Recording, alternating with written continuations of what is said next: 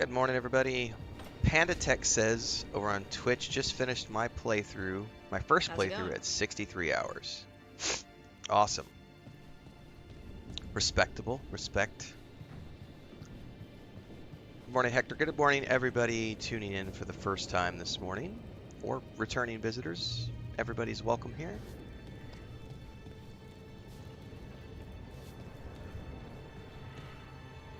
I love that book just sitting out here. I have so many quests, guys. This is awesome. So in this playthrough, I'm prioritizing side quests, faction quests, and companion quests. So the first thing I want to do before I do anything is I'm going to go get Emmrich, just so that we have our full party. That way I can start working on getting max faction with all of my companions, and then we're just going to work our way through the list of companions to get them all up as we work on getting all of our factions maxed and go from there. So let's start off with getting Emmrich today.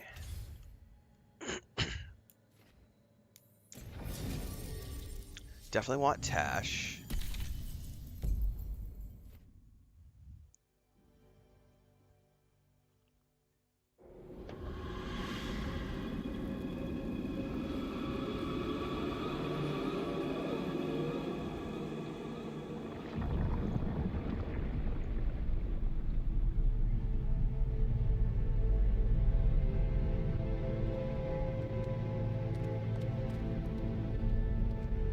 This is it. But no sign of the professor. I hope he's here and that he doesn't mind us disturbing him. He is a senior necromancer. I don't... Oh!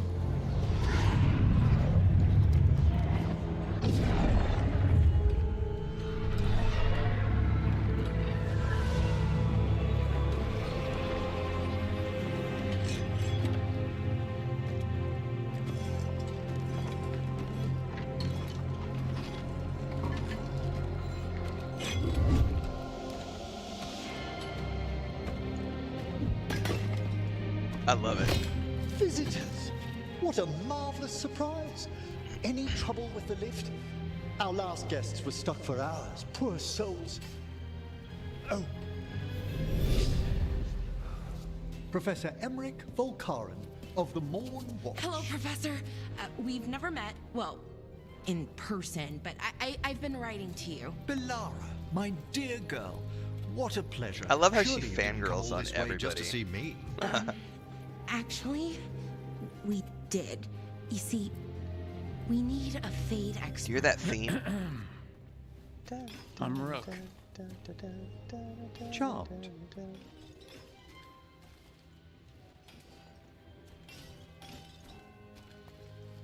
Hang on, I'm checking the volume level there. I like that bit with the flaming skull. It's nothing, really. Just an evocation of the flame of the last steps. Looks great. Thank you. Looks You know, great, man. I'm never quite sure how these spells strike someone from outside Navarra.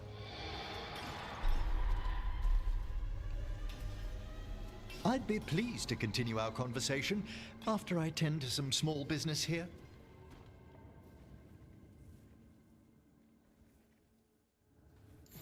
I must investigate. Would you two mind accompanying me further into the shrouded halls? Not a Toward problem. that screaming? Something's gone awry in this part of the necropolis, Rook. The dead stir more easily than they should.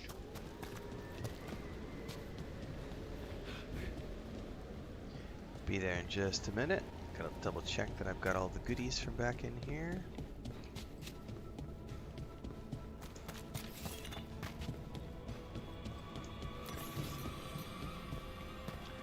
Good morning, Just Dan and Nuno. Welcome, everybody.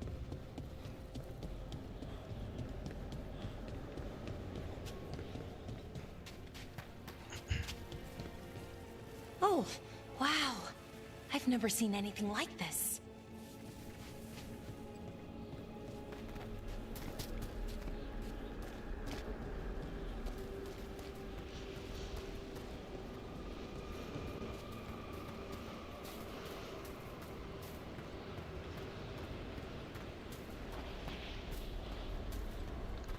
What's over here? We got secrets.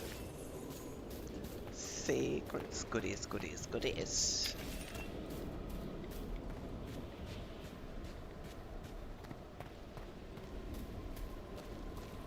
Back on the main ISP today, guys. Hopefully we don't have any hiccups. If we do, I'll switch over to the backup, because yesterday our main ISP went down after about an hour and a half.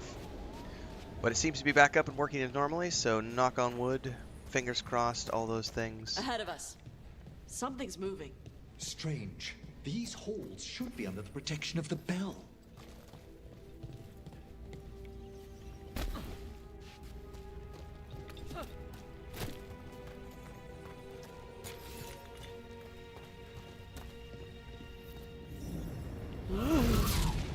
Is that a despair demon? Fascinating, isn't it? They shouldn't be able to breach the shrouded halls at all. Take your word for it. There's a fight ahead.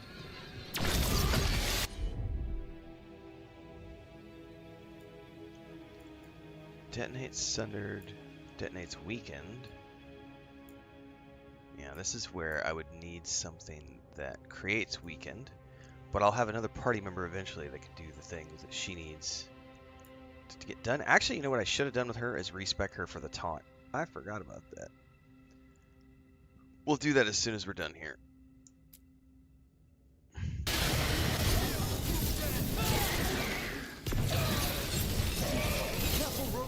It singled you out. It's vital we discover why that spirit manifested here. Lead the way, Professor. Not a problem, but I do need to go to Tash. And we need to spec her taunt line, number one. Number one priority, because she's going to be my tank. And then we're going to change.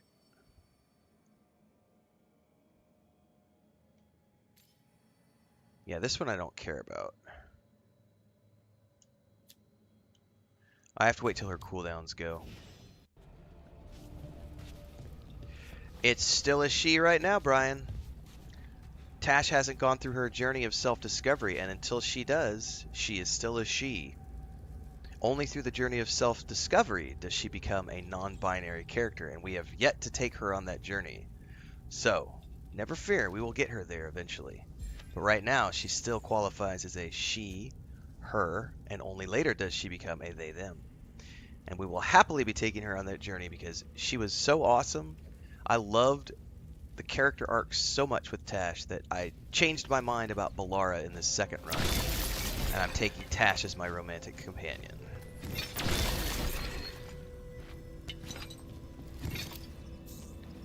Alright, cooldowns.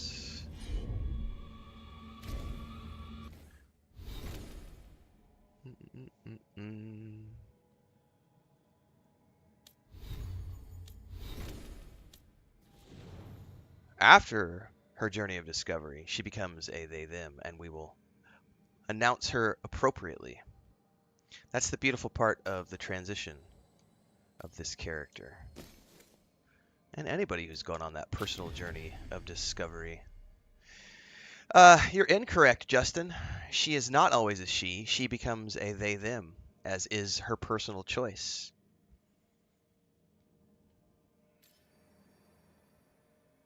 Alright, we're going to keep Fire Breath.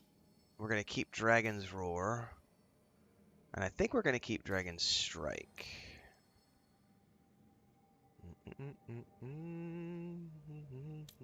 Oh, I've got points for Nev because she's hardened now.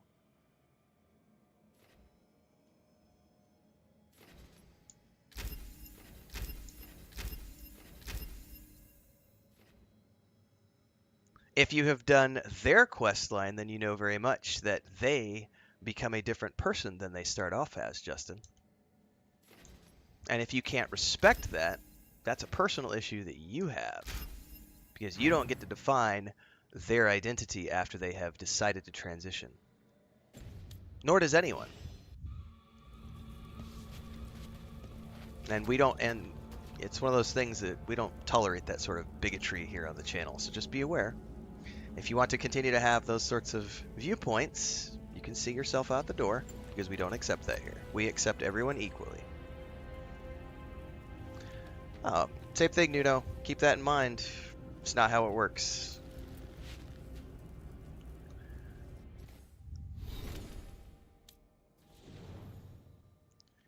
Okay. Detonates. Dun, dun, dun, dun. Exactly, Lily Wren. You missed Tash's quest line, or you misunderstood it, or you willingly chose to ignore the transition that happens during that storyline. That's exactly what that storyline is about. Anyone who chooses to ignore it is willfully choosing to misgender someone, to misuse their pronouns. Oh, that's not how it works, Nuno, at all. It's not. You gotta get up to speed with modernity, guys. Exactly, Lily. We've got Babylonia as an example in chat. We've got a bunch of people in chat who are part of our community who have children who have transitioned and are transitioning, and we respect that. So, again, if you as an individual choose not to respect someone for their decisions in life and for their viewpoints, I would urge you to just go ahead and let yourself out the door, because I will not tolerate bigotry, racism, and hatred in my chat. And anyone who's going to continue to press that point, you're not welcome here at all, because that's not what we do here on my channel. We represent all gamers on this channel, and we accept everyone, transitioned or otherwise. We don't dictate what people choose to do with their lives, or how they choose to live their lives, or what pronouns they choose to use. That is a decision that everyone is free to use, and I absolutely have made a stand on that in this game and on this channel, and I will not tolerate that sort of crap in my chat. So if you hold a firm stance on it, you can agree to disagree, but do not put that shit in my chat, because it's the quickest way to get a ban and be hidden from the channel, because I will not tolerate it here. So if you are triggered by this and you don't agree, that's fine. We can accept that you agree to disagree. You can let yourself out and keep that shit out of my chat, because here we accept people who have transitioned, and we accept that they have become what they want to become. What was your question about my books, Commander Wolf Dragon?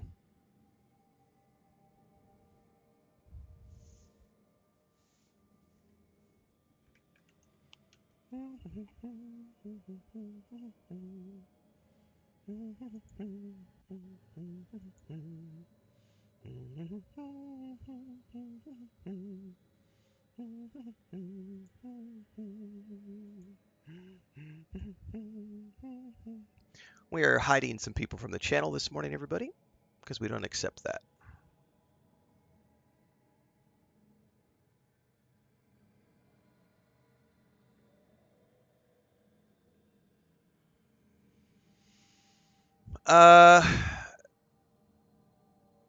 Yes, the truth of their soul, Lily, and the truth is that their soul was non-binary, 100%.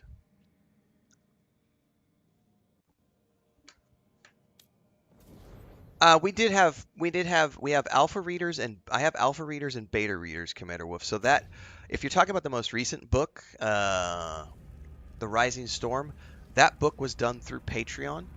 So it was entirely published through Patreon. All the chapters were published through Patreon. We had alpha readers on Patreon, and then we had beta readers, and then I just push it live after that. Stuff gets missed because I'm not an editor, and I don't use professional editors. We go. So there's always going to be little things that crop up when you self-publish. Any self-published author who does it that way is going to have little things that are in their books. So yeah, we have alpha readers, beta readers, and then usually I'll do anywhere from like 5 to 7 revisions, and then we go from there.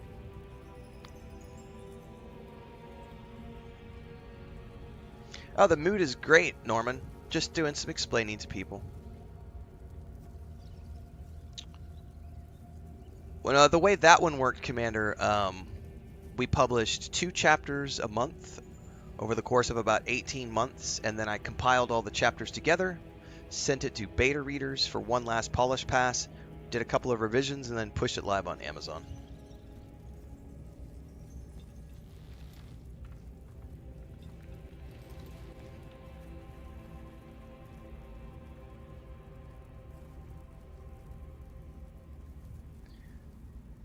But I've self-published every single book I've ever done.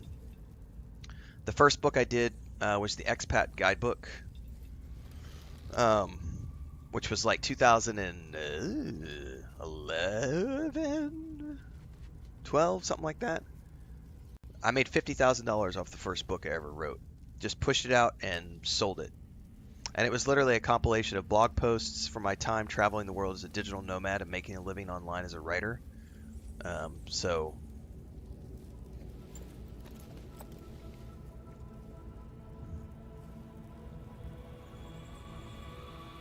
oh yeah, I don't pay for edits. And the 70-30 split depends on what you're charging for your book on Amazon.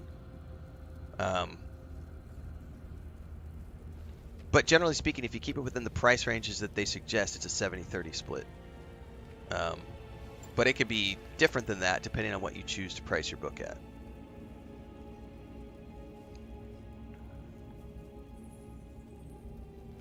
The writers did a great job with Tash Panda Tech, exactly. What's up, Gabe Best? Grumpy Kitten says, if you don't own your body, you own nothing. Exactly. Everybody owns their body. And whoever just said Democrat, keep the politics out of my fucking chat, guys. There's nothing political about my stance. It has zero to do with politics and everything to do with human rights and the ability, your body, your choice. Your body, your choice. Your body, your choice. Get that fucking through your skulls. Your body, your choice. End of discussion. Has nothing to do with politics. Has everything to do with human rights. Goddamn, some people are ignorant.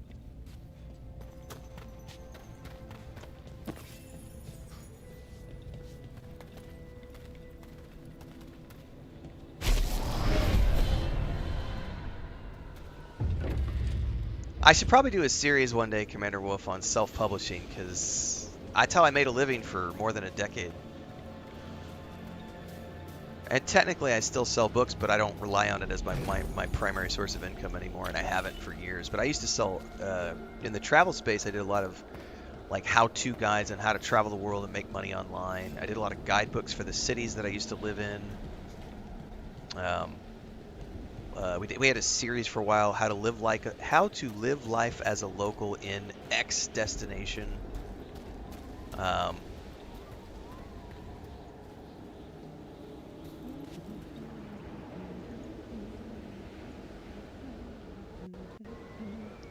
Humanity says, I'm so close to platinum in this game on the PS5.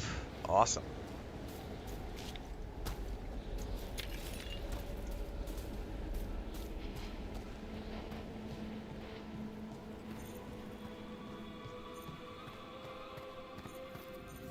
Someone's barred the door and chained the sunken star.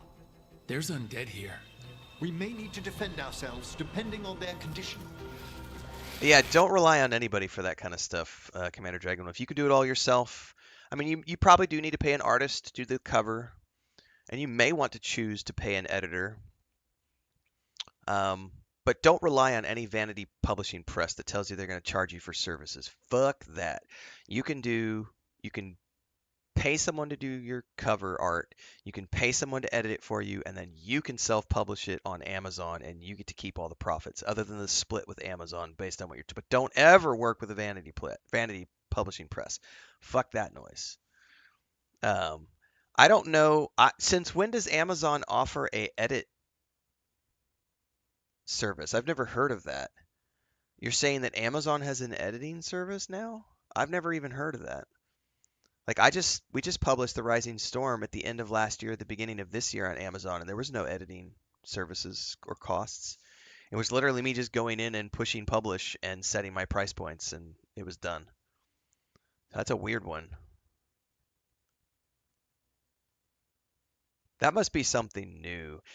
If you have a link to that, Commander Wolf, I would love if you could send that to me in Discord in a private message. I would love to research that more, because I've never heard of that. At all. But I mean, $700 for someone to edit your book is that's a fair price.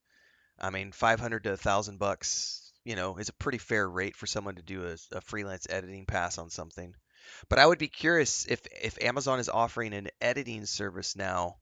I would love to look into that.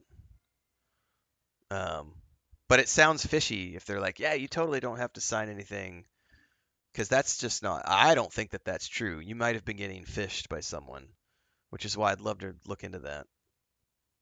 Um, because you always have to pay Amazon a percentage. Always, always. I've never heard of Amazon not taking a percentage of your book. Haven't fought undead in a while. There's no reaching the... Hang on, guys. There's something we have to do really quick before we do this. Before this fight. Hang on. I gotta go into the gameplay, and we're gonna go into the combat preset. We're gonna turn it into storyteller. I'm gonna turn the prevent death on so that I can't die. Hang on. And here's what I'm gonna do. We're gonna go back into the combat, and I'm gonna turn around What are they doing? so I can't see. Make them stop. I'm afraid sometimes the weaker dead work themselves into frenzies. Poor things. Hang on.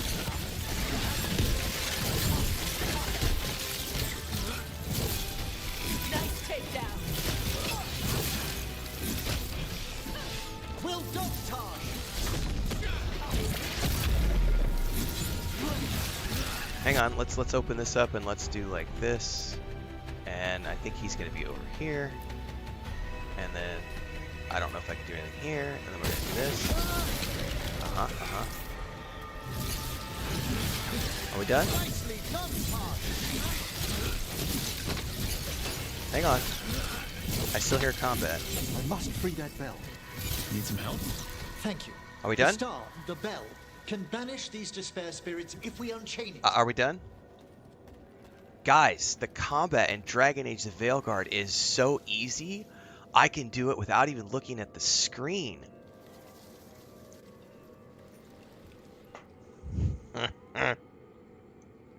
The Kotaku review, I've seen multiple reviews now where people have done that. They've like closed their eyes and done the combat, or they turned away and done the combat, and then they make a claim that the combat in Dragon Age Veilguard sucks and it's easy mode. And I'm like, the whole point of having a God mode and an easy storytelling mode is so that players have absolute agency to be able to play the game how they want and to get the experience out of the game that they want. And there is nothing wrong with that. You can have, if you want to turn on the nightmare difficulty and get one-shotted and have to pay attention to the resists and everything else, then you could totally do that. But I think one of the coolest features for me with Dragon Age Veilguard has been the abilities and be able to adjust the difficulty. Yeah, exactly, Commander Wolf. I love that they have the option because disabled people get a chance to play a game for the first time that doesn't brutalize them or penalize them for having a disability or being handicapped. I don't know the proper terminology for that, so I apologize in advance if I'm saying it incorrectly, so no offense to anyone out there. Chris and I were on a walk this morning, and I was telling her about the fact that you had God mode in this game, and she was like, oh, so someone like me could play it and actually beat the game? And I was like, absolutely. Someone like you who has never played video games before, other than her brief foray into like Red Dead Online and EverQuest 2 and stuff, I was like, you could pick up a controller having never used a controller in your life and play this game and have fun in this game and beat this game, even though you're not any good with controls and you don't know about button pressing and combos and all this other stuff. Like, that's the beauty of combat difficulty. So I think to make fun of the fact that this game has scaling difficulty is one of the most disingenuous things I've seen coming out of the reviewers who have chosen to try to make that point about the combat in this game, because you can literally go into the settings at any point in time and change that difficulty to whatever it is that you want. Other than, I think once you're in the game, you can't go to, you're not allowed to go to Nightmare difficulty. You have to choose to start the game in Nightmare, and then you can't change it away from Nightmare once you've on that Nightmare run. And once you're in the game, you can't go to Nightmare mode. You can only go from Underdog to Custom. So, you know, having that option there for people is a brilliant thing. But I did think that that was a funny thing to kind of poke at this morning because when I told Chris, she literally was like, "You should make a video of you playing. You should make a video of yourself doing the combat with your face turned around so that you're not even facing the screen." And I was like, "I totally should," because that's brilliant. That's a brilliant take on like Kotaku and other places that have said the combat is face roll, easy, etc. Because you get to choose what the combat is in this game. Pandatech says the combat gets better and better as the game went on. Oh yeah, and I played on normal mode and died lots. And I had to turn the parry rating down because I suck so bad at like reaction-based gameplay, which is why I can't play like Elden Ring. I just can't. Because it's too hard for me. And there's nothing wrong with something being too hard for someone. Like, admitting that something is too hard for you is not a sign of weakness. It's a sign of recognizing your strengths in the areas where it's just not worth it for you. It's like, I like story, and that's what I'm here for. I'm not here to, you know, die 500 times. Commander says, I love the Dark Souls experience in Elden Ring. It's brutal, but somewhere, I don't know, I feel like somewhere around Dark Souls 3 release, every game had to be impossibly difficult or something. It feels so dumb. What's up, Bubblonia? Lily Wren says, I just finished this game as a less than coordinated 55-year-old gamer, and I love the fact that you can change the playstyle. Hector says, same, I'm 53 and loving the game. Yeah, guys. I think that, looking at recent releases like Star Wars Outlaws, even older games like No Man's Sky. Oh, my wife just brought me food. Do you want to try? You want to try some combat? Yeah, my real wife. She's not a paid actor. She just said. Thank you. I will take a little salt, honey. Oh shit, that was a lot of salt. I didn't. Oh, that's not the Himalaya salt. That's all right. Yeah. I'll figure that out. Don't worry about it. Yeah, it's fine. Thank you. Thank you for breakfast, baby. Yep, thank you. Huh? Yeah, I was showing what we were talking about this morning. I put it on God mode and I turned away and looked at the... As she's saying, it's easy for her. She could actually play this game and enjoy it. Yeah. Like we were talking about this morning on our walk. Love you. Thank you for breakfast. Am I going for the secret ending this time? I mean, if I can get to it, sure. I'm not necessarily... I mean, I'm assuming I'll get it because I'm going to try to do like a completionist run this time around. Humanity Peak says, I think Souls games should have adaptive difficulty mode. Like if you die to an enemy a certain amount of times, the game makes the enemy less reactive. That way anyone can still experience it. There is a game that does that. And I can't remember what it is. I totally played a game in the last couple of years that's like an RPG that has like this adjustable difficulty, scaling difficulty. Like the more time you fail at something, they make the boss mobs... Oh, it's Baldur's Gate... Isn't it Baldur's Gate 3? When you do multiplayer in Baldur's Gate 3? Maybe it's not. I totally have played a game in the last couple of years though where like the more times you fought against something and you died, it would lower the difficulty for you. Maybe it was one of the Final Fantasy VII remakes. I wish I could remember now. I know that MLB The Show does that. MLB The Show has a that baseball game has a dynamic difficulty that scales based on your performance. So if you're doing better, it ups the difficulty, and if you're doing worse, it lowers the difficulty. Always trying to find that sweet spot for you so that you feel properly challenged when you're playing, but you can adjust it to your preference. Yes, Hector. The point of entertainment is so that anyone can dip their toe in. Gatekeeping is false elitism.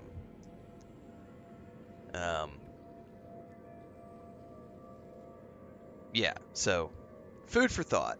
But I thought that was too funny. After Chris and I were taking the walk this morning, it was too funny not to make that video this morning. I'm sure I'll get some flack for it, but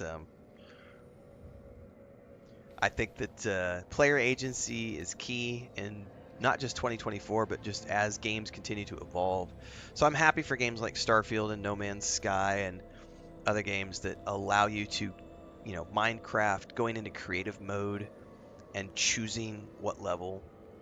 Like my nephew's a good example. He likes to play on creative mode, but when we play together with my nephew, my brother and I, we played on normal mode, the survival mode, and he gets very frustrated when he dies and all his stuff gets left on his corpse. Like he gets full on like, "Rah!" And then he'll get mad and you know, we have to go back and get his stuff, and he wants vengeance, you know, and it's nice for him to have that challenge from time to time, but he also can willingly and at any point in time, like our niece has tried to play with us a few times, and she's younger, she's almost 7, and she very much, if she dies, she just doesn't want to play anymore. So for her to get the most enjoyment out of Minecraft, she plays in creative mode, because then she doesn't have to worry about getting killed, and she can go forth and have fun and play the game, and that is the most important thing, being able to get the experience that you want out of a game and not having to beat your head against something.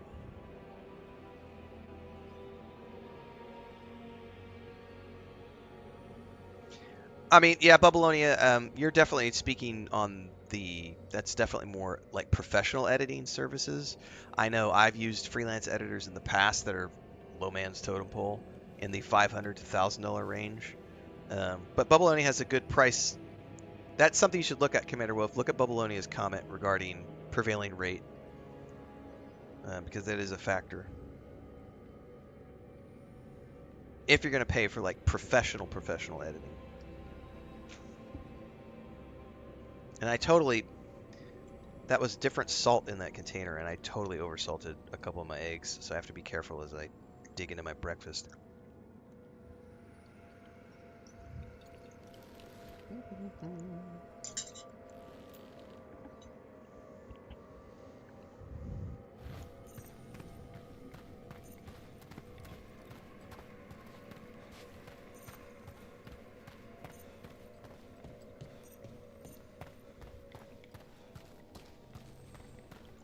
Tila says, good morning, Ren, and everyone. Started my second playthrough this weekend, going from mage on story mode to warrior on adventure mode. It's a completely different experience. I love learning combat.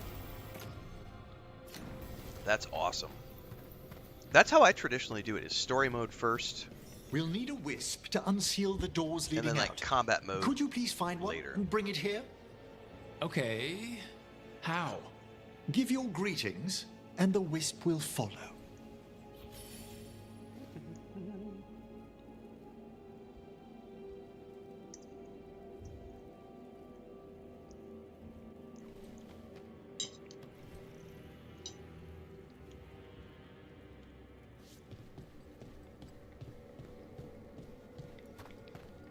Oh, I totally played Baldur's Gate 3 on story mode the first time, and I still died on, like, the Forge fight.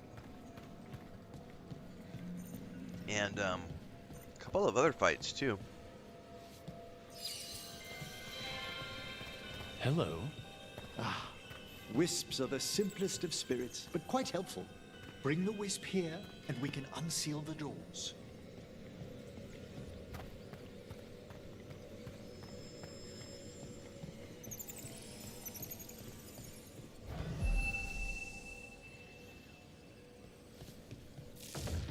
Door's open. Where to now? This should lead us to the upper I got chambers, homemade hummus. where we can free the bell. There's Hard-boiled someone eggs. I'd like to consult with on the way. And queso fresco. Because my wife loves me, even though she's totally a paid actress.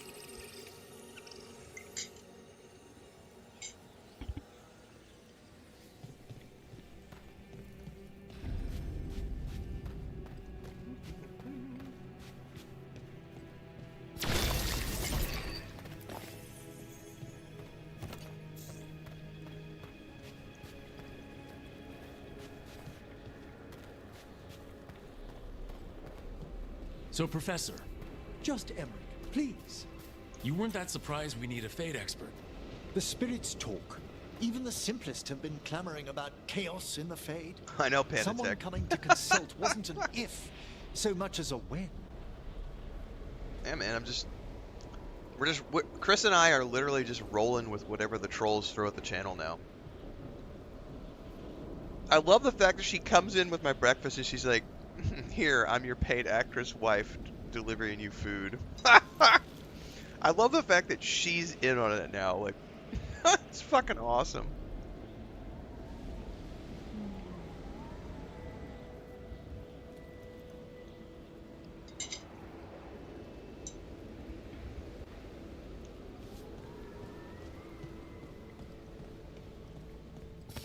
We're not alone.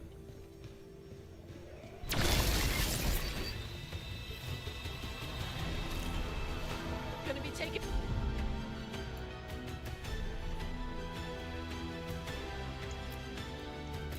Fire! That one, quickly!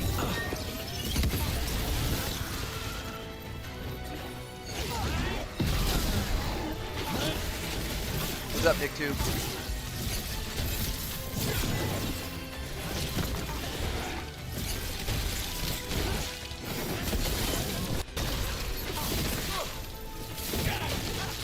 Brooke, good hit!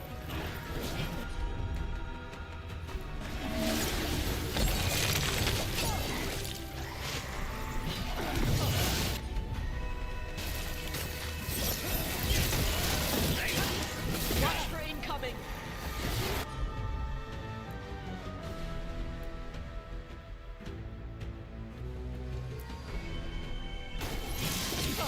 We're being fired upon! That's Rook's kill! That is my kill. Alright, we got 3 seconds on her ability, so I'm trying to wait.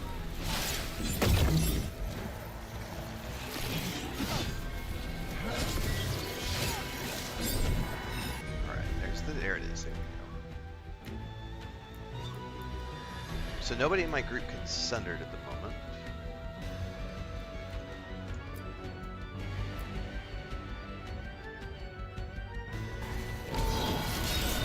That one's ready!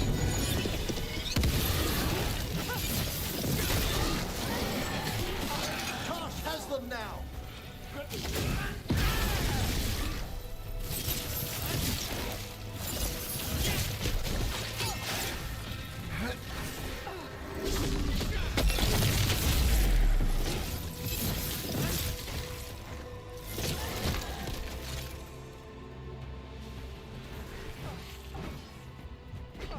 Kayla says I'm noticing so much more in my second playthrough. Yeah, and you know what I missed completely in my first playthrough? The fact that you can modify your abilities, that you can enchant your abilities, not just your weapons and armor. I learned that yesterday. I did a 76-hour playthrough and never knew that you could enchant your abilities.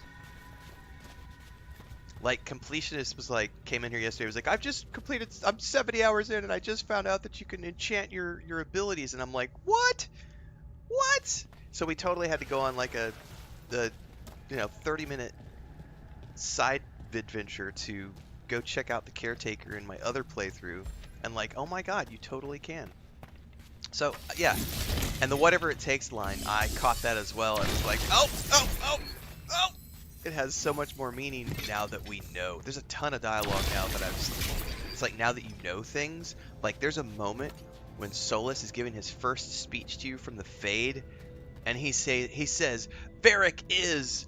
and then he says something, and you could totally tell he was about to say, Varric is,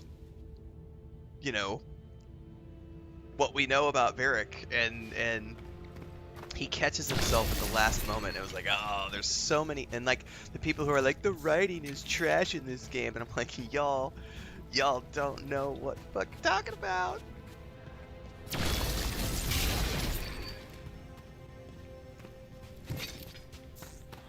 Bubble, and he's like, the massive braided ponytail would be disadvantaged in combat. I guess it depends on if she has a big honking like thing at the end of it that she could use to like slap in the face of the enemy and just like slap him upside the head.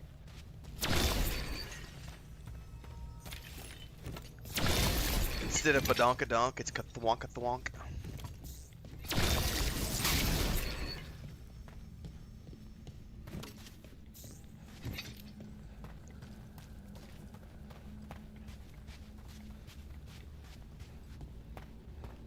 Oh no, this time I'm definitely not defending Solus. This time I am Fuck you, Solus. One mage to another. Not on my watch.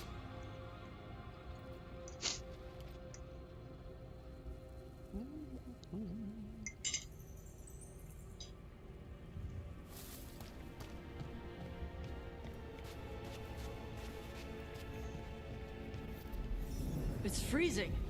What's doing this? Echoes of the despair spirits, misery devouring itself. We should keep our distance. If provoked, these manifestations will shatter.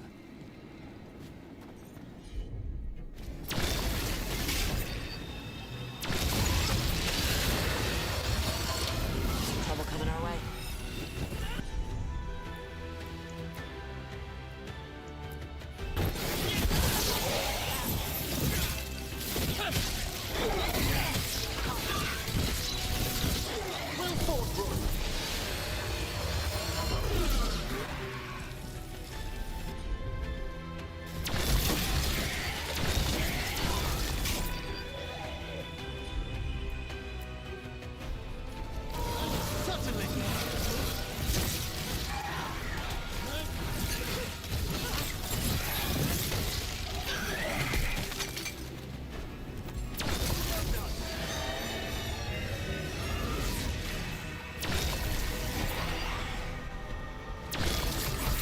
Get ready to fight.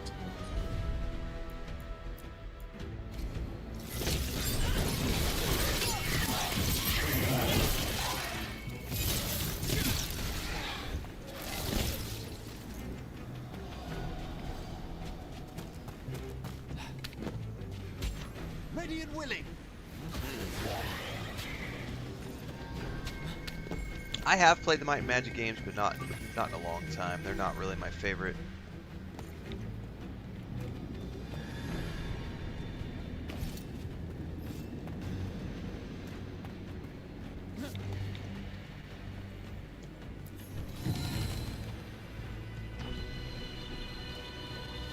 Yeah, I'm quite enjoying my second playthrough as well, Lily, because I'm seeing all the things that I missed the first time. There's little things that I'm picking up on.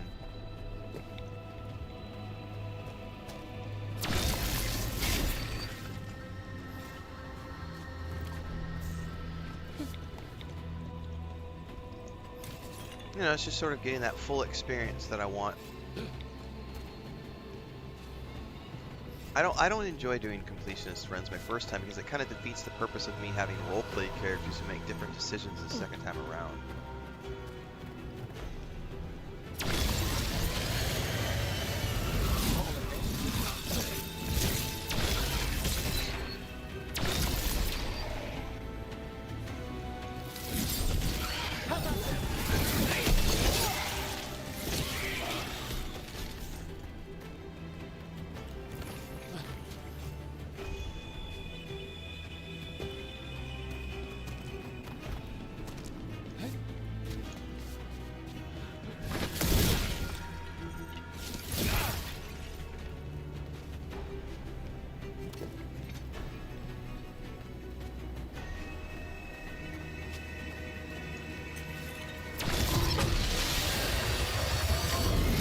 For a fight?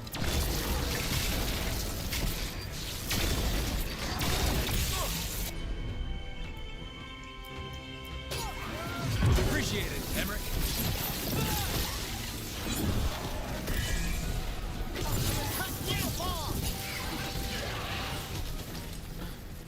Last time I did this, I avoided all those fights, and this time around I'm happy to do it because I need the XP, and I'm like, tasty.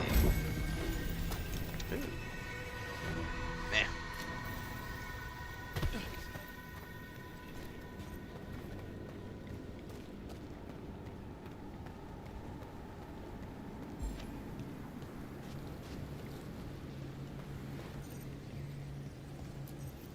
This is lock 2, and I didn't see any wisps around. Then I shall call for aid.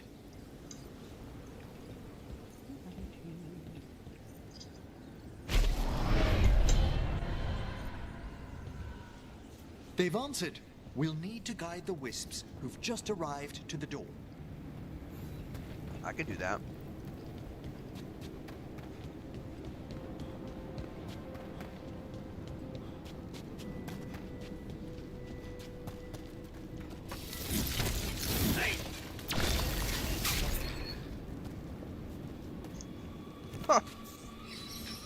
Those wisps really came just because you asked.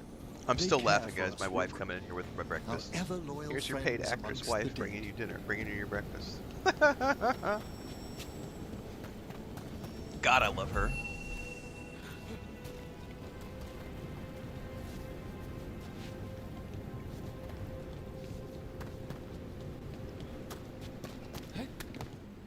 I will also say that Here's our second she's wisp. always been very supportive of what I do.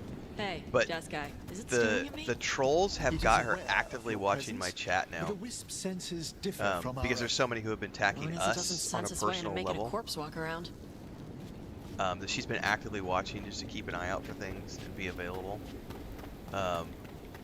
It's been very entertaining for the two of us. There's the last wisp. Good. Let's return to the door.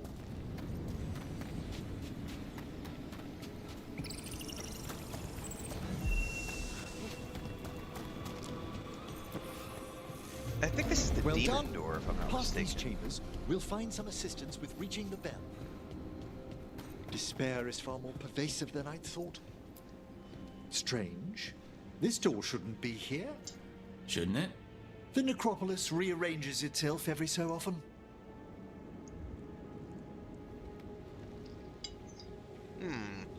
Maybe this isn't the demon door. Excuse me, the demon door that I'm remembering.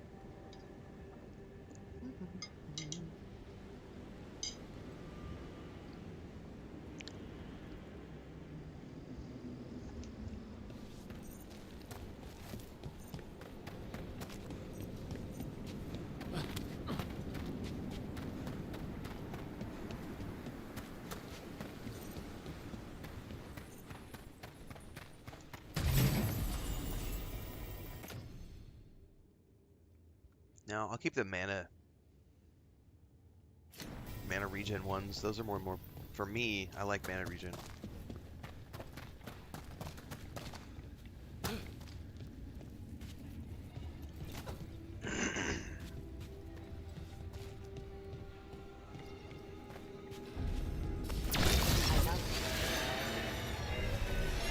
We're under fire!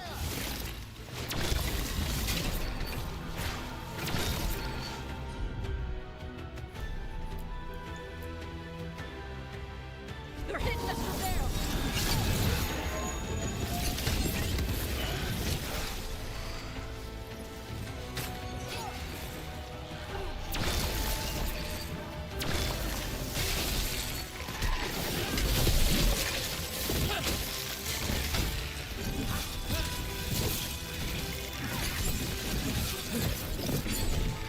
They've got us at range. It's a fight!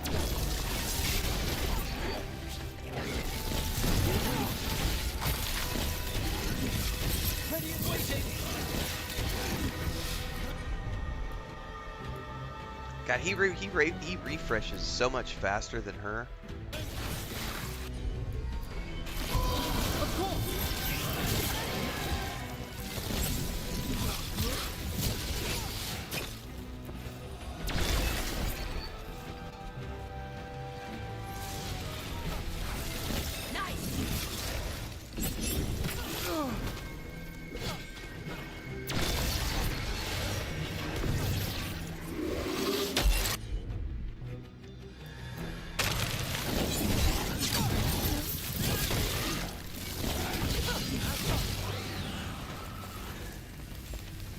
Ah, we've done it. Tila says, I've played a Spellblade, so I'm excited to have a Staff Mage. Yeah, I since I did Blades, since I did Daggers with my other character, the Rogue, I was like, nah. I don't want to do up close and personal this time around. I want to do distance based. Oh no, I missed the jump. What's up, Thandar? Oh, I missed it again.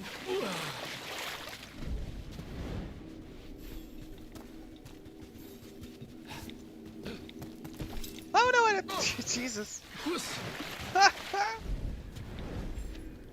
And that's why they call you Renfail.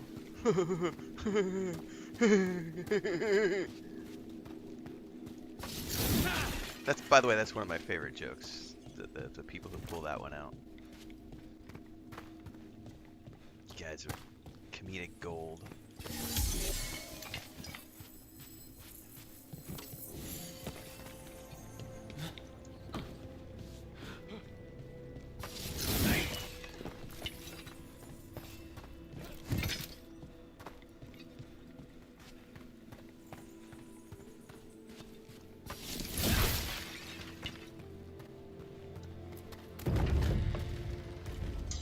How do we get rid of all these despair demons? Their source is near the bell you saw earlier. Ringing it will banish them, but we must find who lured them there in the first place. Copy that.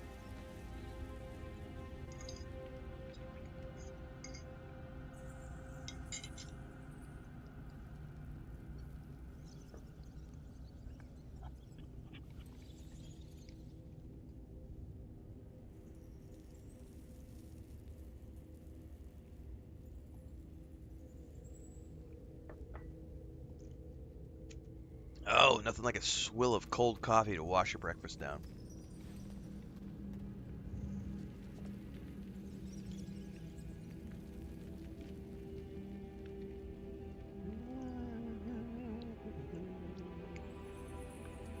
Thandar said, not much.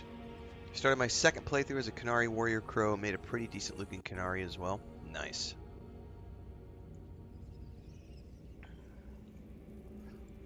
But what about all the haters who say that the Canary look like Disney princesses and the game looks like shit? Ah.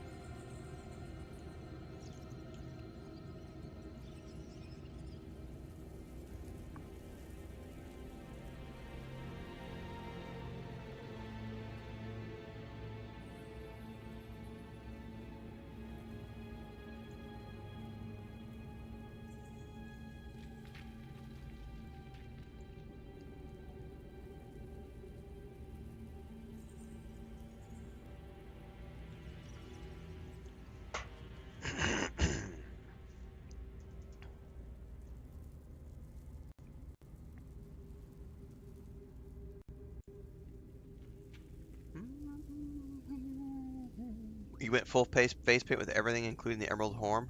Nice.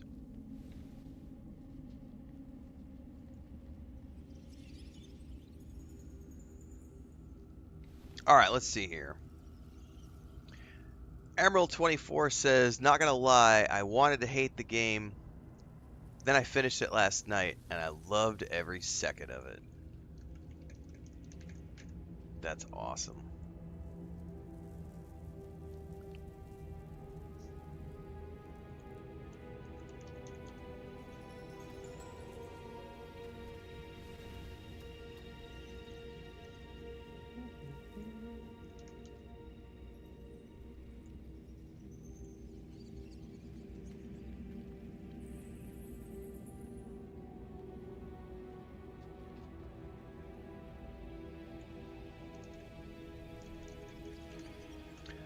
BMK3000 says, I don't understand the people who say the tone of this game is off because the story missions are way darker than the other Dragon Age games I've played. I think that, there are definitely dark decisions you can make in every game. This goes back to the disingenuous conversations being had about how you could be evil in the first games. You could never be an evil character. You could make evil decisions or what BioWare considers the renegade choices, like from Mass Effect. What's up, Canuck? But like, I've seen just as many, like, when you get to choose what to do with the mayor at the beginning of this game. And yeah, full spoilers for anybody who hasn't played. Like, very early on in this game, you make a decision about the mayor of that town. And my first playthrough, I chose to leave him, which is super dark and nasty because it allows him to become corrupted by the blight, and then you have to fight him later on in the game as a corrupted version of himself. You can absolutely make dark and nasty decisions. The first time you meet Tash, she burns a dude alive in front of you with her dragon fire, and then she burns a dude alive later on in the game too. Like, there's some super dark stuff here. So there's that rose-tinted glasses that a lot of people are having when they look back at the other games.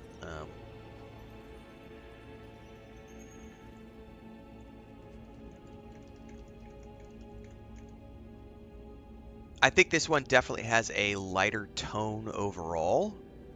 But like this, from a VFX standpoint, I would argue that this one is darker from a visual standpoint because the way they make the blight look and the pulsing and the sound effects on those cysts, way nastier than previous games. And that's just because VFX and animations have got better. But like, you're not sacrificing a whole village in this game or your brother.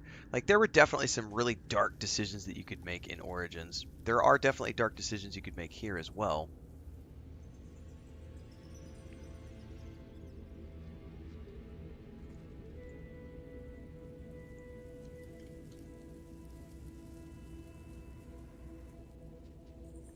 Well, and you have some people are doing just that right now, Commander Wolf.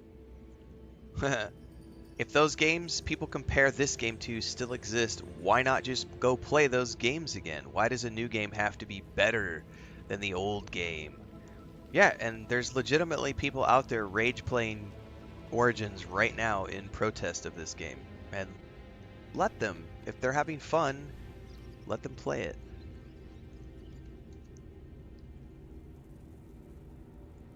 Empire Strikes Back is my favorite Star Wars movie. I will go back and watch that game over and over and over and over and over and over and over and over and over and over and over and over and over, way more times than I'm ever gonna watch Last Skywalker, Revenge of the Skywalker, whatever's the last film that Disney did. Rise of Skywalker, I think is what it was called. The end of Rey's journey. Like, those weren't bad films, but they're not as good as Empire Strikes Back. I don't trash them. I just go watch Empire Strikes Back again because I fucking love that film.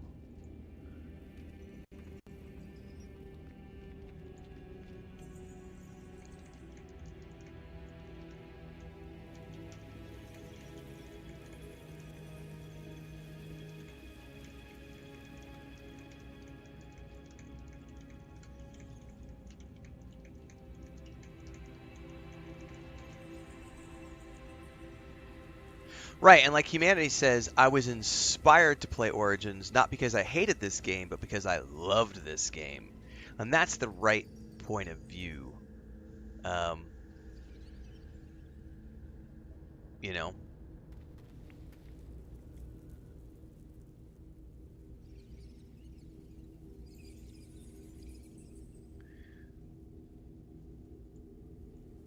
Use this as a starting point for your entry into the series, or as an inspiration to go back. You know what this game made me want to do? This game made me want to go back and play the Mass Effect Legendary Edition again, and then Andromeda. It like made me want to go back and play all four of the Mass Effect games.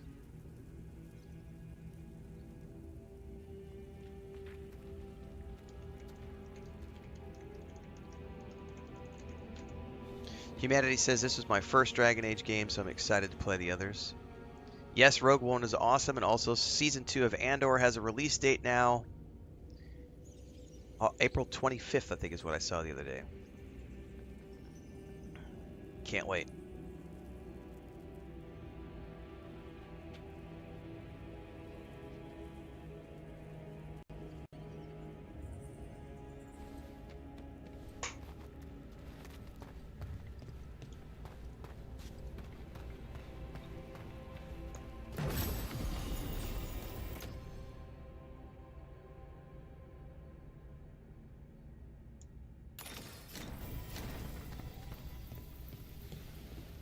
Hang on, I may not want that ring as much as I thought I did, because I think I just saw something.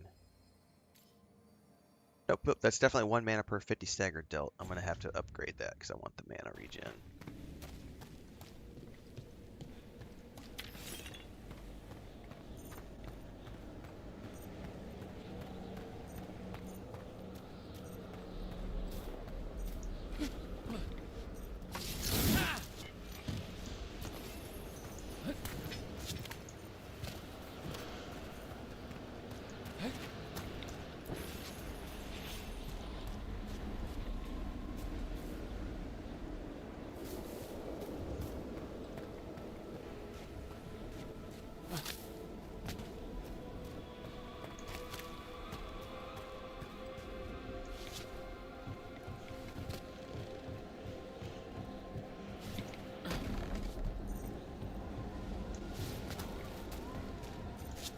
Tell me, Rook, where are you from? Spend some time in Arlington. The old elven forest? You must tell me about your journeys once we're above ground. Sure.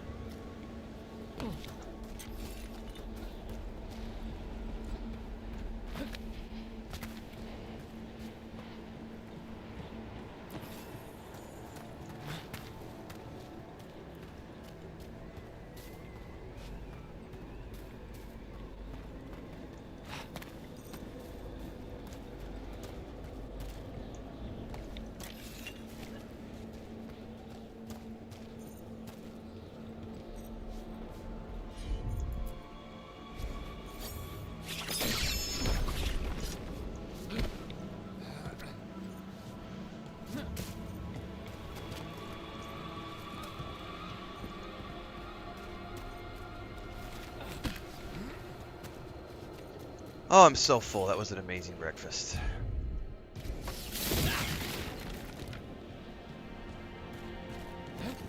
Well, that's the... I don't know if you were part of that conversation that's going on YouTube right now on one of my videos there, Thayan. But there's one guy in particular who's trying to claim that you could absolutely have a evil character in Dragon Age Origins, and everyone is in the comments telling him that's not true. You could make morally gray decisions throughout the game, but the end of the game is always you saving the world. Evil characters don't save shit. Like, whether it's Dragon Age or Mass Effect, BioWare has always had you make... They give you two choices. You could be a light character or a dark character. Renegade... It's called Renegade and Paragon, I think, in Mass Effect, right? All of their games always give you a path of choice, but the end result is always the same path. Like, you're saving the world, you're saving the day, you are a good person. You might make morally gray or evil decisions on the way to that, but that doesn't make you an evil character. Like, you're still a good person, you're just making morally gray decisions. And that's the distinction I think that a lot of people are missing, is that you could never be an evil character in the Dragon Age games. You could, however, make morally great decisions on the path to doing a good thing, but ultimately you were always a good guy character. You're always saving the day. It's always about you being the hope. Same thing with Mass Effect. Like, you are saving humanity from the Revenants, you know? Not Revenants, I forget what they were called now. It's been a while since I played. But you know what I'm talking about, like...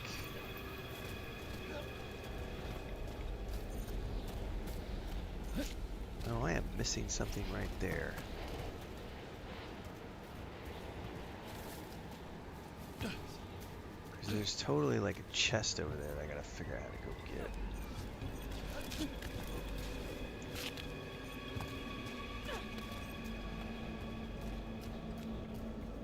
Yeah, Bubbleonia, you could definitely do some nasty things. But at the end of the day, you know, you're still saving the world.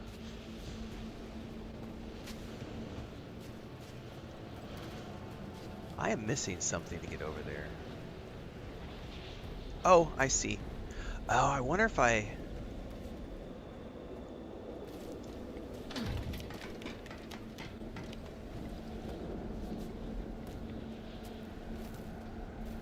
Yeah, I remember jumping on that. You know what it is? I bet I can't do it yet because I'm on the mission. And since I'm with Emmrich, it doesn't give me... Because I remember there being an option to use Lucanus's ability here where you could jump across and then jump down to get that chest. So I'm willing to bet I can't do it here because I'm on a mission right now. So this doesn't show me that optional route. Right, Bubble. You're still slaying the Archdemon by default. Correct. Ah, here we are. This is where we'll learn who summoned these despair spirits. Ted Flank But says, can I ask a game question? You absolutely must can. open That's what we're here yourself for, to man. possibilities while in the necropolis. Would you mind lighting those braziers, Rook? We are here to play games and have fun, so any game questions?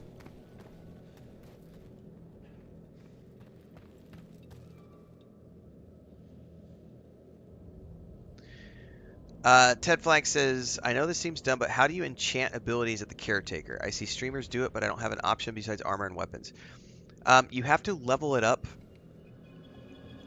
There's a certain point, level 4 or something, maybe level 5, but it's in the, I can't get to it right now, unfortunately, because I'm in the middle of a mission, and I can't go out to, like, go back to the, I mean, I suppose I could. No, cannot travel while on an active quest. I can't show you at the moment. If you stick around for 30 minutes and we get done with this mission, I can. It's, if I can explain this, when you're at the enchanter, if you choose the enchant option and you're on Rook, your character, there's a section where it shows your equipped items, and then you can toggle through the tabs and you can go to your other weapons and items. When you toggle to the right, the next option over from equipped items is the abilities section. But I believe you have to have your caretaker at level 4 or 5. And I think, I don't know, we just unlocked it the other day and we did it on stream yesterday. Like literally we did it on stream yesterday. But I can't tell you the timestamp, or I would show that. If you can stick around for a little bit, we'll take a look at that when I get back to the lighthouse. I've also got it on my list of guides that I'm going to be making this week. Yeah, it's got to be there. So it's just, but it's only your main abilities. So like the abilities that you toggle, these abilities right here, it's only these ones that you can, the ones that you've actively selected, those are the only ones you're allowed to enchant. But it's right there. It's next to the equipped items, but before the other weapons and armor and stuff that you have. Like I said, if you're still here when we get done with this quest, we can take a look at the lighthouse.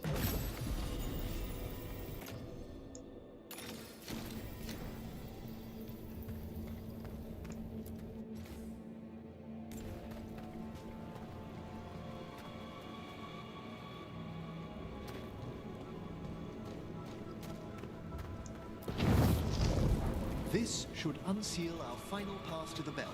It's best we unchain it quickly. Why is this bell so important? The sunken star will drive away despair. Any malicious spirit that hears the tolling of the bell will be banished to the Fae. But it won't destroy them? Them being here isn't their fault. No. In this instance, banishment will suffice. Though, forgive me, I had the impression our denizens unnerved you? I'm from Renfail. Spirits are okay, so long as they're not walking corpses around. Excellent. Approach the body and we'll begin.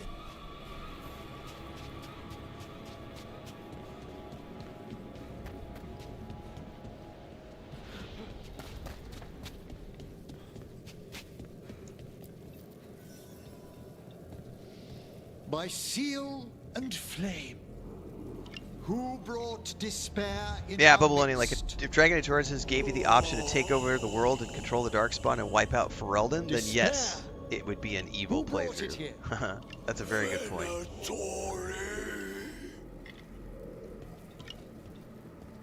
The Venatori. Of course. This way, please. What did you just do? The colloquial term is corpse whispering, a gift that manifested with my magic. Corpses talk to you? That's messed up. Oh, there's no danger in it, I assure you. That's not the messed up part. I love Tash. Shh, I think I hear someone. This map is useless. We wasted 3 slaves in those traps. If that hand of glory burns down, So don't dawdle.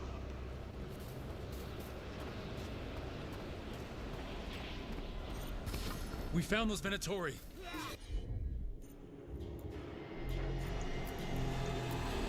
They have no place in these halls.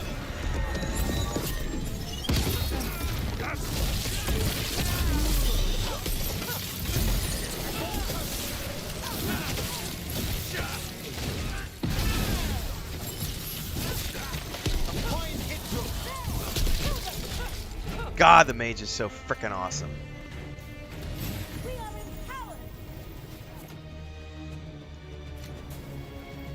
a gift of the gods. I'm sorry. I forgot about the skull liker comment later on. I forgot about that dialogue. I totally forgot about that interaction between Tash and Emmrich. The skull liker. Oh my goodness.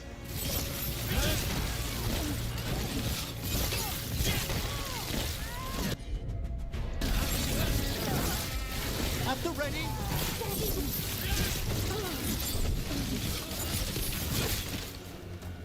What are the Venatori after? Gold? Artifacts? Raw magic. Their first envoys were obsessed with gathering power for some new masters. Nah, I'll fill you in on them later.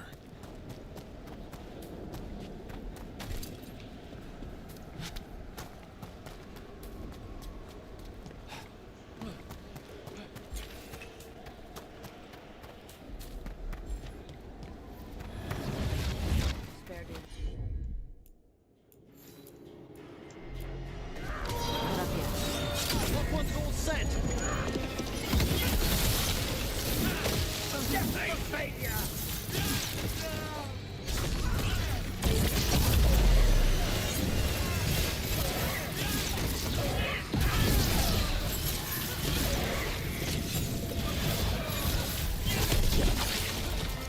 Well, down one more despair demon. That's the last of them. I see someone by the crates. I don't think they're Venatori.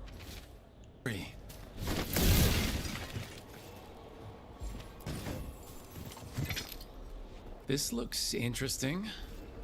A spirit labyrinth? I didn't know they'd learn to make miniature ones in Tevinter. What's this? A vessel to store the magic the Venatori intended to siphon away from us. Oh, good luck, Taylor. Hello? Did the Venatori bring you here? They said I'd spilled the wine too many times. That I'd be a better sacrifice than slave. You are in Navarra, sir.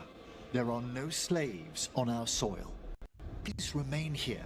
After we've seen to the rest of the Venatori, I'll send for someone to escort you above. Oh, all right. Those Venatori dragged that man down here just to die. The Watchers will shelter him. We'll inquire if he has any family in their campus. As for the Venatori, what remains of them will be put to work. Put to work. I love how he says their remains will be put to work.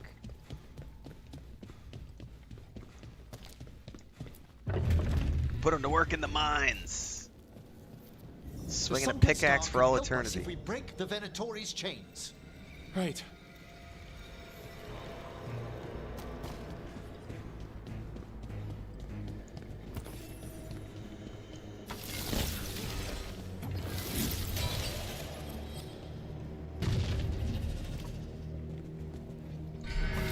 There's one chain. Excellent. Yes! Kill them all, but save the limbs. Save the limbs. This cannot be. Oh, hello. He's trying to get me.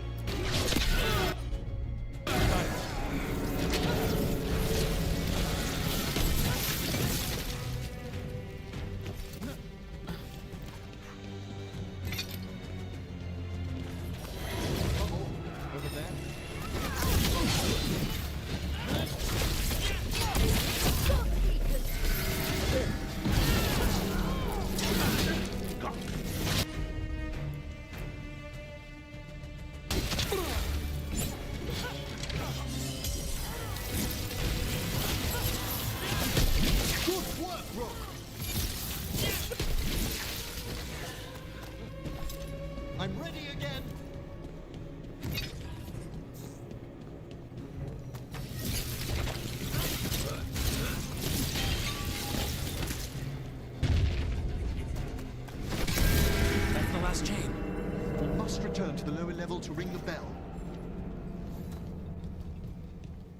Here we go.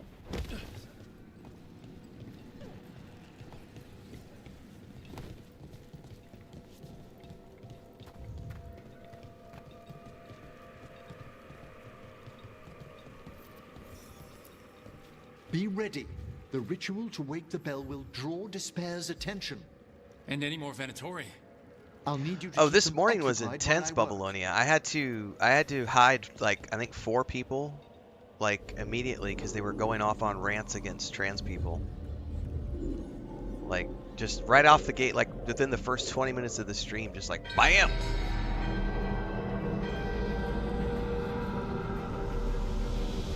There's the Venatori. But yeah, the whole those gamers aren't gamers in my eyes. Good hit.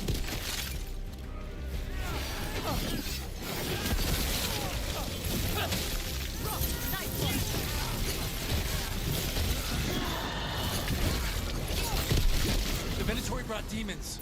Typical of them. How are we doing, Emmrich? The bell is slowly wakening, but we must fight a little longer. Oh, that's Tash flipping over my head. Jesus, I thought there was a bad guy that just came in and like flipping at me.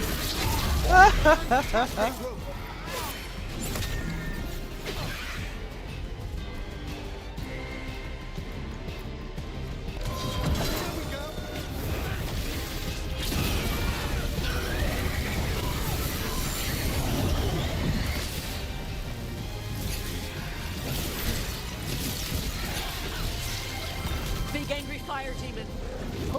Oh shit! Big angry fire demon indeed.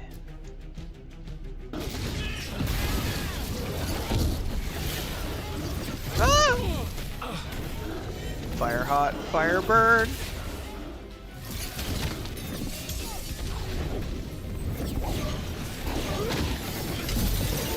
Oh, frozen. They're at range.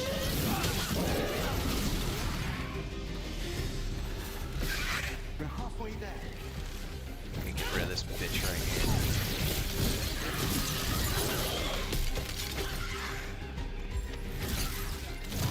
I love the music right now.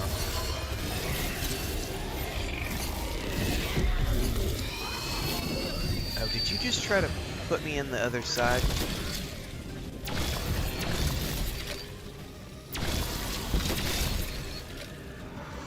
He's running from me, you little shit.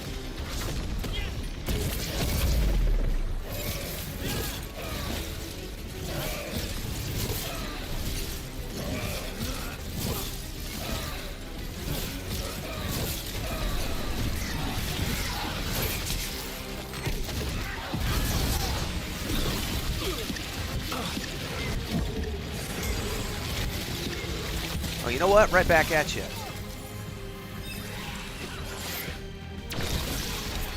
don't have enough mana. Alright, let's get on this dude right here.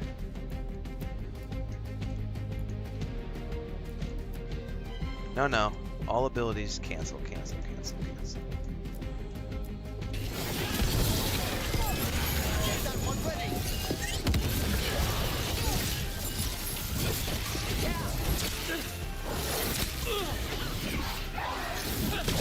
Spectacular rope.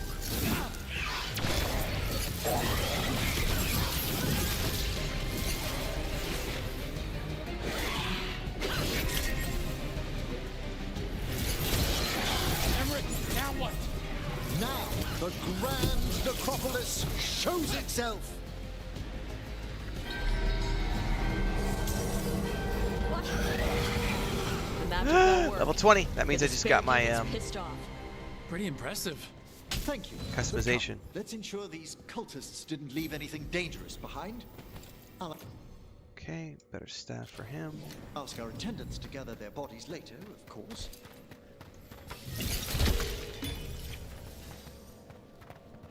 Don't let me forget to check the caretaker when we get back to the lighthouse, because I need to answer that question from earlier about the enchantment And stuff. this is a severed hand. It can't be. A hand of glory? The Venatori should never have this. I must find out where it came from. Let me know when you'd like to return to the chambers above.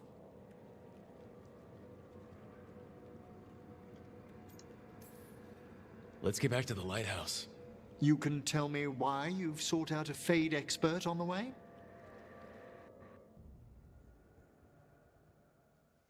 Thanks for the sub over on Twitch, Radadoctor.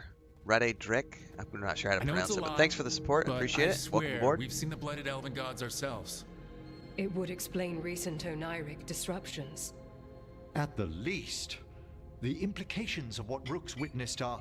Ah, thank you, Manfred.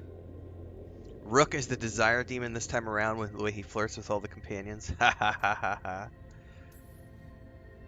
No one ever brings me tea after I slog through a haunted crypt. My assistant, Manfred. Always thoughtful. It's rated. Oh, I read that wrong. Rated. Dude, it's the little chat in my other window was like...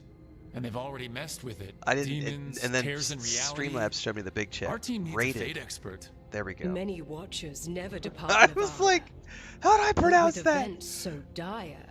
I'd be delighted to assist.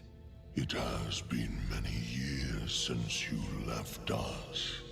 Well, yes, but... All right, Ted Flagg, I should be back at the lighthouse in a minute to answer your magics. question in greater I detail. couldn't bear miss this. Besides, I've spent my life exploring the Fade and speaking to spirits. If Rook needs an expert, none are better qualified than I.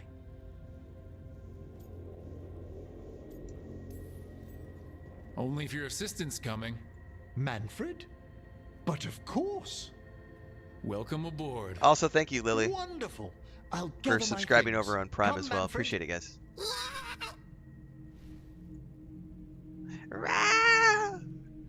The grand necropolis was at peace again, and Emmrich was off to a new adventure.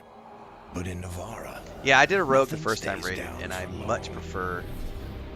I like the mage a lot. Vorgoth is cool. Do you know how many goth chicks I've seen on TikTok thirsting over Vorgoth? It is hilarious. Like, there's literally a trend on TikTok right now of like really hot goth streamers like thirsting over Vorgoth. It's hilarious. I've seen like 8 or 10 of them now. The Vorgoth thirst traps are real. I would say, Panda Tech, we should be... I'm on my second playthrough. I'd say you should be okay to talk spoiler stuff in chat, because I know that some people are on their first playthrough. I mean, if you want to be conscious of that, you can be, but I've not been too careful about spoiler territory this time around because I've already done a 76-hour live stream, so it's like, I kind of feel like we're past the point where I need to worry about spoilers. Is their ally. Game's been out for a week and a half. I know that some people are still working through everything things, else but... we're all dealing with. Feels like we're at war. A lot of little wars. So instead of one giant fight, we have a lot of smaller ones. I bet that won't make things any easier. The gods have made bargains with the worst people in Thetis, offered them all power. And it's not as though the Antam or Venatori will care about the price. So how do we fight back then? We don't have an army, but we do have allies. Like the Veil Jumpers. After Demeter's crossing, it's personal for them. The Crows, particularly after we help save their city. Thea and Viago know what is owed. They will make good on that debt. Also, Lady Morrigan requested a meeting at the Cobbled Swan in Minrathous. Now I have my full team. Now I can start working on side quests. Probably. Like, full Morrigan clear. doesn't It's visit time for the full crowded clear. taverns for fun. I also heard from Grey Wardens out in the Hossberg wetlands, Antoine and Evka. Something strange is happening with the Blight there. I bet it involves the gods. Gillenane has laid low since we heard her dragon, but the Blight spreads rot wherever the gods go. And no one's better at tracking Blight than Wardens. Morgan and those Wardens feel like our best leads on finding the gods. Are they really Thanks for gods? following along, guys. Or just ancient mages? It's not clear. They're gods. Or the closest damn thing Nev's to back! Nev, you're back. them. Yeah, I am. Good to have you back. This is Professor Emmrich Volkaren, our Fade expert, and Tosh, our dragon hunter. They joined while you were away. Hey. Charmed. Right. Not everyone has met. So you're a dragon hunter? Mirathus could have used you. What's going on? Back home, what isn't? Look, you made an impossible call without enough information. I get it. It's the corner the gods put us in. It just might take time to And the shake Viper off. is blighted. You are back, though, right? Yeah, Belle. I'm back. Good to have you back, whatever the circumstances. Everyone needs to be a part of this. That's the only way we'll win. After what happened to Mirathus, I've got even more reason to go after the gods. If anyone's got a shot at this, it's the people here. Damn right. I'm still on the job. Count on it. Badass, Great. Nev. Let's follow up on some leads. All right, let's go take a look at I'll the let Lady caretaker. Morgan know we're ready to meet. I'll send word to Antoine and Evka. They're holed up in a town called Lavendale. Everyone else should rest up. Be ready to move when I call. Bum, bum, bum, bum, bum. Never easy, is it, kid? I know, Ted. Thank you. Appreciate Making the big patience. choices, then living with the consequences. I don't think it ever should be easy. As soon as it gets easy, you're not the right person to make those decisions. It needs to be hard. That's how you know you're taking it seriously. And that's why I recruited you, Rook. You get that. Not everyone does. Anyway, thanks, Sam. You've got a meeting with Morrigan to attend, and dealing with whatever the wardens found. All this chatting has taken it out of me. Think I'll rest for a bit. Good work, Rook. You'll find your way through this. I know it. Okay. Alright. I think we're good. Let's go to the caretaker. It only took us 30 minutes. Okay. Nev's hardened. Yep.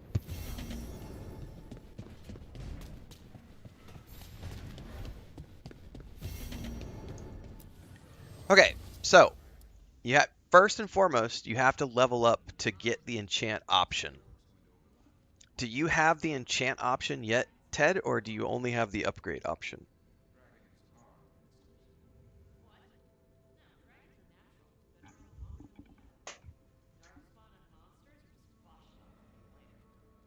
Well, I mean, you're level 9 or your caretaker is level 9? All right, so you have the enchantment option. Okay. All right. So, go to the enchant tab. Now, your first default is going to, if you look up here at the very tippy top, it says equipped. That's the tab we're on. We're on Rook the character, and we're on the equipped tab, so it's showing me all of my equipped gear. If you hit, I don't know if you're on mouse and keyboard or controller, but in this case, if I hit right trigger, it moves to the right, and it moves to the next tab over from equipped, which is abilities. And now you'll see this. And this is where you can enchant your abilities. Next to that is your main hand, your offhand, your two-hand, your armors, your helms, your amulets, your rings. But it's the equipped, it's the next one to the right here. Now it's only going to show you, dude, I didn't see it either, Ted, and the game never tells you. Because the game literally, we read the text yesterday because it popped up with this playthrough. The text literally only says you can enchant items and armor. Items, armor, and weapons. It never says that you can enchant your abilities. So I had no clue because the game never tells you that. So then you can go over here, pick one of your abilities, and it's just like you can enchant all the other things, right? But I know, Thayan. Literally, dude. Like, we learned this thanks to Completionist. I think they were there. I think Completionist is here. I think he said hi a little while ago. Completionist was the one who told us that yesterday during the live stream. Like, I had no clue. I missed it too, like, because the game doesn't point it out to you.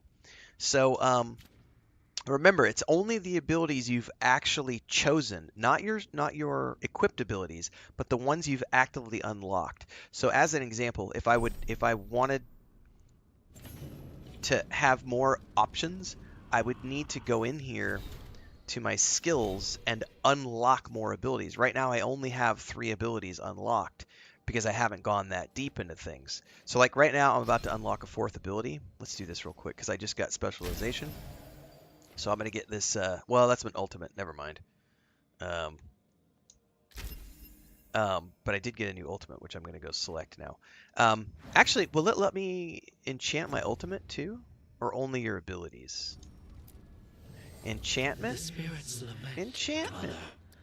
By the way, I'm totally going to be using that when I make my guide for the enchantment video. We're totally going to go back and pull his little enchantment clip. Alright, so it's not your ultimates, only your regular abilities. So yeah, you can totally do your normal abilities, which is freaking awesome. That's a good question. I don't know the answer to that. Because I know I know that it's shared between, if I had to guess, it's going to operate just as the same it does for weapons and armor. I would assume that it's I think there's just a limited list of enchantments that you're allowed to use. And so you get to choose where you put those. Do you put them on armor? Do you put them on weapons? Do you put them on abilities? But it's a shared pool if you look at it, because it's still the same things, like stagger, all this stuff. Maybe it's different. Maybe it's a different pool. I can't tell yet because I haven't unlocked enough. Maybe it is a different pool because, hang on, let's just look at this. Because like I have 75% stagger. I don't think I see 75% stagger on like any of my other abilities. No, it's 25% stagger. Yeah, I think it might be a different pool for abilities, which is cool. Because that means you have one pool for your weapons, one pool for your items, one pool for your other thing. Bubble said I played 40 hours before I figured out I could replenish my ultimates by breaking those other like vases. Right?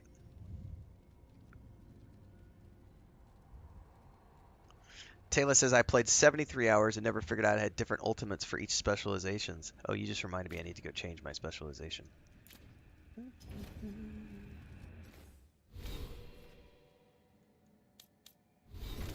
Or my ultimate, sorry. I need to change my ultimate. Which is this right here. We want to change that to Vortex of Shadow.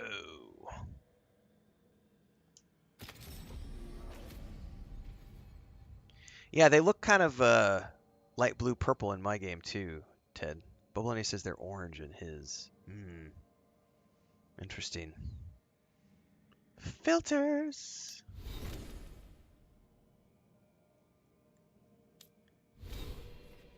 Alright, I'm stoked. I got to the evocation specialization now. Oh, you're using color settings. Gotcha. That makes sense. Yeah, because they're like a teal color to me. Like a teal-ish. I just have it on whatever's the default.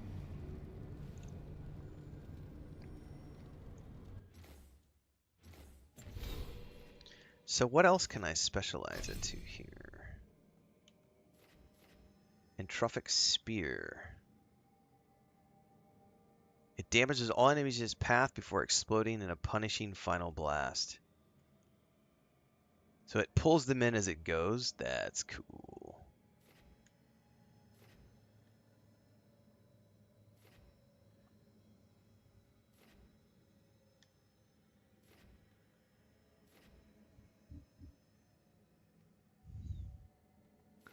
Well, we're about to have fun, because I'll probably replace... Well, I'll know more in a bit which one I replace. I gotta get there first. In any case, I can't really do anything here yet because I need to rank up my dude quite a bit. My caretaker. But we are now fully at the point where I wanted to be, because now I can start doing all of the side quests and getting everybody up to their max rank, getting max faction with everybody, and do all the quests that I skipped in my first playthrough in terms of factions and regions.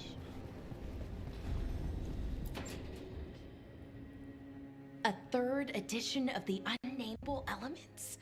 I didn't even know it had additions. Oh, it's much improved with the index. Please, borrow it if you'd like. I'd love to. Oh, Rook, you probably wanted to say hi. Thanks, Professor. You look moved in. Just a few essentials. Manfred was a great help with the boxes. What a fascinating place this lighthouse is. What do you make of it?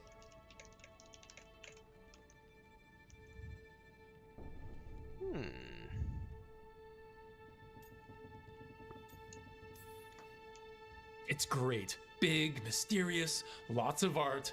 Everyone's got their own room. It'd be easy to fall in love with such a place. I think Balara has. She's been quite welcoming.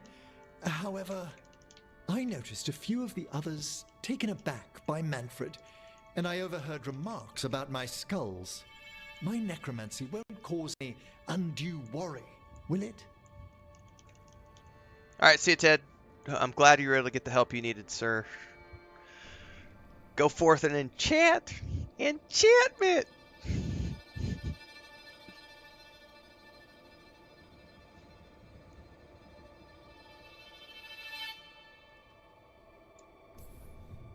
We're still getting used to one another. True. And yet... Give it time. We'll settle in. Please excuse me.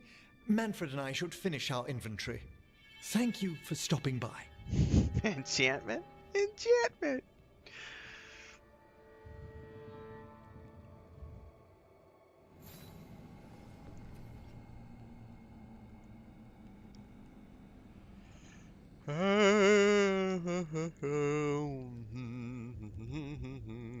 What a beautiful day, guys.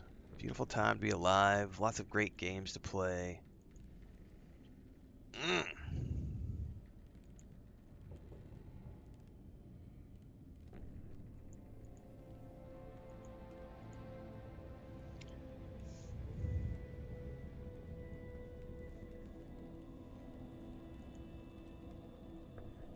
Yeah, he's not vibing with Tash yet, but we're gonna get that. We're gonna change that soon, because Tash is my romance for this one.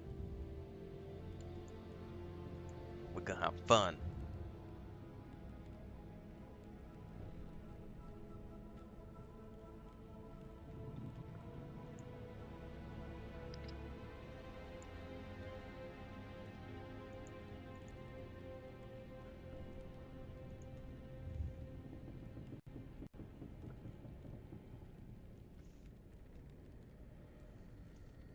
Aww. I gotta show you something. I gotta show you guys something. By the way, I want to say thanks to everybody for. We've had. I was saying October had been my best year ever. I was telling people this. The channel members on YouTube, we did a big video that was talking about like our analytics and income and everything else. October was like our biggest year, our biggest month ever, I should say, for growth and revenue and everything else. Despite us playing controversial games like Shattered Space and New World and Star Wars Outlaws, and now we're on this game. And I have a record number of YouTube channel members right now and a record number of Twitch subscribers right now. Like the numbers, like we'll do another analytics report probably at the end of this month, but thanks to everybody for doing that, because it's totally optional. The people who support, and thank you. But also, I gotta share this with you guys because this makes me chuckle. So my video that I published this morning was about how this is my game of the year. Doesn't mean it's the game of the year for everybody, and this just goes to show you the people are really upset that I'm having fun. I've lost 4 subscribers because I said that I enjoy this game and it's my personal game of the year. I've lost 4 subscribers.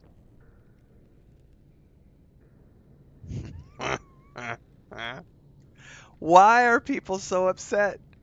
Why? Like, no, how dare you enjoy a video game? We're gonna unsubscribe from your channel. Bye-bye. You won't be missed. You weren't here for the right reasons if you're leaving over me enjoying a video game. Jesus. And we're peaking. Like, we're peaking with channel members. We're peaking with subscribers over on Twitch. Our traffic is the best it's ever been. Like, this is the, and it's funny because like today is another one of the days where I'm losing. Yeah, Bubbaloni, the guy who's like, Stalker 2's not even out yet. How can you claim that this is the game of the year? And it was like, dude. Today is another day. I think we're going to have it. Well, we'll see how the day ends up, but I'm already in the hole for followers today on YouTube.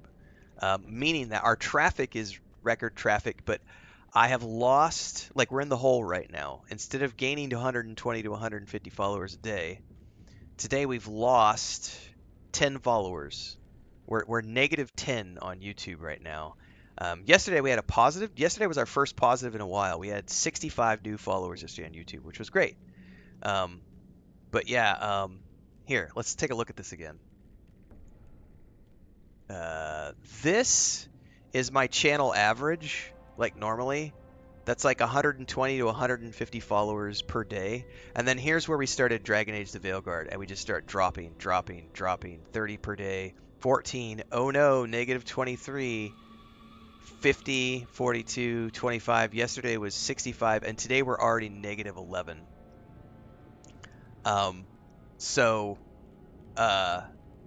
It's making me laugh because people are just so triggered by the fact that I'm having fun playing a video game that they hate. It's like I even said it's not the game of the year. I said it's my game of the year, and I lost subscribers.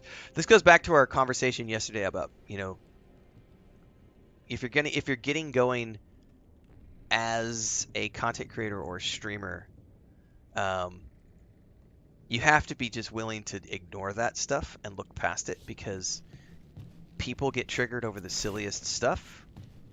Focus on your fun, curate your community, and all that stuff evens out in the long run. By the way, Rook, because we don't want those before I people left, here in the first Myrna place if and that's the Veilguard attitude asked they if have. we could assist with an outbreak of hauntings across Thedas. They also mentioned displaced wisps in the necropolis. I'm not sure what's frightened them, but it bears investigation. Hauntings and scared wisps? Let's look into it. Thank you.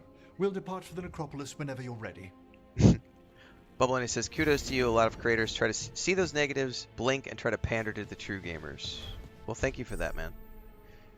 Yeah, I don't pander, and we're certainly not gonna go rage play Dragon Age Origins. We're having too much fun here.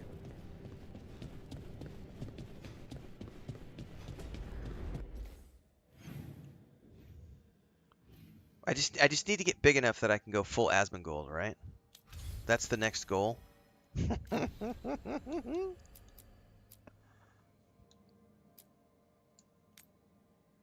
Got to get big enough so we can have an Asmongold arc on the channel.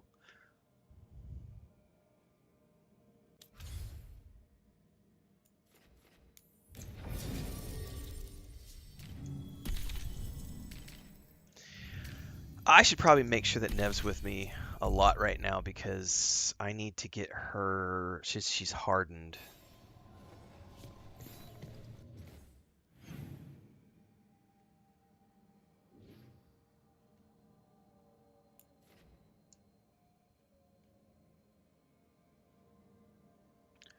Oh man, there's all sorts of quests. All right, let's start here.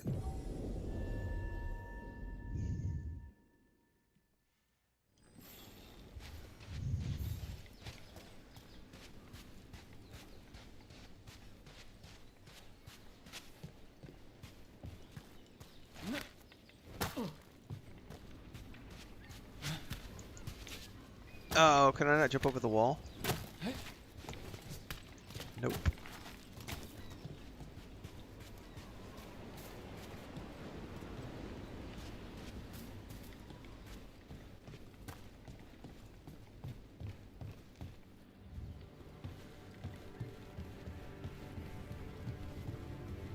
So, your mom wanted you to lay low, and now you're with us. And because I wanted to be here. Then it looks like we pleased everyone. Isn't that novel? Yep. It's great. It's great. I love the sarcasm. I did, I just forgot about the zip line is what happened. I was halfway across before I was like, wait. Oh, the ladder is not here where I thought it was.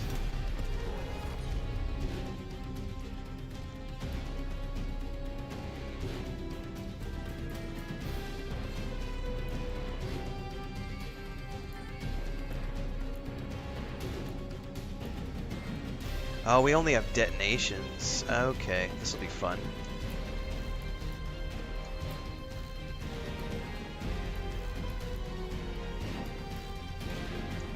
No. I forgot to strip that out for her. She needs a different ability there.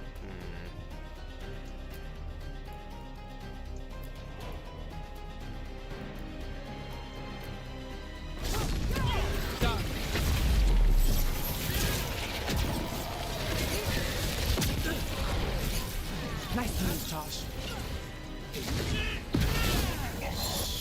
You.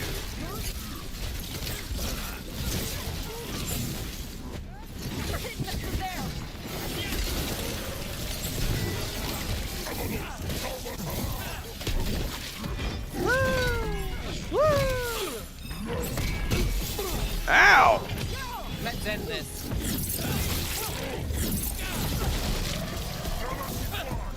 I'm ready. Rook got hit. Charlie, who's yours? God, I love that finisher. Okay. Chakra to Emmrich. Alright, where the hell is the ladder that I thought was over here?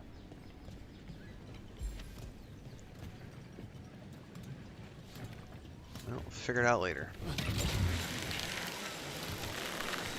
Oh, there's a ladder up there. I got it. I may just have to go unlock all this stuff because I didn't get a chance to unlock when I was here the first time because she didn't have her abilities. That's probably what's going to happen.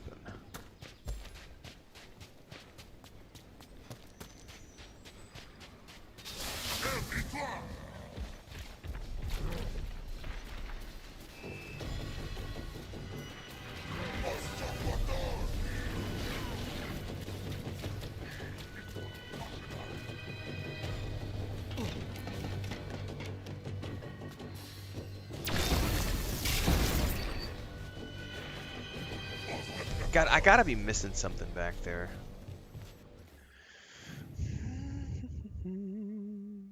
Well, let's figure it out later. We can go unlock all this other stuff as we're running around.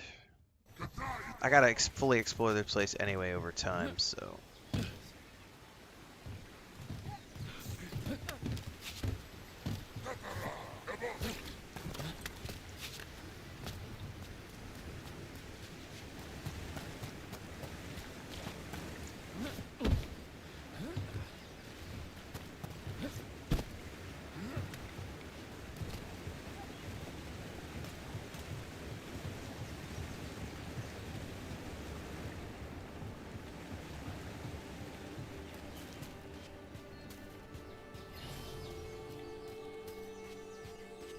The first warden can suck an egg.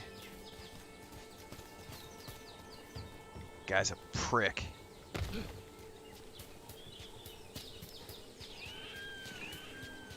I can't foresee a playthrough where I will ever like him.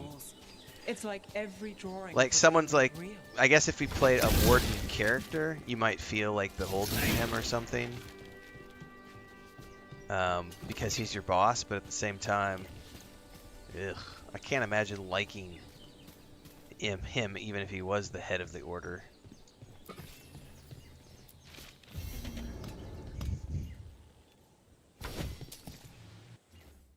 Okay, that's that quest.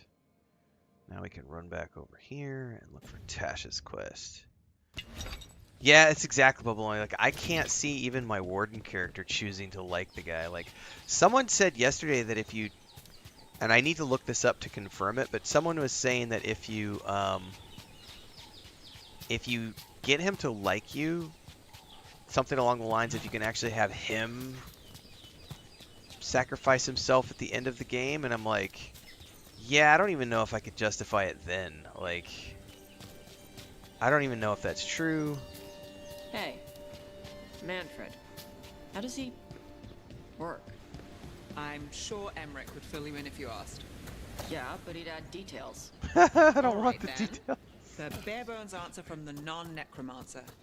You get your parts, put the skeleton together, some fancy ritual later, and you've got a wisp inside running the show. Manfred's a wisp? Like the ones at your desk? You could make a bunch of moving skeletons? Me? No. Not without some research I don't want to do. Don't worry, those wisps are staying wisps. Good. Excuse me. Alright, I can't get that through that door at the moment.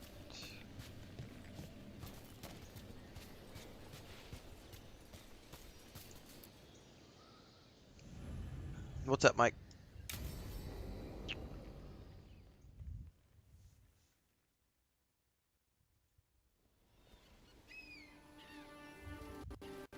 Hey. Some for you. Some for you. Hey, don't be a dick. That was for the little one. Stupid birds. Holy Inductor says of Dragon Age the Veilguard, there's an evil intent behind the game in brainwashing young children, and going along with it makes you nothing more than an NPC. And there sure are a lot of NPCs in the world right now. Nothing new. Goddamn. Well, we're getting rid of you from the channel.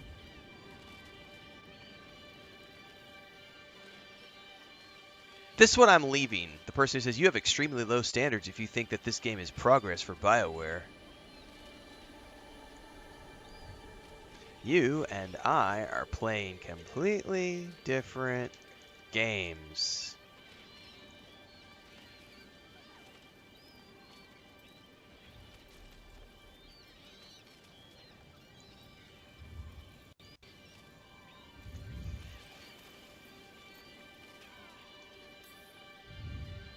Here, let me. You gotta spread it out. Throw it out in a clump and they fight over it. I know how to do it. So do it. Fight the good fight, kids. Sometimes I practice with the fire out here. It's safer. No people around. Lots of water. Is it magic or... It's not magic. My mother says the Kunari used to be closer to dragons. Something in our blood. The Anton called you a Dari. Yeah. Old Kunari word for fire breather. A few like me are born every generation. My mother thinks the Dari were meant for something special. She's always looking through the old texts for clues. Come on. Don't want to scare the birds.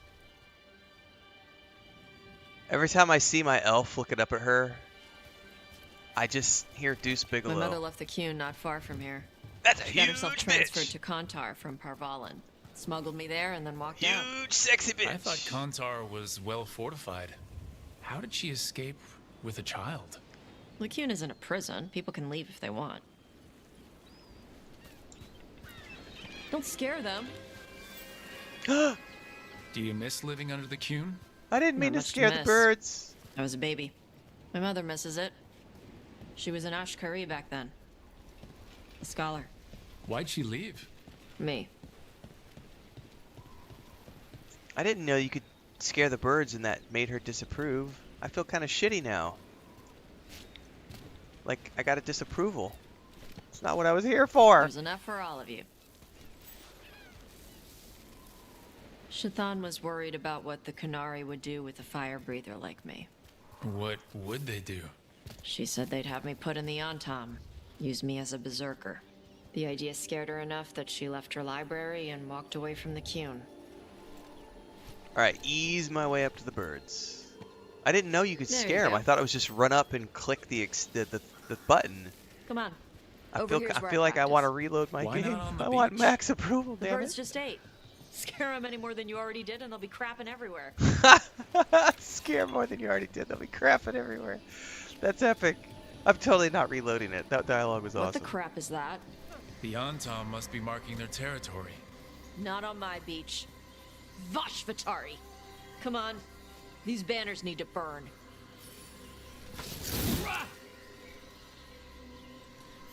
We gotta use her fire. Okay.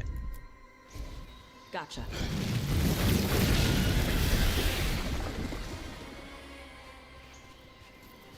Nice. What does it feel like when you breathe fire like that? It's more like spitting. Ew. Something inside my throat opens up and lets stuff mix together. Then there's this rush of heat as I roar it out. Hot tooey! Burn that I'm thing! surprised it doesn't hurt your mouth to do that. It can. One time my tongue got in the way. Got a mouthful of fire. Ouch. Didn't hurt much.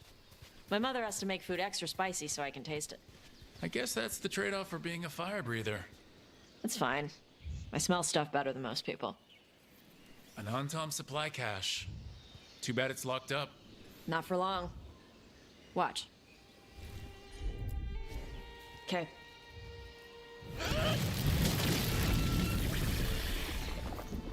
Wow. It burned right through it. Yep. Melt some metals, not all. How'd you figure out which kinds of metals you could melt? My mother said I went through a lot of stones as a baby.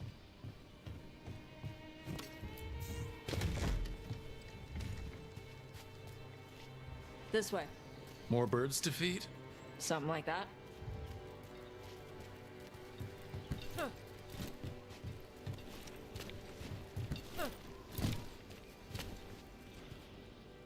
Karash, it's Tosh. I brought food. Avatosh, it's good you came early. The feather clouds are getting lower. It's going to rain. Who is this with you? This is Rook. He's a friend. A friend? All right. Make sure you both dress for rain. Drip rain, not mist rain. Nice to meet you. And you. Karash was a worker caste navigator. Got dragged along with the Antam when they invaded. They told us it was ordered by the Kyun.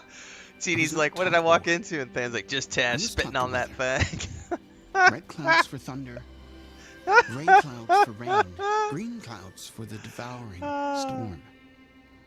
And black clouds. Oh my goodness. For the Antam cannons. After what they did in Ventus, I ran away.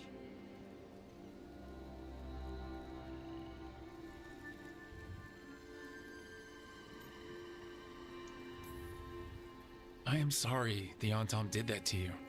I do not have my old life or work, but I remember who I am. The Antam have lost even that. You saw their banners? They're in the area. I will not be seen. Okay. Let me know if they bother you. I am at peace, Avatosh. I have the clouds to watch and fish to eat. More than just fish. Here you go. Shathan said to eat the fruit before it spoils. I like the cookies better. Everyone likes the cookies better. Dude, I want some cookies now. I'll eat the fruit.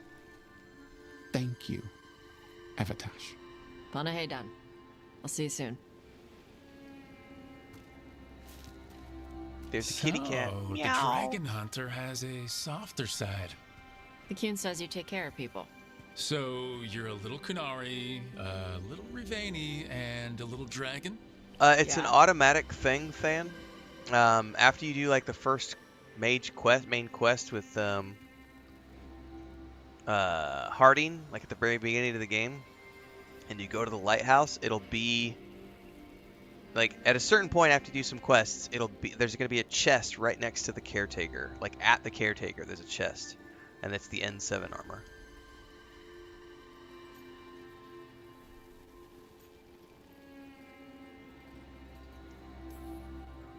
I get that. Come on. I should tell my mother how Karash is doing.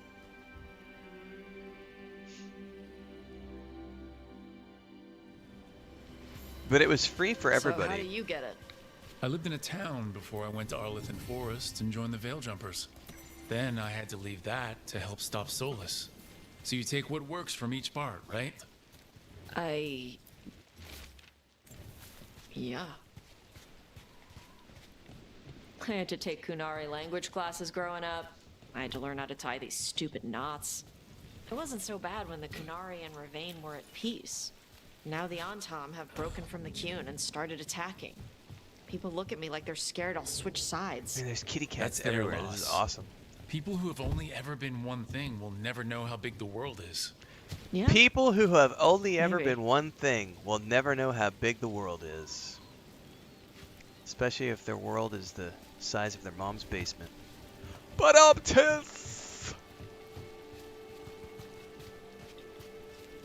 pretty sure I made that joke the first time through too, but I gotta do it again. It's too good of a joke.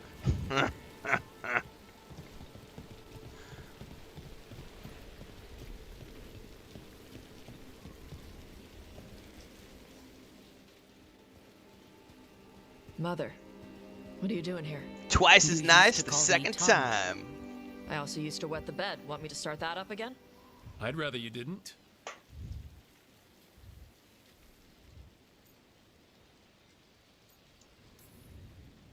Because she's sleeping in my base, which means I own the bed. I'm actually next on laundry detail. She always did like the mouthy ones. In truth, Evitash's tastes are quite varied, although it is uncommon for her to be attracted to men. Mother. Perhaps because in some ways, she acts more like a man herself. Why are you here? I came to ask Karash about the tablet your group recovered. I wondered if some of the symbols might be used among the Antam. Be gentle. Don't make him talk about the war. I see the wisdom of your suggestion. I also see that you used your fire again. Chakra Toebra. Chakra Toebra. Remember to keep your consonants crisp. Kunari do not slouch, and neither does our language.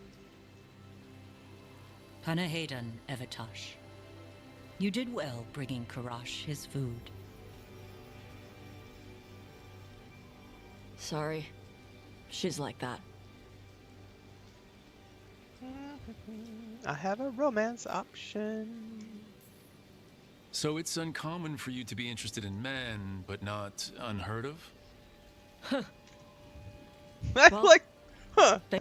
We should get back. She just gives you a Thanks for smile. having She's me like, along. Maybe we can do this again. Right? Yep. That's great. This is gonna be fun. I like a challenge.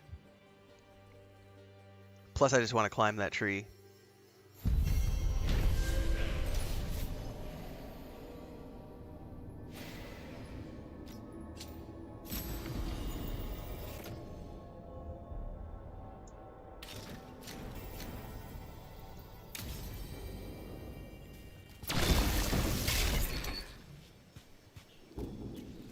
Right. Actually, I should check.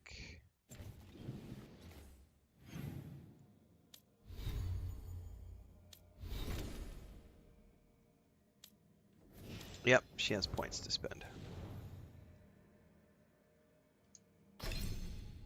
Let's max out that taunt line. Now let's go back to Nev because I need to get rid of this. Switch it out for this.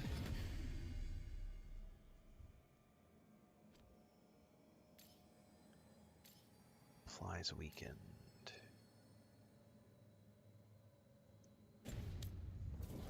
I wonder who Harding will romance if it since we're doing Tash this time. That'll be interesting to find out.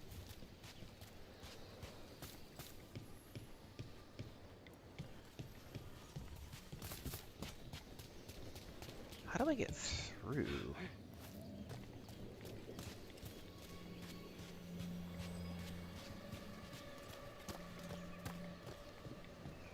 What's up?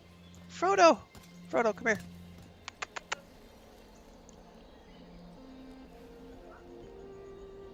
Okay.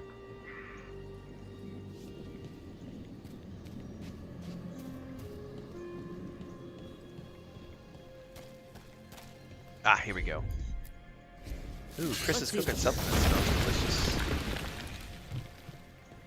What are you cooking? What are you cooking? Oh, no nopales.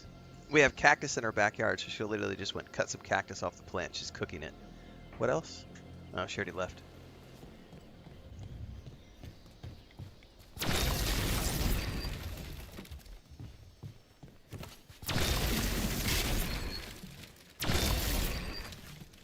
Oh, I have to light these, I think.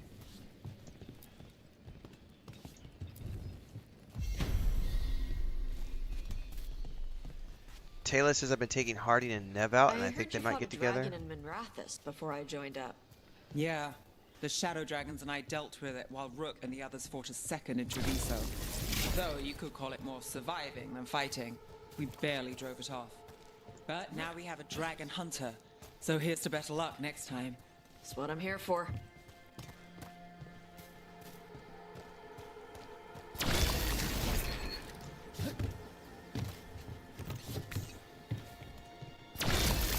Technically, I want Lucanus in my party, but I want to make sure that I get Nev maxed out, so we're gonna...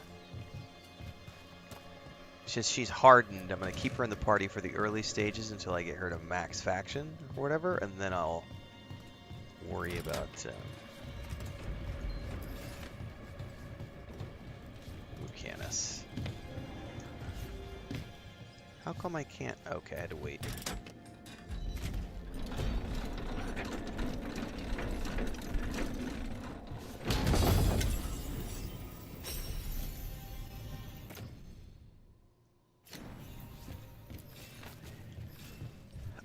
Yeah, like, I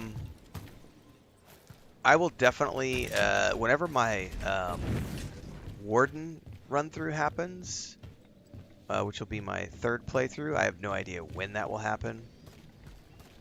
I will more than likely romance Nev again, because I really like Nev's character. I think she's just super cool. Yeah, I think if you leave them alone, because Nev and Lucanus have been flirting hardcore in my playthrough, this playthrough. When they're together in the party. Trouble coming our way.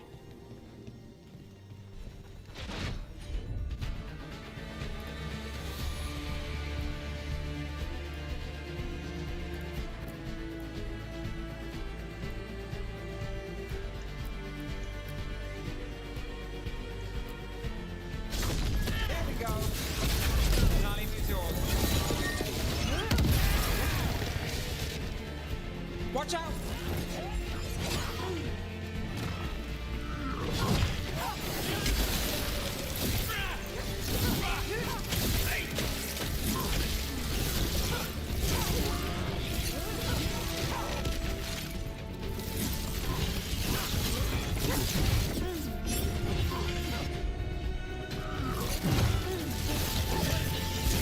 Let's do this again.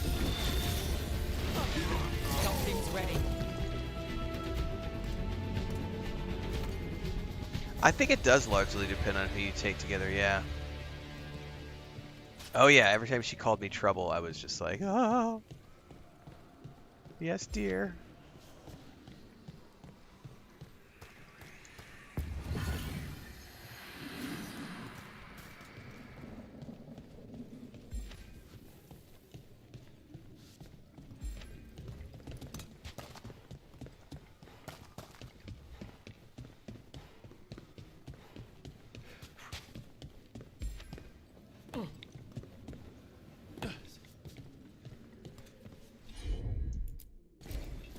All right.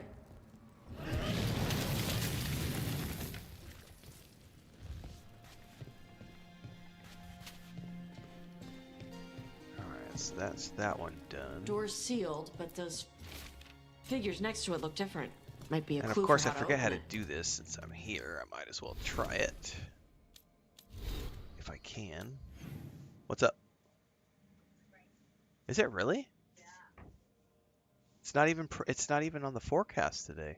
If I disappear, guys, it'll because I guess it's raining really hard outside. It's not even supposed to rain. What the heck? Oh, I guess the forecast changed from this morning.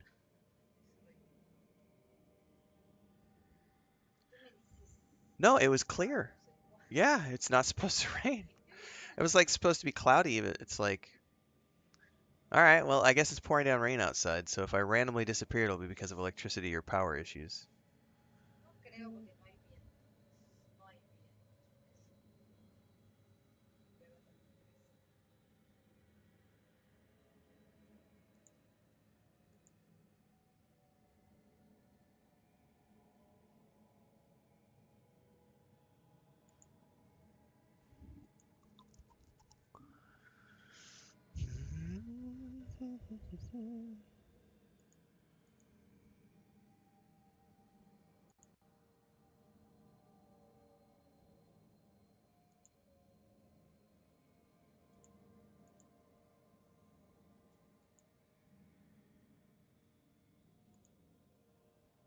All right. Okay. Thanks, Chris.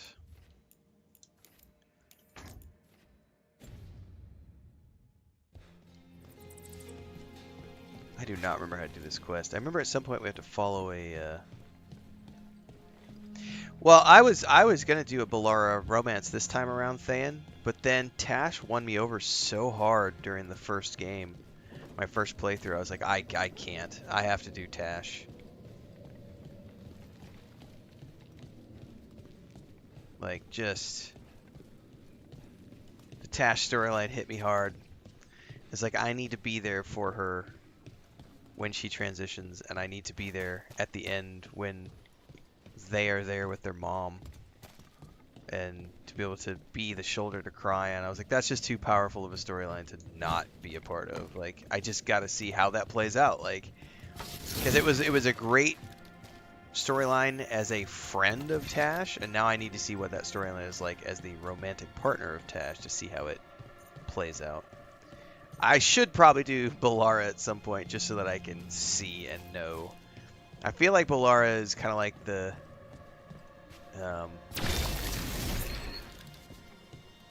I don't know. I always liked like Petey and Andromeda is probably my favorite romance of all like the bioware characters I've played. Yeah, I kind of figured it would be like that, Mike, like awkward and cute for Balara. But Petey has always been my favorite.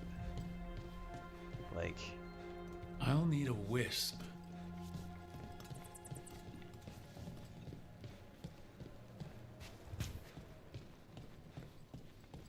fun, fast. She got humor, sarcasm. It's a good time. Huh. Looks like we made a door.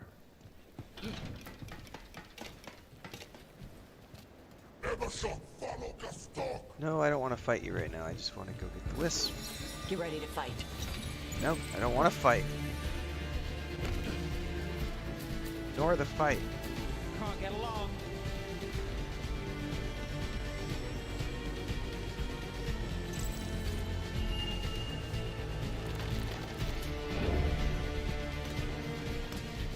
No! No, Kara, no. I did romance Kara on my second playthrough, though, but she was way too vanilla. God, I would love to do a... man, I wish I had time to do a...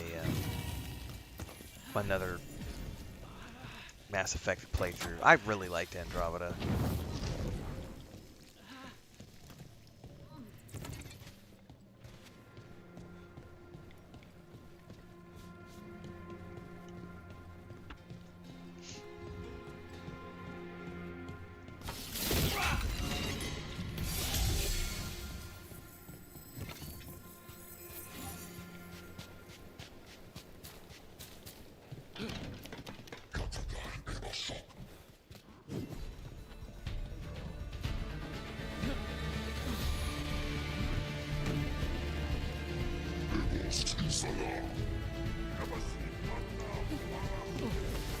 Eyes open.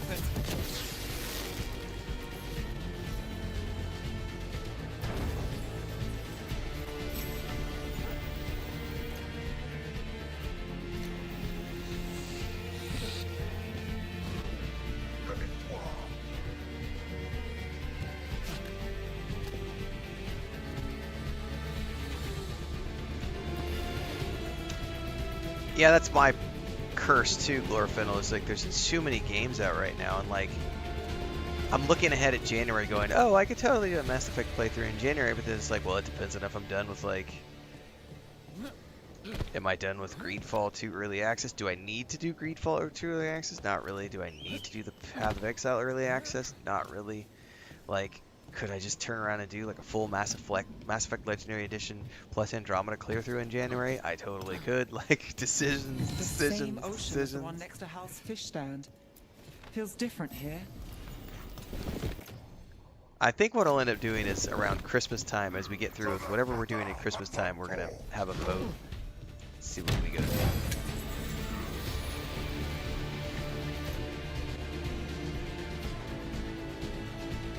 Oh, that's way better than the knife I currently have.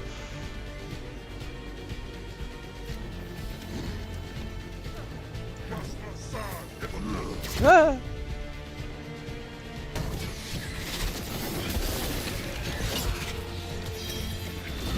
I've got the setup, you do the rest.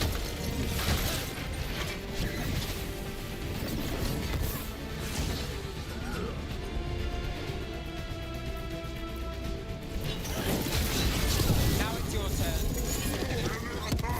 Alright, get that dude down.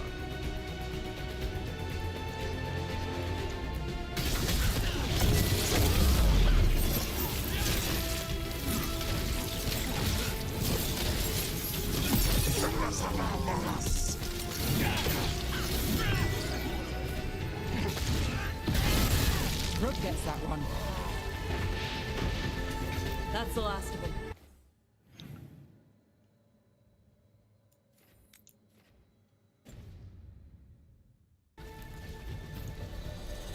Yeah, there's no major releases happening in January, so it's kind of like as soon as I finish up Indiana Jones and the Last Circle, or the Great Circle, sorry,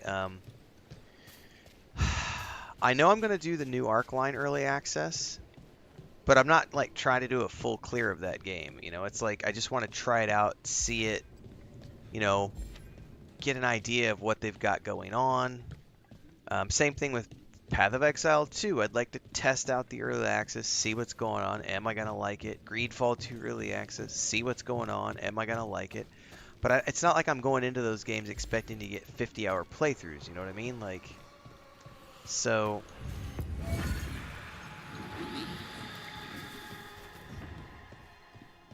I just don't know. But January, there's nothing new releasing at the moment.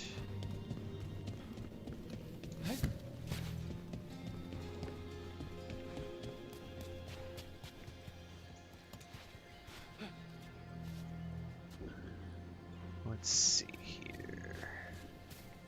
Oh, here's the other one. Can I click this one yet? Not yet.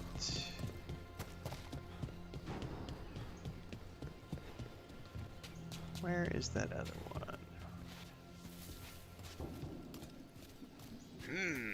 I do not remember how I did this the first time. I know it has to relate to these little skellies.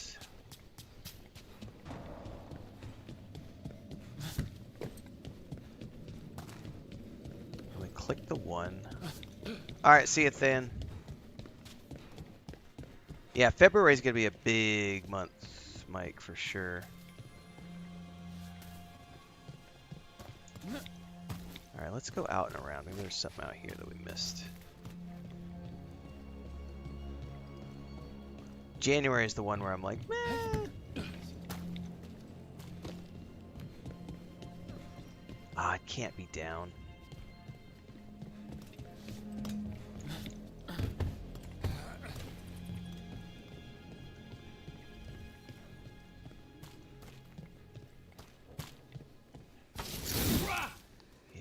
I don't remember how to get out there, though. I wonder if we have to go all the way around.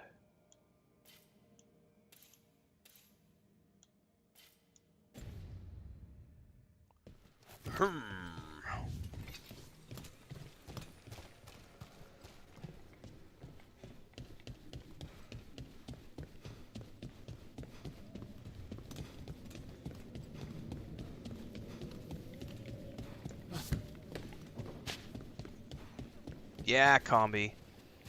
BioWare was cooking with gas on those companion final quests. They're all really, really good.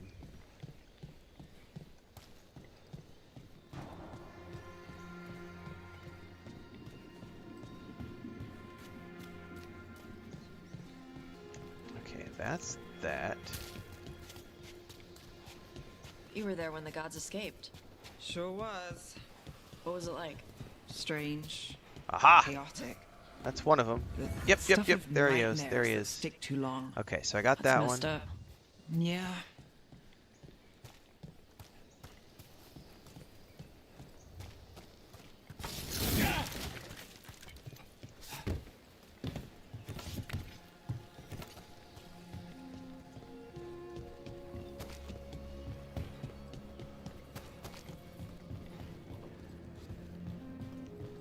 Oh yeah, we can drop this ladder. No, I'm not going to give Lichdom to him. I'm still going to go for Manfred because I just love Manfred.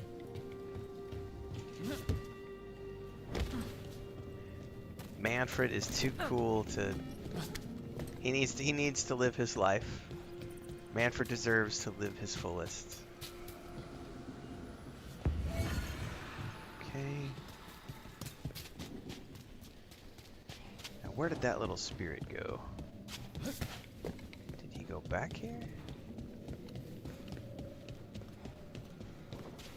Yeah! Thank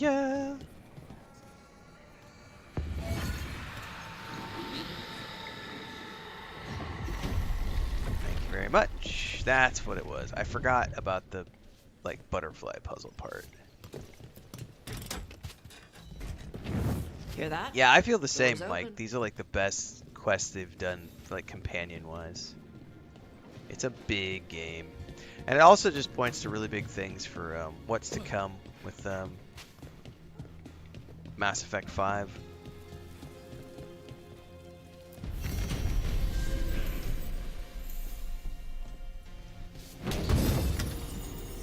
Okay.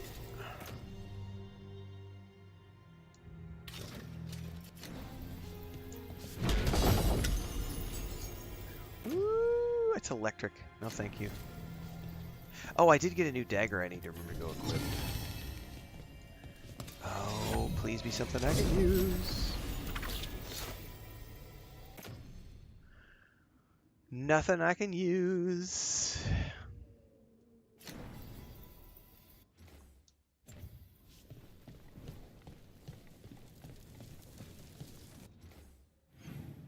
Let's see here.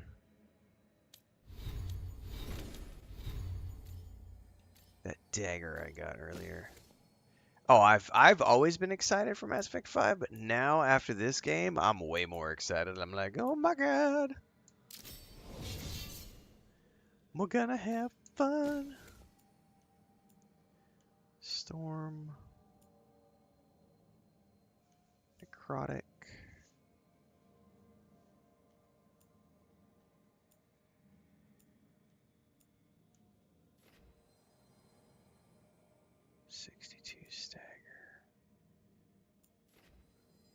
Dude, when Fred jumps up and grabs the lantern,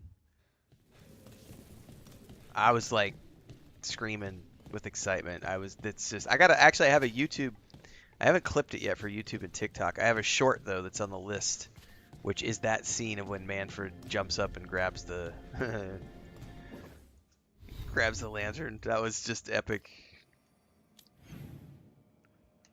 Alright, I don't think there's any more quests here. What's this one?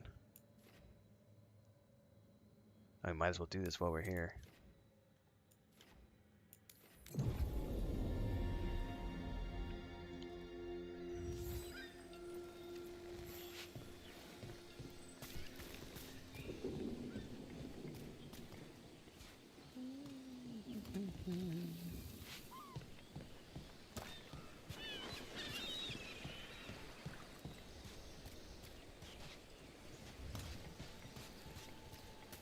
I think we can actually go up and do this chest right now, or whatever's up here, because we've got the, yeah, Tash has her ability now. There we are. Got it.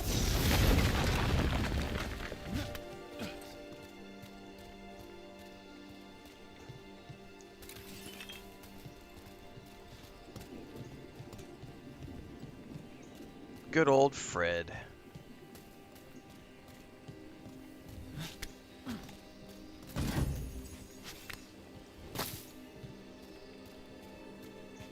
the Dreadwolf. Turns up everywhere, doesn't he? Ravane is on pretty good terms with the Dalish clans. We get elven stuff here and there.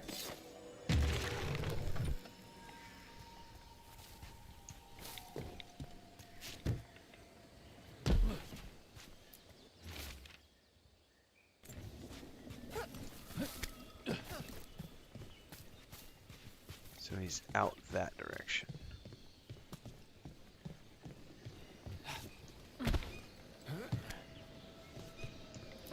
Oh, I hear it howling over to the right. That's a trip, man. Something over there is howling to the right. That's gotta be the wolf over there. Got company. What are you? Undead mage.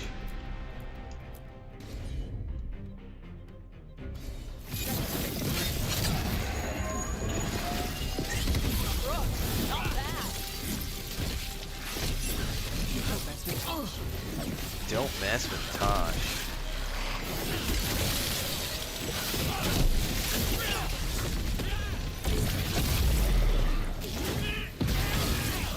Ba-doom!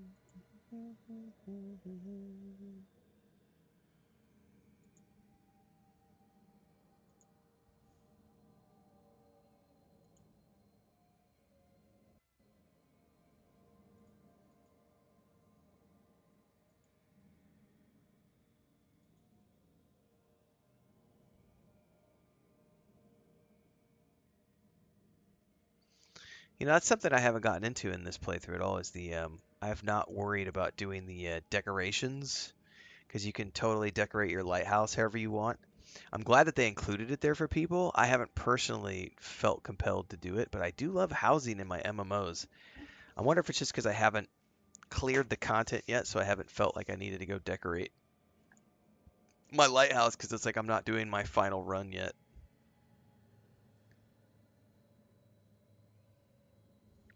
I think that's fair, Ernie. I think that like Mass Effect 2 companion quests, those were all equally epic, and I like some of those companions a lot. Like, there's some craziness in Mass Effect 2. And I think that the DLC where you go to the station and Carrie Ann Moss is like the chick you work with. I can't remember the name of that DLC. That's got to be up there with one of my favorite DLCs. Like Blood and Wine is probably my favorite DLC of all time for Witcher 3, but that's probably up there in my top threes. That Mass Effect 2 DLC.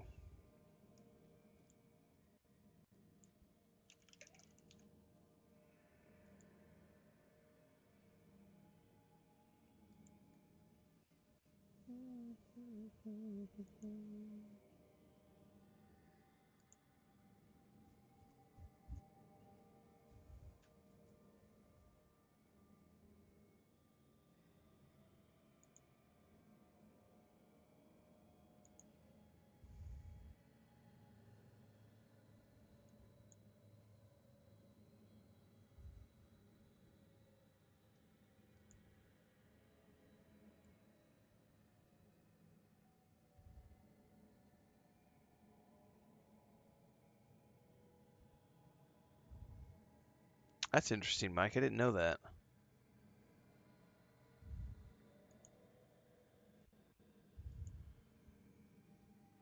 God, all this talk of Mass Effect is making me want to play it more.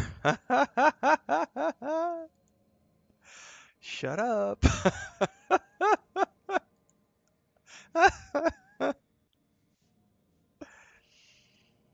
Thane's storyline. Oh man, that is a good story arc.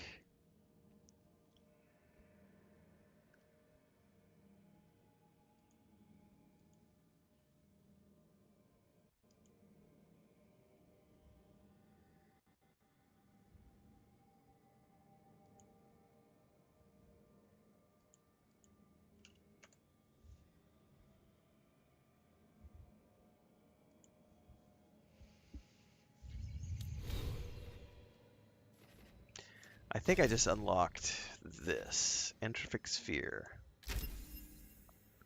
Entropic Sphere, sorry. Let's go see what that looks like. I had no problem with the Mass Effect 3 ending, Humanity. I had no problem with the original ending.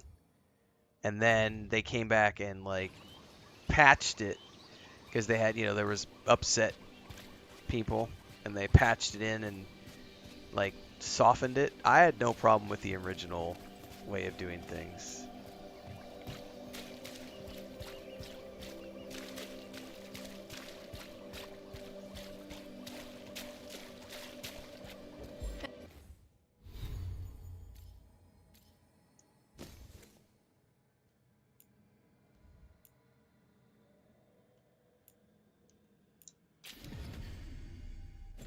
Hey, Nev.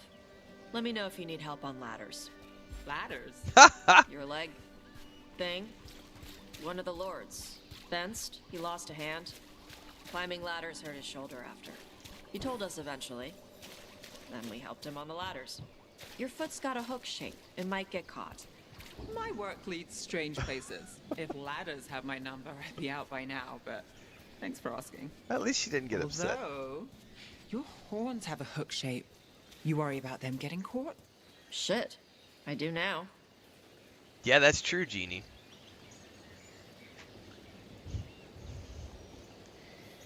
Plus, I feel like Mass Effect 2 had a lot more companions, too. Like, this game you have, what? 6?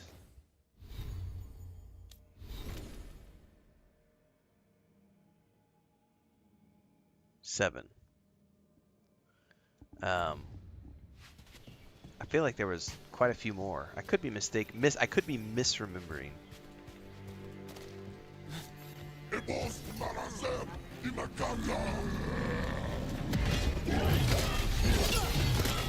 Alright, I want to try this spell.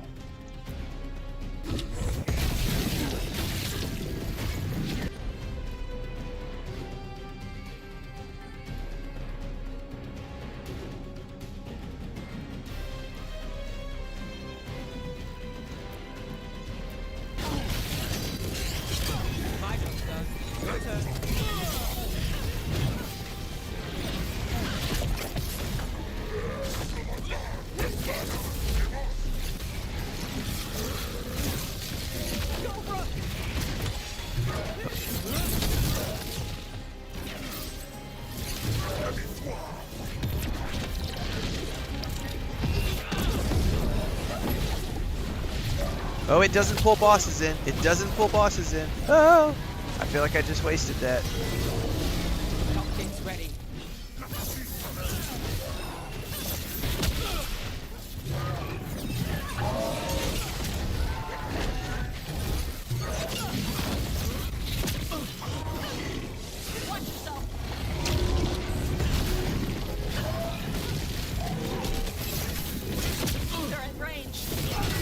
I'll have to get used to how that spell works. Or end the ultimate. Now let's see what they've got.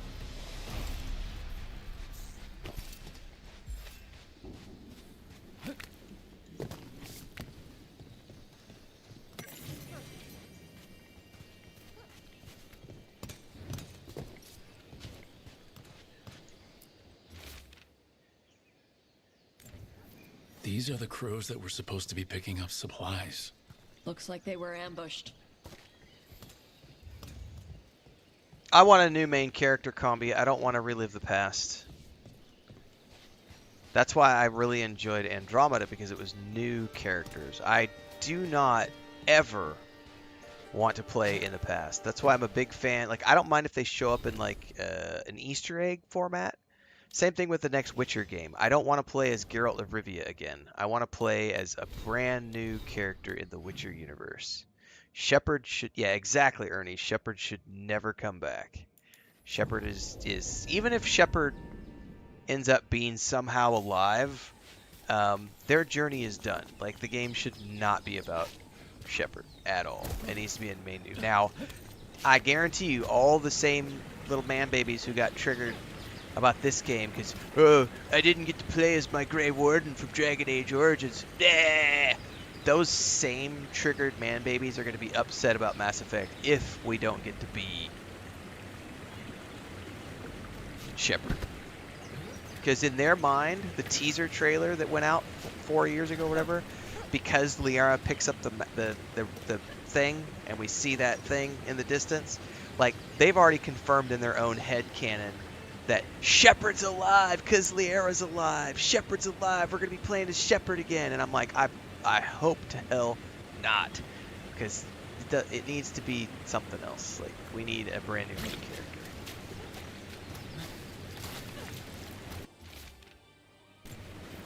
Looks like the Antom got the supplies that were meant for the crows. I'm really interested to see what they choose as the canon, official canon ending, or if they come up with some ambiguous way. But I think they have to come up with a canon ending. I think they're going to have to give us a canon version of events to lead up into the next game. I don't see how they can't.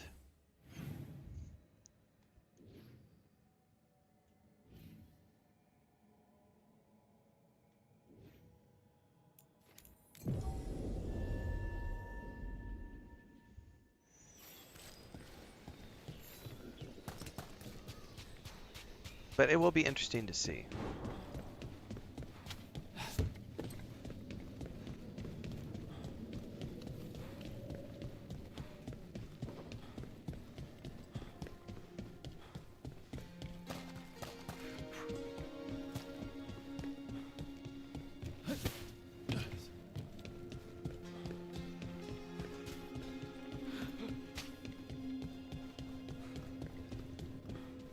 There were so many permutations of how that stuff could have ended. I don't see any way for them to lead into the next game without giving us a definitive ending.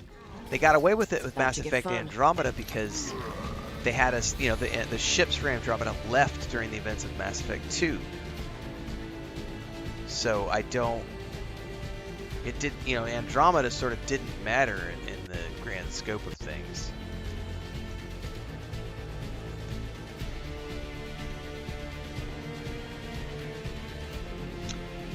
Yeah, Bubbleonia, I think red is the, you know, destroy was the option. I think that, wait, is red the one where he lives? Fuck, I don't remember. I gotta go look it up now.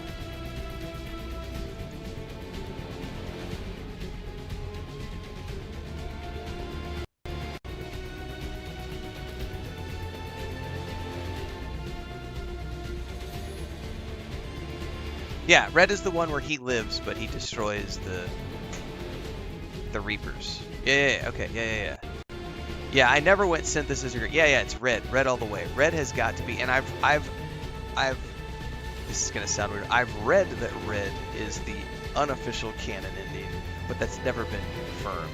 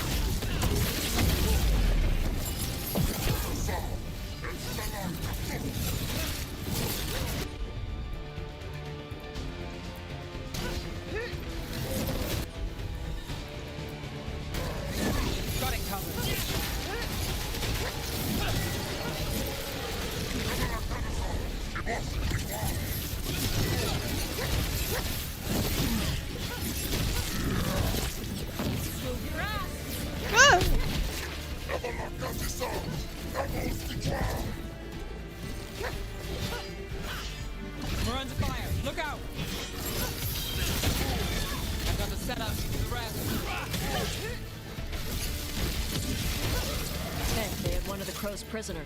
She's still alive. Beat the odds there.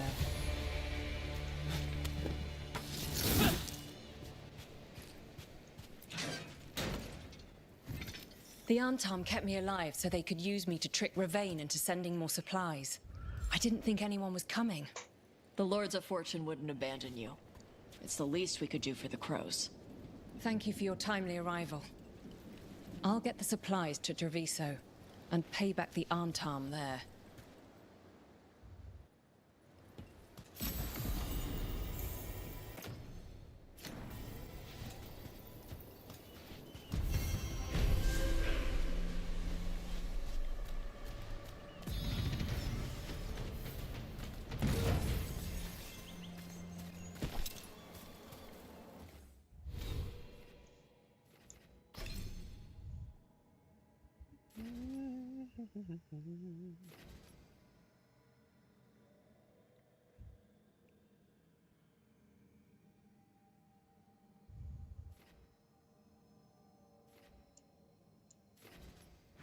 Hang on. Did not spend the point. Go back.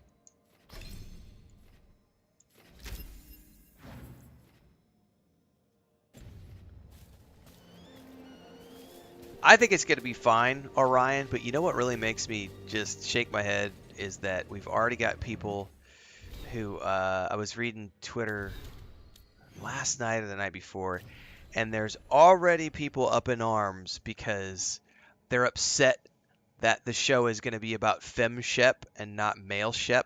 And so they're all like, they're going to make it a woke show and they're going to have femshep be the lead. And they're just going to do that because they want it to be a woke agenda show because BioWare's a woke company. And I'm like, Jesus Christ. Femshep was always a legitimate option, and no one ever once complained about the fact that they were able to play through the game as a female character and a female lead. Who gives a fuck if it's male or female as long as the show is a good, fun show? But those same people who are crying about woke agenda and all this other bullshit are already up in arms that they don't want femshep. Yes, humanity, femshep was the most popular version of Shepherd, 100%. And yet the man babies, no, we don't want a female character in the lead. Triggered.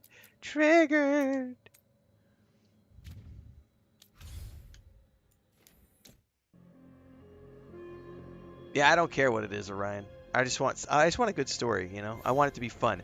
And the other thing is, I kind of don't want it, you know? I don't want it to be a blow-by-blow,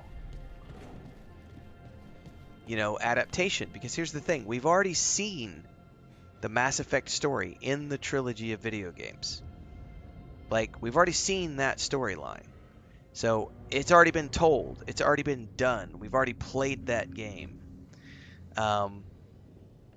That's the thing, Babylonia. We don't know yet. That's kind of the point I was about to make. Like, we have no idea if it's going to be a show about Shepard or not, or if it's going to just be a show set in the Mass Effect universe because we've already seen the Shepard story in video game format. So my money, personally, is on a show that takes place in the Mass Effect universe and does not retell the story of the games because the games have already told that story, which again is going to trigger a bunch of people because they're going to demand that, oh, it's not, you know, we want a show about Shepard. If they don't do a show about Shepard, it's not really a Mass Effect show.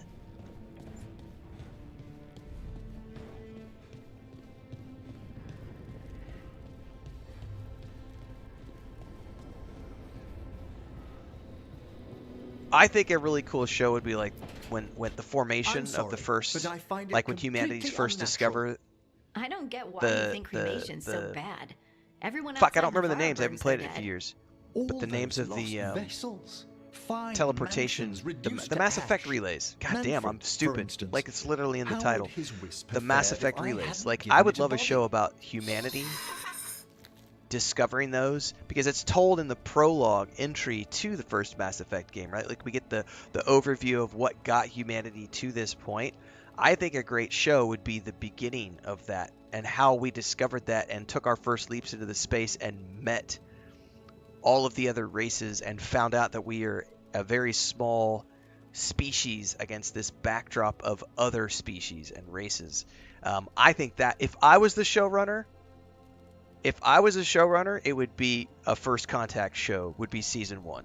And then we get into, right, the First Contact War and all this other stuff. Like, that to me would be the show I would make if I was the showrunner. Yep, same to you. It's just Manfred's way of saying hello. I encountered him as a wisp in the necropolis years ago. A simple spirit, but so curious. He refused to leave my side. So, you built a skeleton for the spirit to live in? Spirits are formed from the emotions and desires of people in the mortal realm. Babylonia, I'm going to buy Manfred's marshmallows if they wisp decide to do a came Shep story because from it's going to be a shit show. It's You're not these wrong. spirits which animate the dead.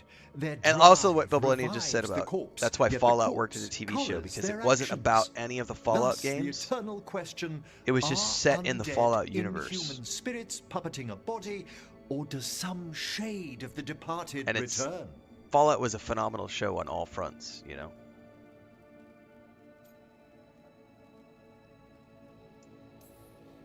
It's got to bring back a little peace at least. That's my belief as well. I swear I could see it sometimes, Rook. A glint of recognition of something more in the dead. Hey, that's my sleeve. Are you trying to steal my buttons? As well as a certain mischievousness. Manfred. But I do think my money is on a First Contact show. Not the First Contact War, but like, I think my money would be on them creating a show. Season 1 is all about the discovery of the Mass Effect relays and humanity coming to grips with its place in this bigger universe. I think that would be where my money is. But you know, no one's gonna know for a while, because if it's just now getting to the point where it's hiring a writer, we're probably 2 to 3 years out from even casting and filming. Like, I don't see that being something that's going to happen anytime soon.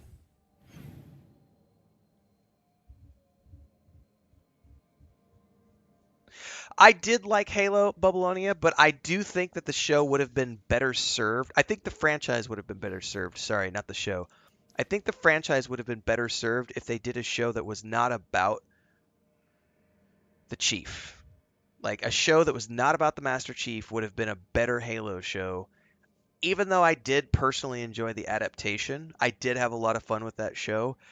I think that if they had made it about, and they did have some of that in the Halo show, they had some of the issues with like the human settlements and the way that they felt they were treated by the big bad government and the way they felt about the Halo soldiers. Like, there was that there, but I think that could have been more at the forefront, and it would have been a more better received show. The reason it was so controversial was because they made it about the Master Chief. Because I think using the Fallout example you just did is the perfect example of a way that they could have done the Halo show differently and probably better if they had just set it within the Halo universe. Yes, a show about the Flood would have been really cool. Like, have the soldiers there, have the Spartans there, but not have them be the main focus of the show. Like, the main focus of the show being like maybe a Marine who's a part of the force fighting the Flood, or part of the force that goes to the first Halo ring, and you get glimpses of the Spartans in the background, and maybe there's even a cameo by the Master Chief at some point in the first or second episode to just give the fans that service of saying the Master Chief is here, and you bring back the original voice actor and you do that. That could have been really cool, but just have it be about, by making it about the Master Chief, they just set it up to be a very divisive show, because you had everybody fighting about whether or not it was a true representation of the Master Chief. And then the moment he took his helmet off, a whole huge portion of the community lost their fucking minds because he took his helmet off. And I was not one of those. I didn't have a problem with it, but that's the kind of controversy you get if you take a main character and try to make it about them, which is what will happen if they try to make the Mass Effect show about Shepard, whether it's male Shep or fem Shep. Settling back in? More or less. Lots to catch up on, but when isn't there? I'm ready to get back to work. If we could skip the personal catch-up. Not the day for it. Take all the time you need. Either way, I'm gonna watch it and I'm gonna fucking enjoy it.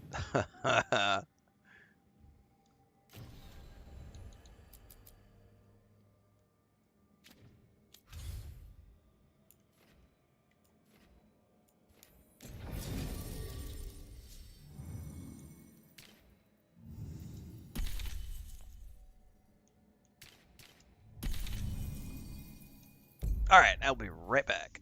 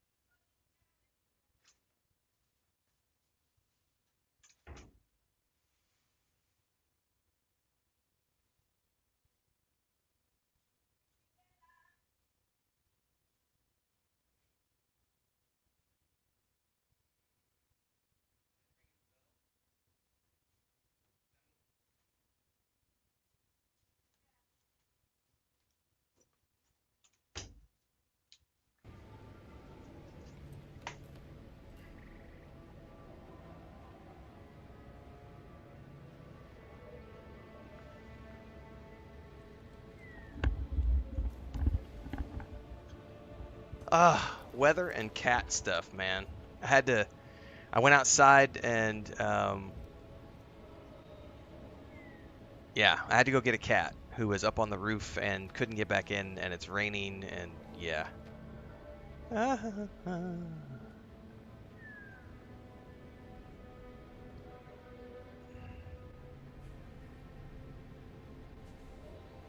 Dragoth 236, thank you so much. Exactly this.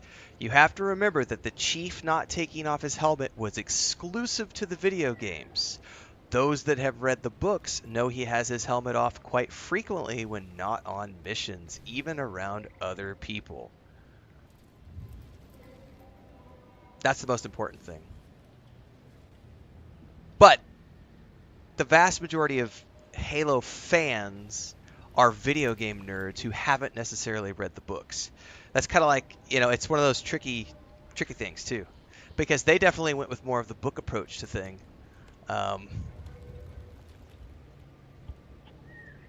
And no matter how you look at it, you know, the hardcore are always gonna be like, it doesn't fucking matter. Halo Chief never takes his helmet off. Rah!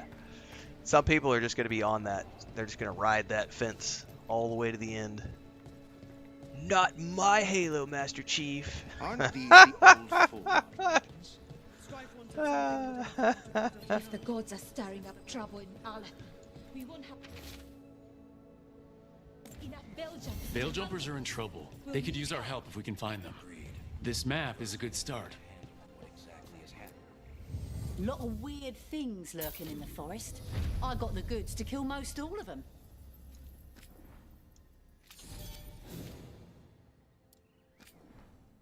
Do I need any of these goodies? Nope. Nope. Why not? I've got the coin. Nope. Yes, that will become what I'm already wearing. I will definitely take that.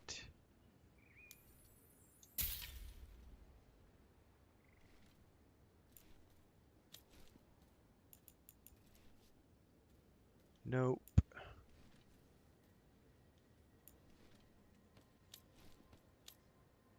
Nope. Death Comet says, do you think you'll ever come back for a third playthrough?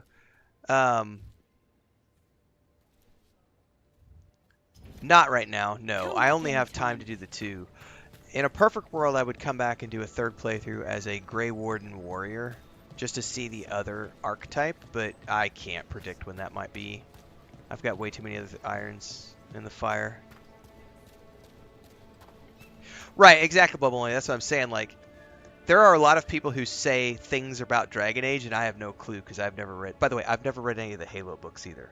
I've never read any of the Halo books, but Liam has, and I know Liam, and I've known Liam for years, and I trust Liam's opinion. Him and his brothers are huge into Halo, and they had no problems with the Halo show because they had read all of the books. I feel like the only people that had problems with the Halo show were the hardcore gamer fans who had never actually read the books and didn't know that he had his helmet off in pretty much, well, not, I don't want to say all the books, but in many of those scenarios. So it's a thing. Like, I've never read a lot of the book material around. A good example is, like, Exodus is coming up. Exodus is by a lot of the guys who worked on Mass Effect. They've already published their first novel. I've not read that. So, you know, I might not ever read it, but it's going to be a thing for the people who want that extra lore beyond the video game. Oop, we've got a...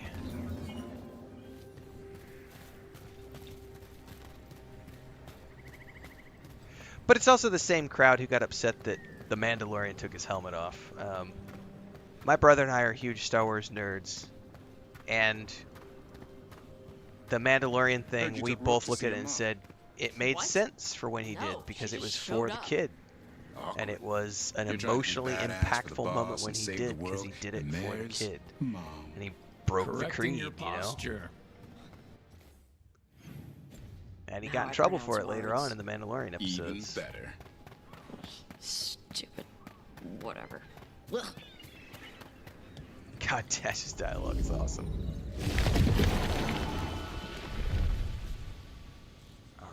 Did I already go up here? I feel like maybe I didn't. There's goodies up here that I haven't grabbed.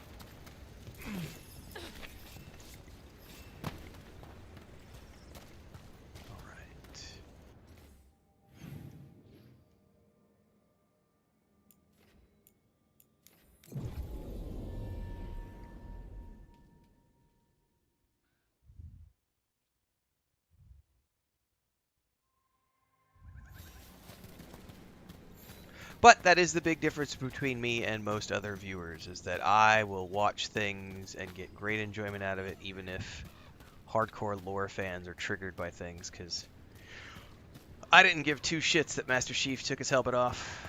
I like the actor, and I had great fun watching the show. Season 1 was, hit and miss. Season 2 I really enjoyed, especially when they brought the Flood into the end of Season 2, and then it got canceled, and I was like, no!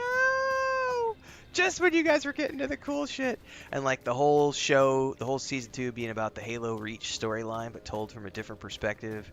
And the story arc between the characters, between the Spartan team. Oh, I was eating it up. Eating it up. And I was so ready for Season 3 to like bring the Flood in and like make it all creepy and horror. Really likes owls.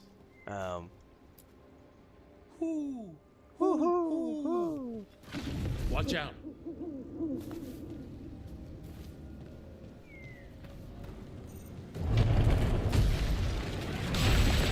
Look at that.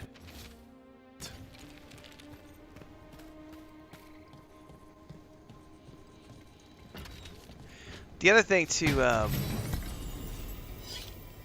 keep in mind is that any show, regardless of whether it's TV or film, it's never, ever going to be a one-on-one representation of something. It's always going to be an adaptation of. And that's a trigger point for a lot of hardcore fans because they can't get past the adaptation point.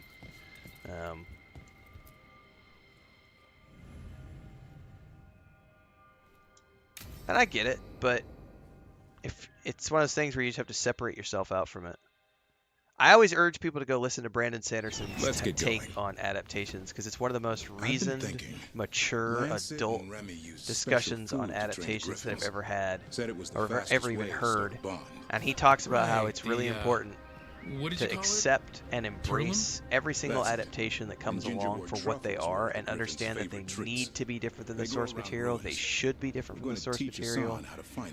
And everybody has the right to create their own unique take on something when they're spending millions of dollars to adapt a property. Now, it's equally true that fans, I'm going to use air quotes here, fans don't have to accept that, but I would argue that, are you really a fan if you're not enjoying all of the adaptations? But I know that's a unique thing that is unique to me and my perspective on things. I am well known at this point for being a cheap date and easy to please. And that's not everybody, and that's fine. But I think that the Brandon Sanderson look on adaptations is incredibly mature. Grew up in a Dalish clan. Definitely something people should look I hear at. all these stories about things that happened thousands of years ago. We do like our history. Except I wanted to make history. Yeah, the comfort zone is a real thing, Petit. Got bored, so I went looking for adventure. That must have gone over well with the clan. They felt like I rejected them. Did you? Yeah, I suppose. Clan life wasn't for me. I had to get away. So then what happened? You're out in the world, looking for adventure. Got my ass kicked. Went broke. I couldn't go crawling back to my clan of failure. Doubt they'd take me back. It forced me to figure out what I was good at. Always had a knack for hunting. Liking new things makes you step outside of your comfort zone. It's very, very true.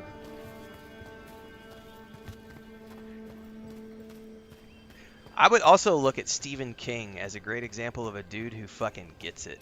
Because he is in charge of many of the adaptations that get aired on television and film. And he changes stuff all the time because he gets it. Like, the book version should not be the TV version, should not be the comic book version, should not be the film version, should not be the insert next version here. And then he'll even change, like, different versions. Like he's got 2 different versions of the stand that he has been personally involved with. And his take is always, it doesn't matter, because at the end of the day, it sells more copies of my books. Fuck yeah. And I think that's a great way to look at it. But I like the fact that Stephen King is involved. So anyone who's ever been criticizing, like, oh, this adaptation isn't like the book, it doesn't respect the lore. And Stephen King is right there behind the scenes waving at everybody going, yeah, yeah, it does. It totally respects the lore. I'm right here. I'm helping the screenplay. I'm helping the adaptation. You don't get to say that because I'm here working on it. So your whole doesn't respect the lore conversation doesn't apply. Like, I'm right here working on it. I love it. Like, Stephen King has got the best take on things. And Terry Brooks also. Like, when they were doing the Sword of Truth adaptation, he was talking about, he's like, I don't care how they do it. I'm just happy they want me involved. At the end of the day, it sells more books, and I'm a writer, so I'm happy with more book sales. Because he was talking about the adaptation process when they were making the Sword of Shannara show, and he was like, yeah, they're definitely changing this, that, and the other. I'm just rolling with it, man. I'm just glad they want me involved. Happy to be here. Sells more books. And I think that's the healthy approach to adaptations. Exactly, Darius, or Agatha Christie. That's the Stephen King example. Involved with different adaptations and actively, purposefully made changes based on what medium it was being published for.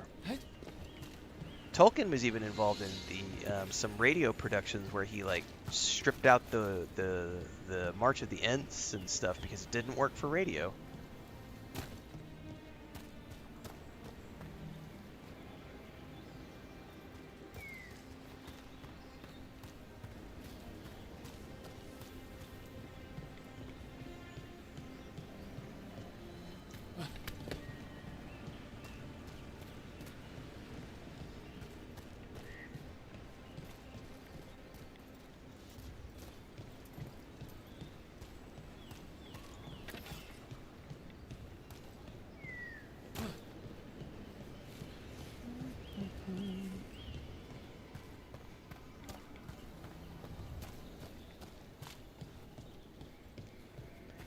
And Stephen King was heavily involved in that adaptation, Mike. That was the best part of it.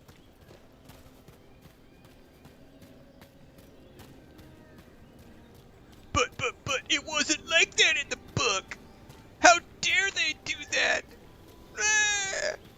Stephen King's back there going, hi guys. Yeah, I wrote that adaptation. I created that new ending, guys. All you so-called fans crying about how it's not that way in the book. That's not what the lore says. Meanwhile, he's like, this is my 5th adaptation. This is harder than it looks. It's fleas, isn't it? Oh, I'm not even going to say your name over on Actually, Twitch I think it's a because it's an truffle. offensive name, and you're Maybe the crying nose because like I have words Could a filtered son on know Twitch. that if I you have words follow filtered them, because of you people might like find you, truffles? Mike. Are you really that smart, boy? Oh, talk about an echo chamber. Am I living in your head rent-free, Mike? Oh, Mikey Mike, am I living in your head rent-free? Oh. Free engagement, free engagement. I'm getting paid with your bitchy troll tears. Seems pretty clever to me. If only you'd be clever enough to listen. Well, you're still getting to know each other. Remember. Over there being Turlum. crybaby because I've got filtered words. I have words filtered so that people like you can't come in my chat and be dicks. Oh, by the looks of you, you need the engagement. Mike says you look homeless. If I go soft on him, the world would chew him up. Let's give you both a chance and see if you can find any more of these. Gotta try harder, Mike. Gotta try harder. Right now, you're just here making my paycheck for me. Find so. some nugs. Come on, buddy. See what happens. Try harder. So how did you go from hunter to slayer of monsters? Uncle Eldrin. An old elf I knew growing up. Oh, Mike says, no, you only filter it to ensure no one ever comes to your stream and disagrees, only to get glazed. Eldrin gave that purpose. Taught me the way of 3 trees. Way of the arrow, way of the bow, way of the wood. Eldrin taught me to hunt the unnatural. Oh, I love it, guys. Mike's getting so triggered over on Twitch right now. Look at him. Look at him go. He's jumping just like I want him to. Look at that. He's doing exactly what he's been programmed to do. But why become a Grey Warden? If you were making money on your own... Jump around, little frog. Jump around. It was all worth something. I needed a cause. Well, there must be easier causes than fighting Darkspawn all your life. Oh, he's been programmed to act like that. Exactly. The greater the shadow you confront, the stronger you are. He can't break away from it because he doesn't know how. Until you meet one you can't beat. Haven't yet.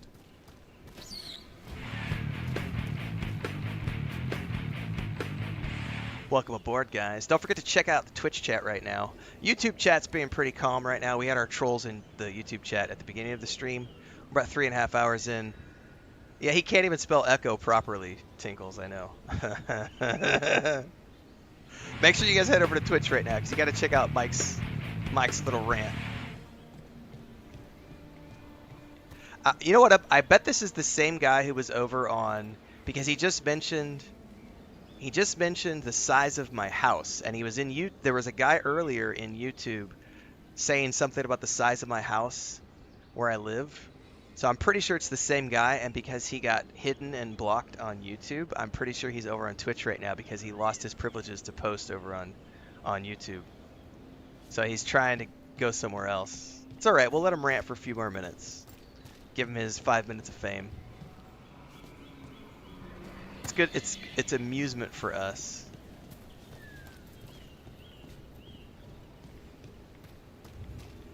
It's free engagement. Living rent free, living rent free.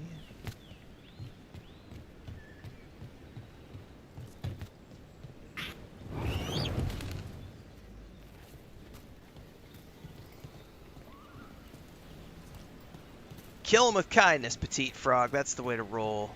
Give him a hug. He definitely needs one. Oh, imagine showing you lost 4 subs to your chat. Jesus, oh my god, 4 subs. What are you going to do? You're so obsessed with your haters. Oh, I'm absolutely obsessed with my haters. You guys pay my bills. Why wouldn't I be obsessed with you? You guys are like my #1 fans. I literally live rent-free in your head. You can't stop coming back for more. You keep giving me views. You keep giving me clicks. You keep giving me algorithm boosts. You guys are literally the epitome of #1 fans. It's the best thing ever. Free engagement is something every content creator and streamer wants. That's how you know you've made it. When you're living rent-free, living rent-free.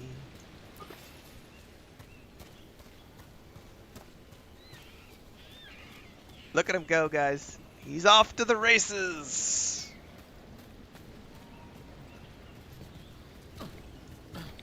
I wish I could do the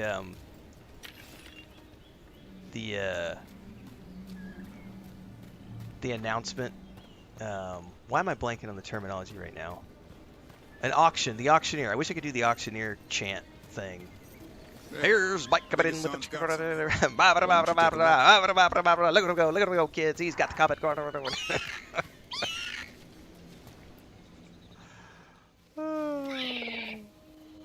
Oh, he says I've got dementia now. Like I said, he's a clever That's, one. you know, in the moment they start calling you names and insulting you is when you've won the battle. What? It's gingerwort. Eat it. Remember, light touch. I mean, it's dessert. Ziggs says, just started my first playthrough as a human war going for the Slayer spec, having a blast. Awesome.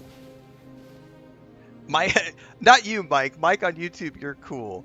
It's the other Mike, whose second part of his name I'm not going to read off because it's very offensive.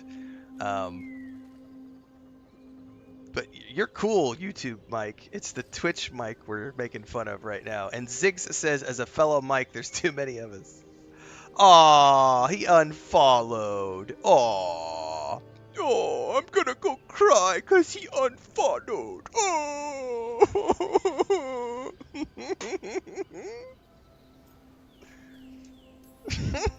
He'll be fine. I love my day job. He just has a strong spirit. I fucking love my Let job. him grow into it. Might not have time for that. With Lancet and Remy gone, if something happens to me, he'll have to stand on his own. So don't let anything happen to you. Yeah, it is the same I'm a guy, Grey because that's Warden. literally the same comment he Death's tried to around use on every YouTube about an corner. hour ago. Not that I don't Enjoy living in punching a shed, square in the homeless face. man. The best part about this is like everything I own is paid for in cash, while they're still living in their mom's basement. Oh, it's awesome. I own everything outright, which is a beautiful place to be. I had my Inquisitor as a female this run who romanced Solus, but chose to take him down, which is going to go in with me taking him out when I get to the end of this playthrough.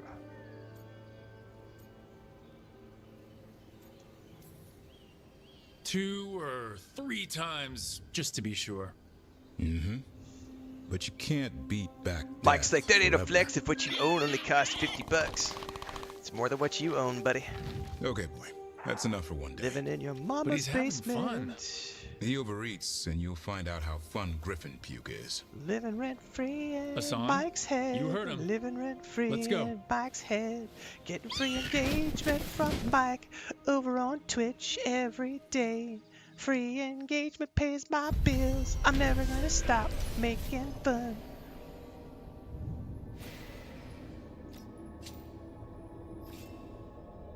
Costed. I know, he's inventing new words now, Uberpink.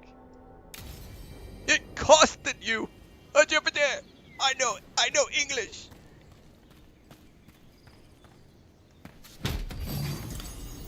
By the way, I thought he said he unsubbed. What's he still doing here? Because I'm living rent free. Living rent free. Let's see here. It's a little bit more cold damage. I'm gonna hold on to that for now.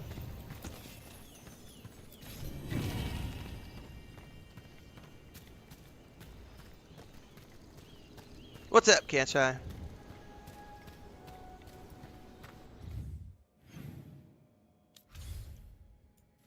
Did he rail and bail? I think he railed and bailed. Yeah, he's got to go pick up his ramen noodles.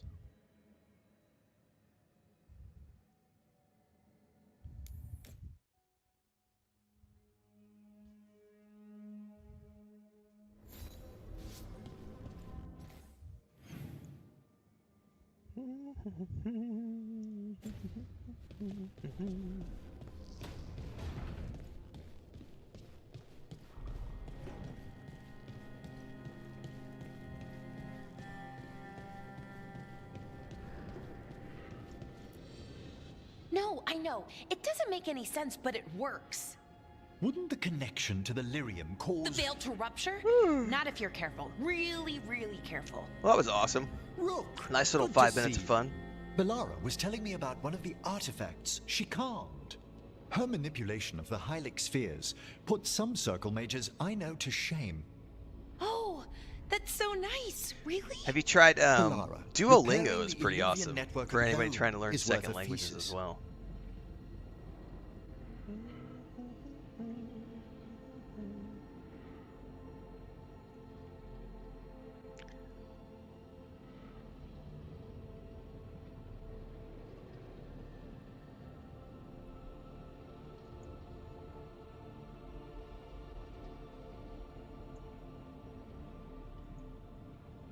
That has got to be the funniest thing ever. So because he couldn't interact with the YouTube chat, he made a Twitch account just to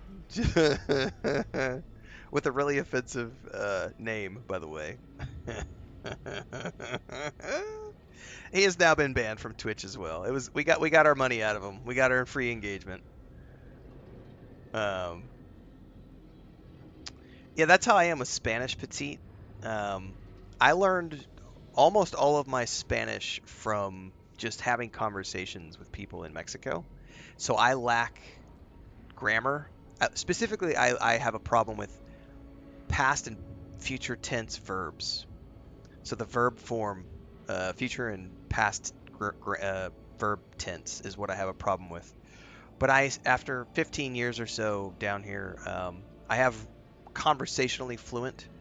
I've given a couple of keynote presentations in Spanish. I did all of my own immigration paperwork in Spanish without a lawyer. I just did it on my own. And by the way, yes, your English is great. You're typing perfectly. It's all good. And Chris's English is the same way. Like, she actually understands most of English stuff, but she has a problem talking sometimes, like with verbs and things. And but I will say, anybody who takes the time to learn a second language, who gives a shit how good it is, as long as you make the attempt.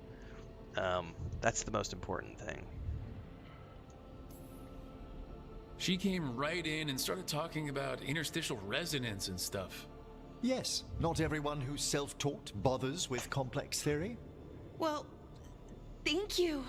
That said, I've noticed you working at all hours on that artifact. Really? I don't think it's all hours. And you're either the first to wake, or you simply aren't sleeping some nights. Thank you, Professor, but I'm fine. Mostly.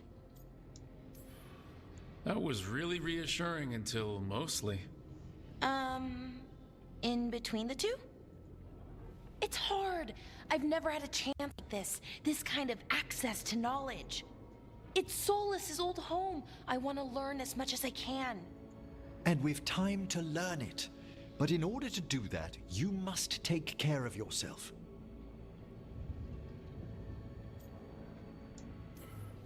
Not that Solus should be any kind of example, but even he slept. You can too. Sometimes I can't. Fall asleep. I mean, my thoughts get in the way. Perhaps I can help. With sleeping? Yes. I can teach you some breathing exercises. The ones we show in Have fun with the cows. Oh, that's very nice. Thank you. Of course. I actually just spent the morning putting another. together a... And thank you too, Rook. Anytime. Okay. My brother, we published a... right away.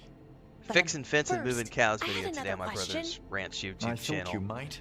And it's backdated from, because I'm cutting videos that are 3 months old at this point. But he was out on horseback with the kids fixing fence in the woods. And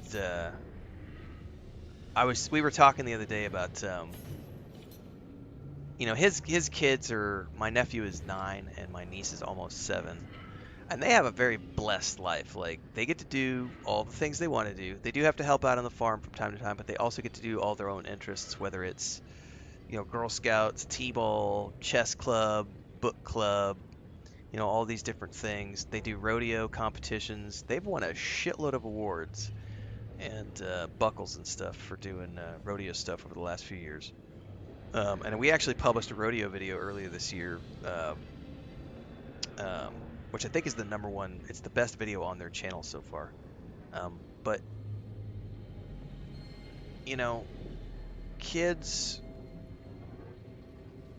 I think when you can give them a varied amount of things to do when they're kids, and they get a chance to decide what they're going to do, as opposed to, some parents will say, no, you have to take this path and only this path. And my brother just did a TikTok the other day because my sister-in-law goes out of town a lot on conferences because she works with a big conference company. And my brother gets asked all the time why he doesn't hire a babysitter. And he's like, what do I need a babysitter for? And he's like, I've got, hundreds of cattle and thousands of acres of property, horses and dogs and sheep and goats. And, what do the kids need a babysitter for? I could turn them loose and they can go do what they're going to do, We don't need a babysitter. Jeez, Red Dragon says, he said you looked homeless. Yet you have an Iron Man shirt on, not a homeless. You look geeky. I do have it. I forgot I had this shirt on, to be honest with you. You could thank my wife for this, because if it was just me, I'd be wearing gray t-shirts all the time. But yeah, she got me an Avengers shirt. The problem is it's green, which doesn't look that good on the green screen, but I kind of forgot that I had this on this morning. And if you go back on my streams like 2 years ago, you'll see all I was wearing was like plain old gray and brown t-shirts. And then my wife decided this year that she was going to go out and buy me a bunch of clothing, because I totally did look homeless like 2 years ago with the 2 foot long beard down to my belly button, wearing the same shirts every day. I don't care. I don't dress to impress. I dress for comfort. Taylor says, I think a video game that lets you learn new language conversationally would be pretty neat. Would be interesting. Petite Frog says, it's an awesome life they get to experience. They'll gain confidence and know themselves much more than some adults. Well, and the best part is they won't be living in their mom's basement. Like, Twitch Mike, who I'm 99% sure was Easy Life from YouTube, who was here being obnoxious yesterday and tried to be obnoxious today, but he got the ban. Because he was using the exact same language from earlier. It's all good. He can go back to his mommy's basement now. Throw his keyboard against the wall because he got banned from both channels.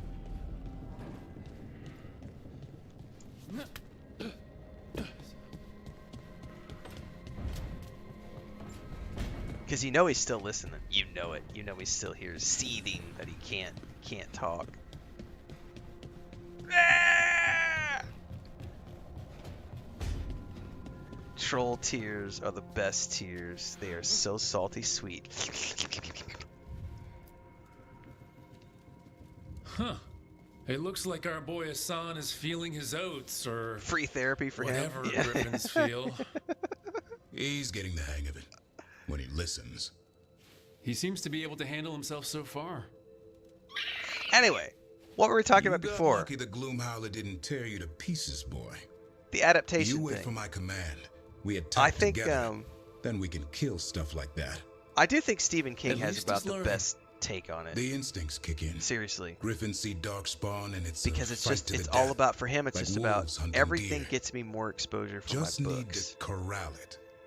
I think it's trickier when you have guys, like, I think that there are certain authors, like, who just, they have such a, and I would put most authors in this camp. They have a very, they have a tight control over their works. Whereas Stephen King has always been about, I want my shit out there to as many people as possible. So I don't care how it gets adapted as long as it's adapted because it's more book sales. Not every author has that take. A lot of authors want to preserve the creative vision. Even Sanderson, for all of his all of his talk about adaptations, he made a post. He made a video when his Kickstarter blew up like 2 years ago. He made a video called "This Was the Year That Hollywood Came Knocking." I'm pretty sure that's the title of the video. It's a YouTube video. I think it's called "This Is the Year Hollywood Came Knocking." And he was talking about how the success of his... He was like, I've always had pitches to do different things, over the years. And I've always turned them down because they don't want to let me have creative control over the projects. They want to do what they want. But he says the success of my Kickstarter... And that was that one Kickstarter he did, the first one he did, because now he's done multiple that have done like $30 million or whatever.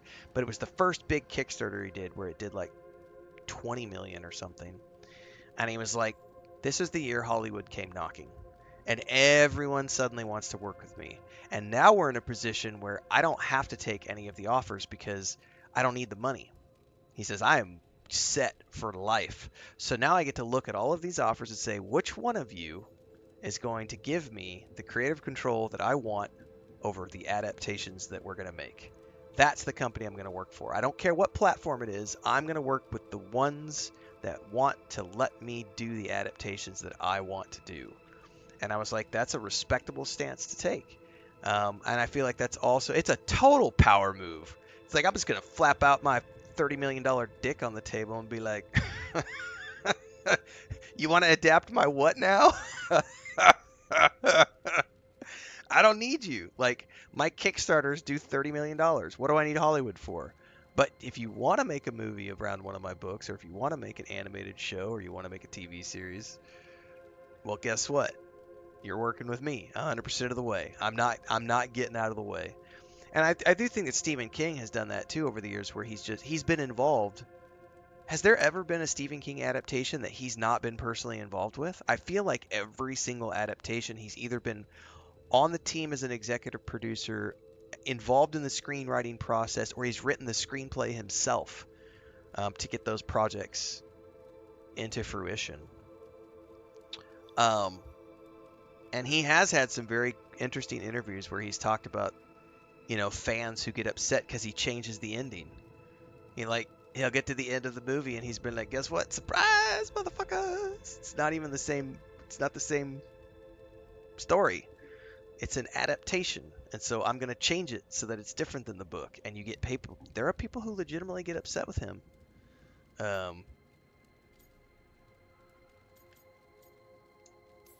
But he's the owner. Sounds like he the gets to perfect do that. soldier, and he even flies. And that's why I always kind of chuckle about Aerial cavalry. A full-grown griffin is a force of nature. They're disrespecting the lore. Every muscle in him, every talon, every feather, honed into a killing machine.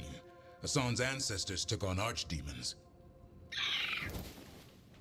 I definitely didn't like his George name Lucas says, doing the midichlorian he's move, an arrow. but it's not my intellectual Half property. lion, half eagle, with the instincts of both, griffins will That is always true. be I think that might have been hunters. the one he wasn't involved Just with. like his Hector. daddy, Davrin. And that might be one of the reasons why he's been involved in suppose we everything since are then. our That's a good nature. point.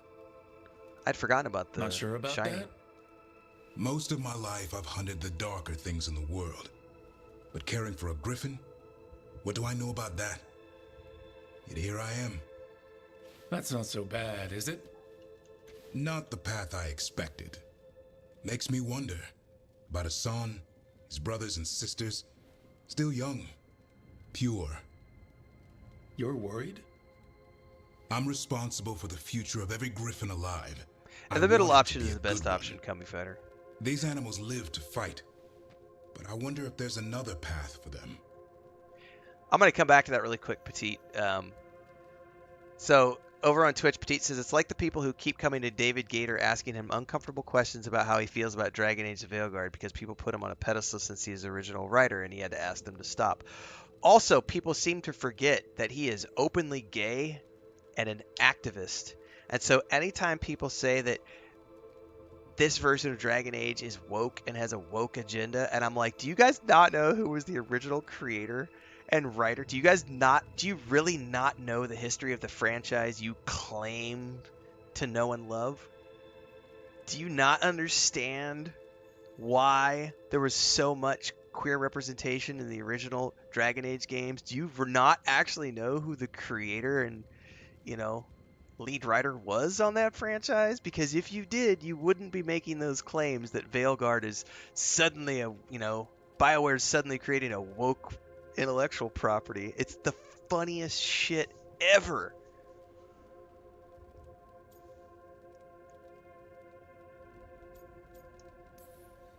I'd like to think everyone can find a new path. Even griffins. Just wish I knew what it was. Doesn't every good parent? Parents. A scary word. I'm supposed to be his bodyguard. What do you think you've been doing this whole time? Trying to ignore it. If I get myself killed by a Hurlock, that's on me. If it's Hassan, I just don't want to mess it up. I think that's where trust comes in. That Turlum idea you keep talking about. Trust Hassan to find his way. Don't force things. He's headstrong. Good thing you are too. Right. Thanks for the chat.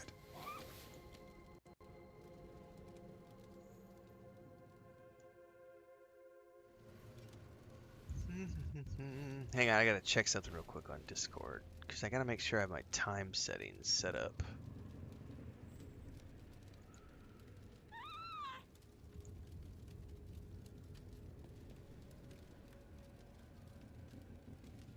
Alright, I think we're good.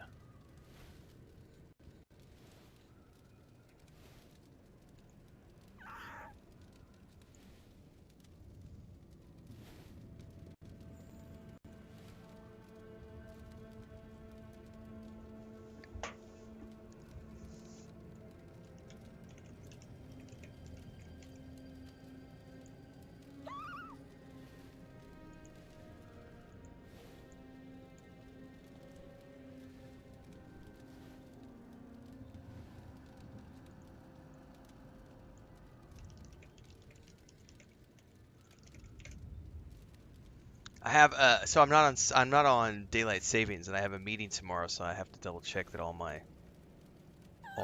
things are synced up so I don't accidentally miss it. Speaking of which, tomorrow, guys, I haven't made a decision yet. More than likely, I'll do a stream in the morning for a couple of hours, like 2 or 3 hours. But then I do have a meeting tomorrow that's like at 10:30 Central Time. So I'll probably stream up until about, if I do an early morning stream, it'll probably be up until about 10. So like I said, we'll do 2 or 3 hours, and then I got to take a break, go do this meeting, and then after that, we'll come back for a second stream, more than likely. I may decide at the last minute tomorrow to just not do a morning stream and only do the stream after my meeting. But it's a cool meeting related to something that's coming out next year, and I'm involved in the testing of it. And yeah, there's some cool stuff.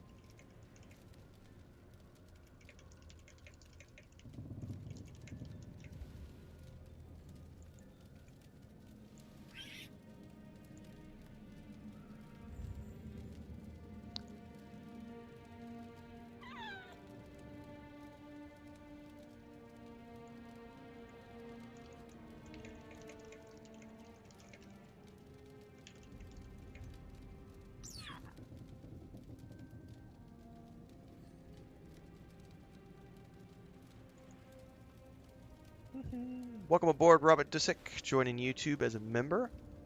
Don't forget to check out the member videos.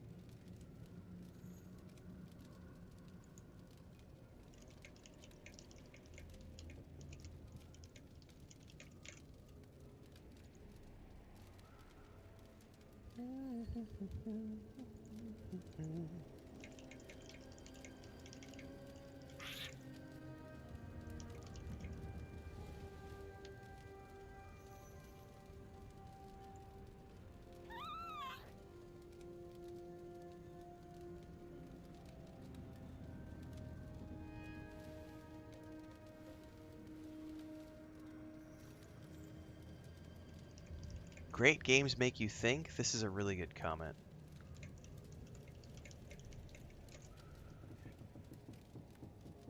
This person, Floors in Eclats, says,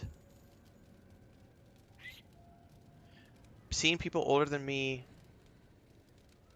telling me to enjoy the change is really helping to heal me, like the game healed me with Emmrich and his discussion on mortality and the theme of regret with Solus and Varric. Great games make you think.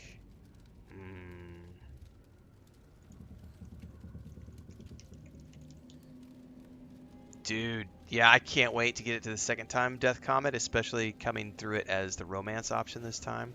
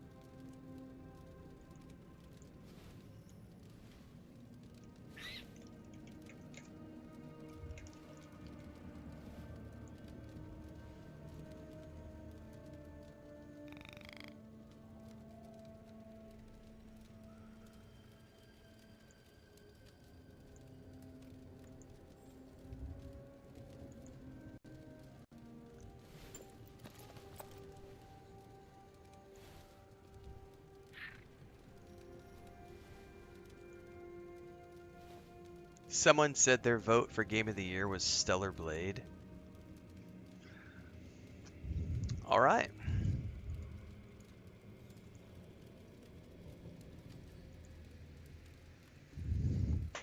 Eye candy is powerful stuff sometimes, for sure. But I've never been one to go spend money at strip clubs because I don't need to pay for something I can get for free. I've also never been motivated to... Oh, I should rephrase that. It's never free. It's never ever free. However, let's just say I don't get my kicks playing video games. Like, not those kind of kicks.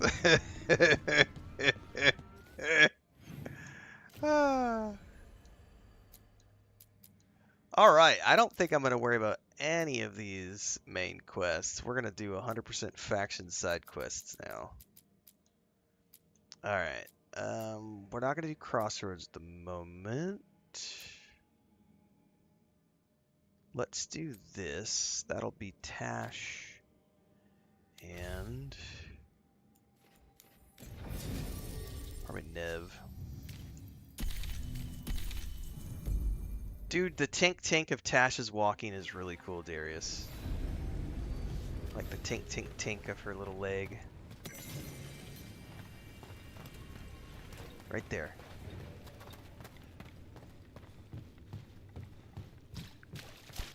Love it.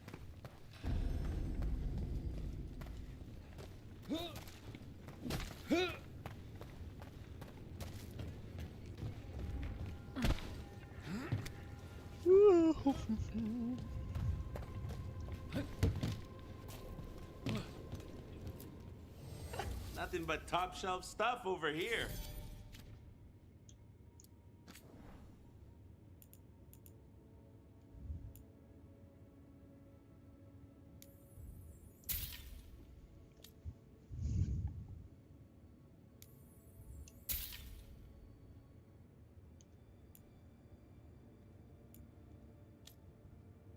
Oh, there's my heal belt.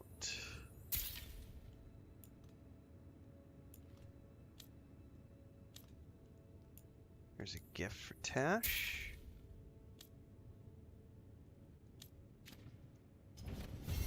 Have a good fight.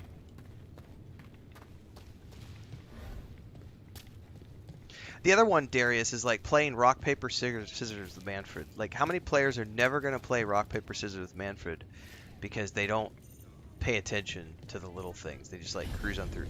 And here's the other one. Like, I'll admit, I don't read 100% of the library notes and stuff, and I totally should, because if you do, there is a ton of lore related to the first few Dragon Age games and the world of Thedas at large within all of these little codex notes that you pick up.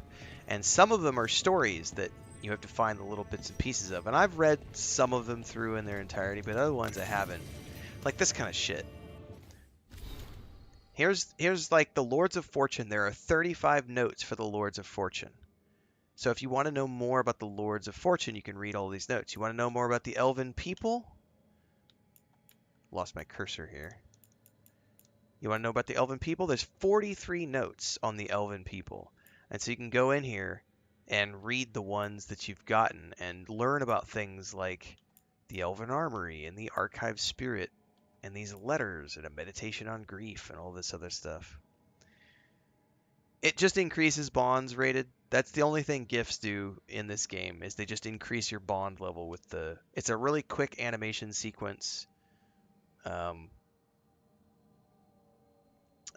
So that's really all it is. It's just, hey, I get an extra 10 points of faction with this person.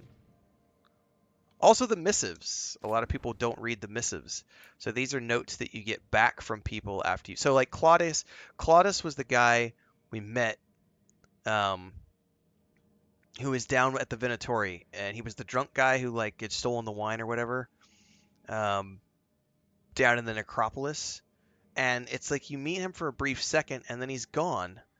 But if you pay attention to your missives, you get a thank you note from him at the end. And he's got a job now working for the necropolis, you know, and thanks from Treviso. Yeah, the other thing, Rated, don't forget to check the shops for There are one-off items that you can buy which give you a permanent buff, like permanent 1% damage, permanent 25 health, permanent whatever. Not all the shops, but some of the shops, like it'll be like a food item or a little trinket.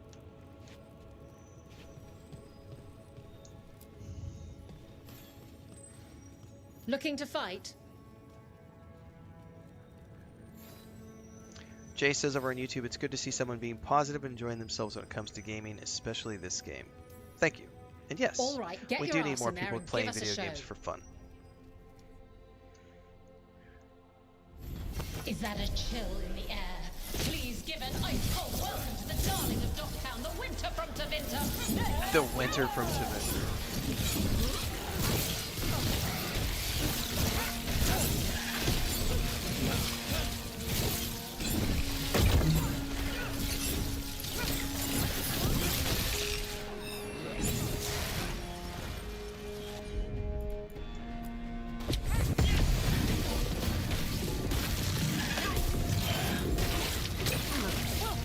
Got us in the distance.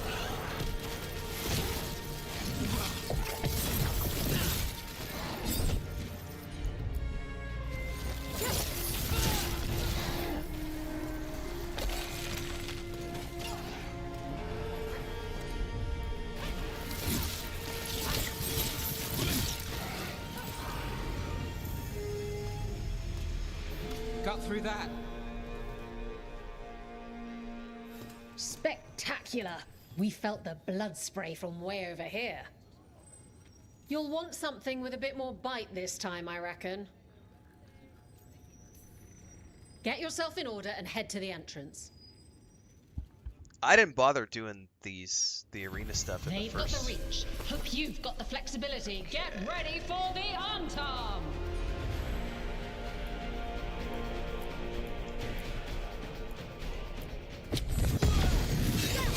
Got things ready.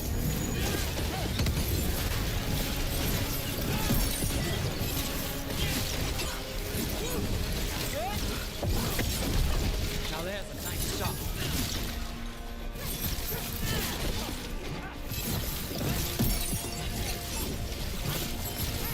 Go, Brooke!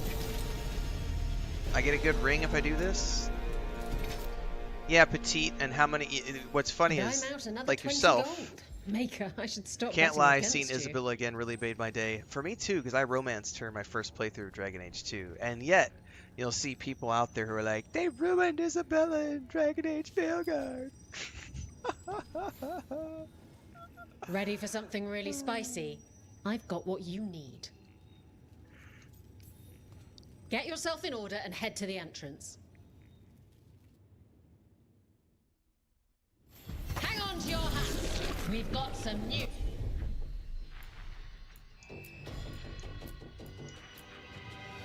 Challenges for you today.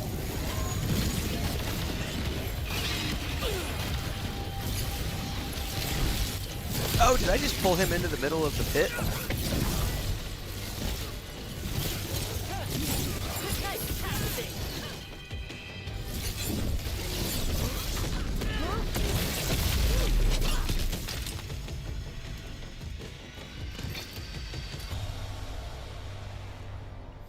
And I'm out another 20 gold. Maker, I should stop betting against you.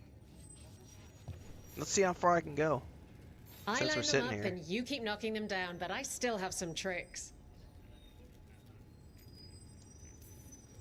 Get going! Don't keep your fans waiting. Oh, she's sexy as hell. Yeah. We got the idea for this next match from a traveler named Armax. Said he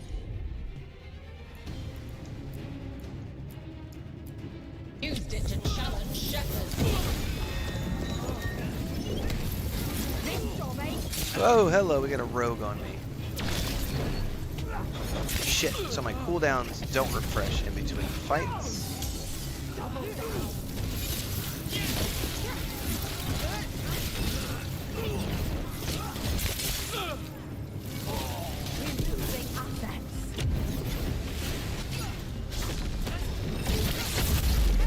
Nice move.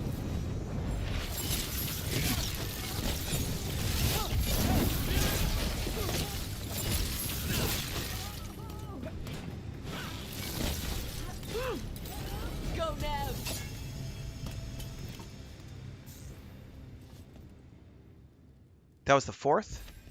Emma Saline. Wait, that's Elvin for congratulations. All right, this is really starting to annoy me. Once more, and don't you dare hold back. Get yourself in order and head to the entrance. I totally ignored this my first Will playthrough. Ravane bring the pain? Or will it be gold and glory? Will Ravane bring the pain? Get to the pit and find out. You know what? They're spread out, which is difficult.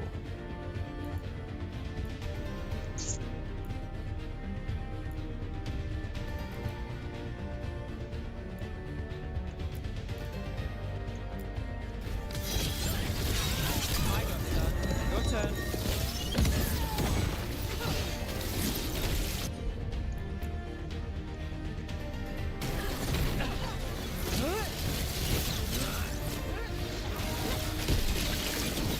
Fight hard.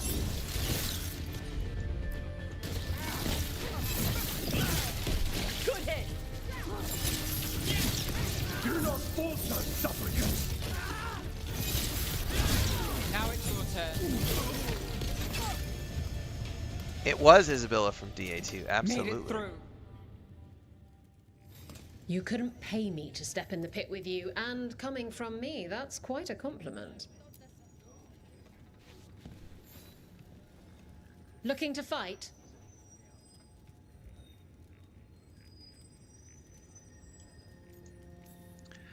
Yeah, I Alright, didn't. get your I'm ass in pretty there and give sure us a this is show. the one faction I didn't really work on getting either Darius for my first playthrough. Come on, place your wagers. And remember, never bet anything you aren't prepared to lose.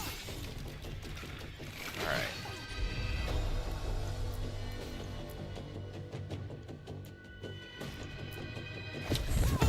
How's that?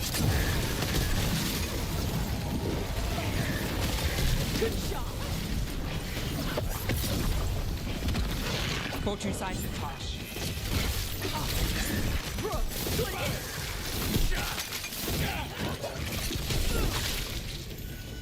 Those are rather easy. Spectacular! We felt the blood spray from way over here. Oh, I can't wait to see what you've got. Get yourself in order. Welcome and head aboard, to the guys. Thanks for the entrance. follows. For everybody new, don't forget we're multi-streaming on YouTube and Twitch, so you get to watch where you Place your prefer. wagers. And Oh, wow, this is going to be rough. Daily streams at 8 a.m. Central Time. Main game right now is Dragon Age Veilguard. We're moving on to Stalker 2 on the 20th. Story DLC for Star Wars Outlaws on the 21st, and Indiana Jones The Great Circle on December 6th. Yeah, you've got time to get all the factions leveled up. Thanks for the sub, Petite, over on Twitch.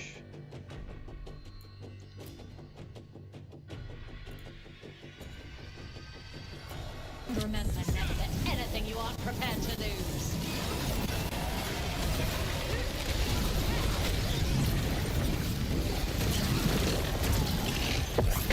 There we go.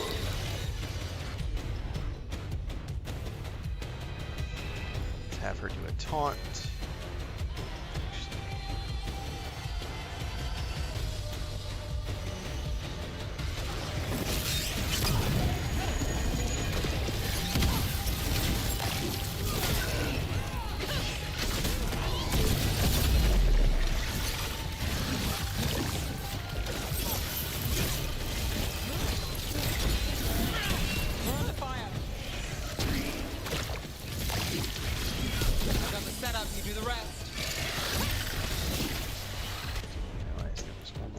Field.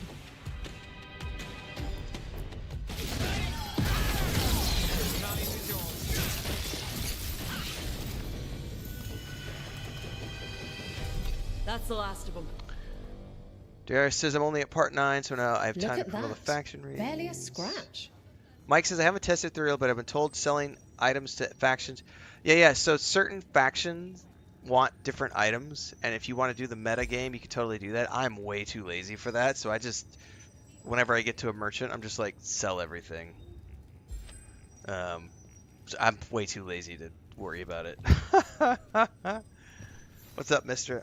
Petite says Looking I'm to off. fight? Have a nice day. Bye, Twitch and YouTube chat. Thank you for being here and being a part of the community, Petite. And also thanks you for the sub over on Twitch. I appreciate it. Matter of fact, Petite, I want to show you something, Petite. Actually, I don't think I can show you.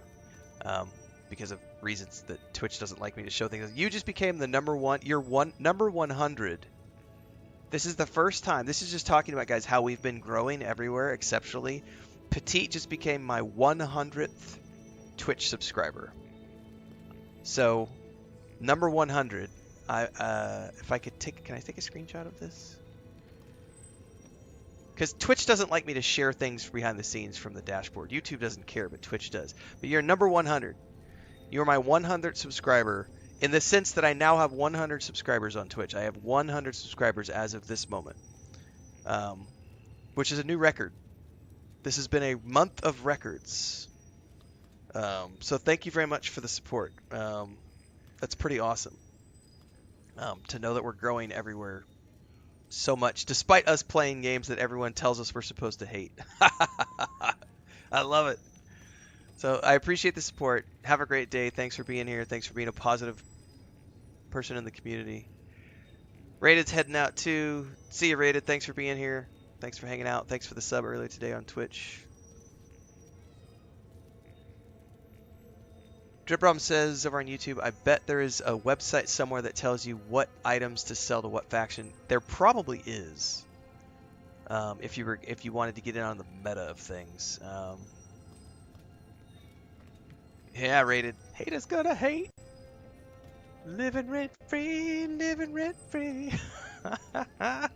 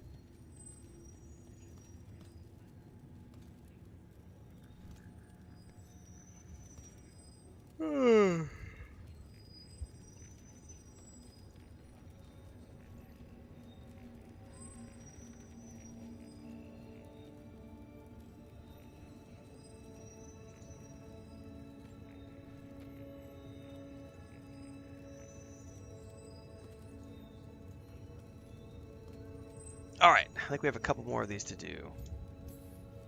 Get going! Don't keep your fans waiting. My fans! Super fans! Everyone hit the privy and grab a snack. Okay. This is gonna hurt.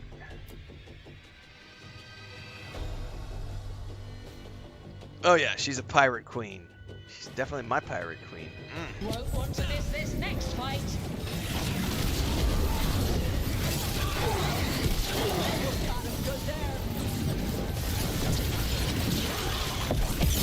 That spell is fast becoming one of my favorites. Ah, it's gonna hurt. Fire hot!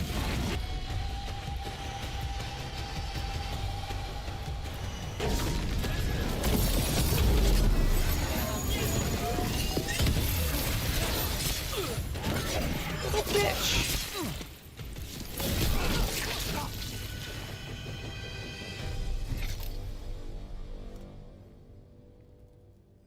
You can really put on a... Alright, more points for Tash. Yes, queen! I'll take the duration. That's way more important to me.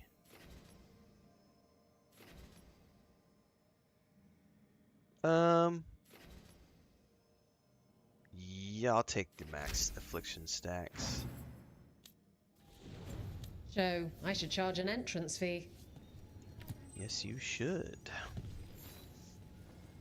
Oh, I can't wait to see what you've got. Get yourself in order and head to the entrance. Everyone hit the privy and grab a snack. You won't want to miss this next fight. Alright. Let's go ahead and do a blizzard. On the left side. Also do entropic sphere.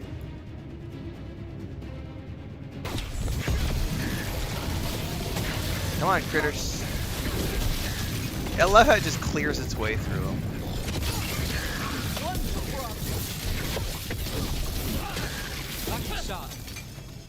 I feel like the deep roads are really easy because they just swarm you, and all you gotta do is drop a blizzard AoE or something, or that entropic sphere, and it just Barely sucks a them all in and scratch. blows them up. Alright, here's the last one. Who wants to get their blood pumping? By the way, I would totally let her unsheath that dagger on me. All right, get your ass in there and give us a show. Grab a cold drink. Yeah, the and warrior unfasten taunts those are colours, my paramount. friends.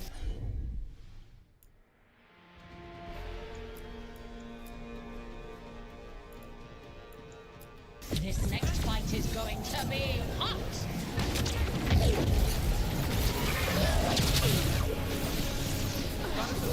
Watch it.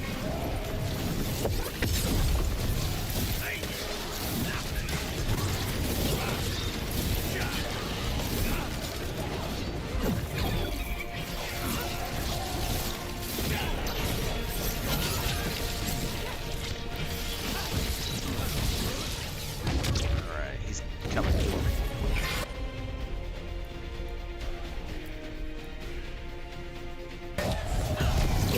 Oh, he fucking interrupted me. Bitch.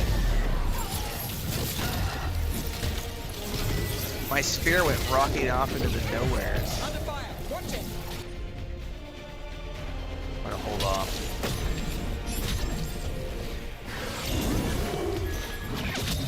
Got things ready. Okay. Now it's your turn. Fire and ice. Fire and ice, I love it. It took me a while. Round out another 20 gold. Hello. 50 sprint takedown. Gain a random advantage on takedown. What's my other? I mean, it's a nice ring, but it's not a mage ring, really. Maker, I should stop betting against you. Now, I'm assuming you can't do it after this. Hall of Valor's ready. How about it? Feeling valorous? You can't. I wonder what's the purpose of doing it now that I've beaten the Cold quest feet. version of it. Want some cozy little Anyway, Mike, I stockings was for saying, that? I had a hard time until I learned how to make the taunts work to my advantage. Like, I was struggle bussing with my rogue until I just learned to just stop button mash and actually pay attention. And then it became a much more enjoyable experience for me. And because then it was like, okay, let's make sure to just run around, block, deflect, crowd control until the taunt is available, and then taunt, burn, like do all your big stuff when the taunt's active, because then they're not going to be pissed at you, and you have time to get it all off without getting interrupted. You're a mage. And then save your deflects and resists and everything for when you're in between the taunts. And my you know, it just changed my combat style and it became much easier. Your lips to turn them down so. What? Oh. Level 22.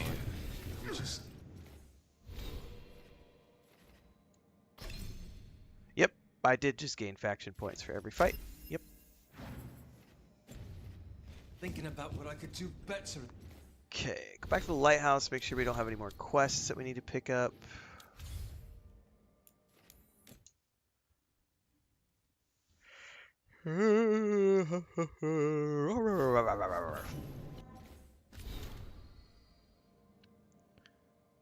Keep up the good fight. See you when you're ready.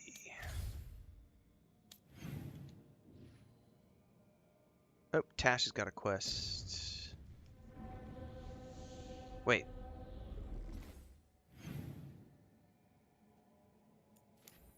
Oh, we have to give her a present, that's why. Ah, I forgot.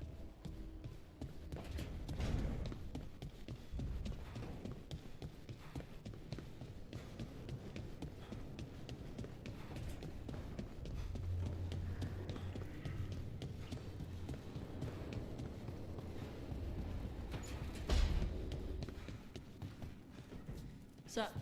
Sup? Sup, bro?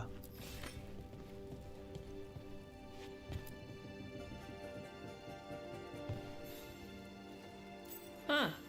Nice. I love it. Nice. That's it. Nice.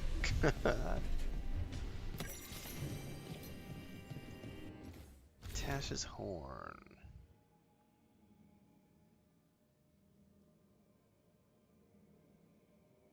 No, it has never shot lightning. That's awesome. Pilar wants to know if her horn has ever shot lightning. That's epic.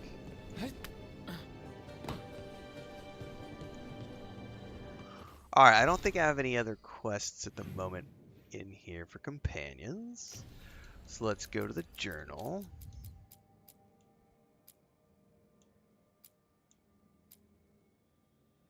I can't...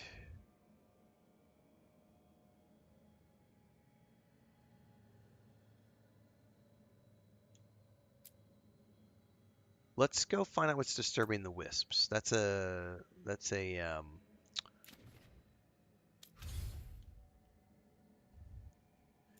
Emmrich quest. Take Emmrich and Tash.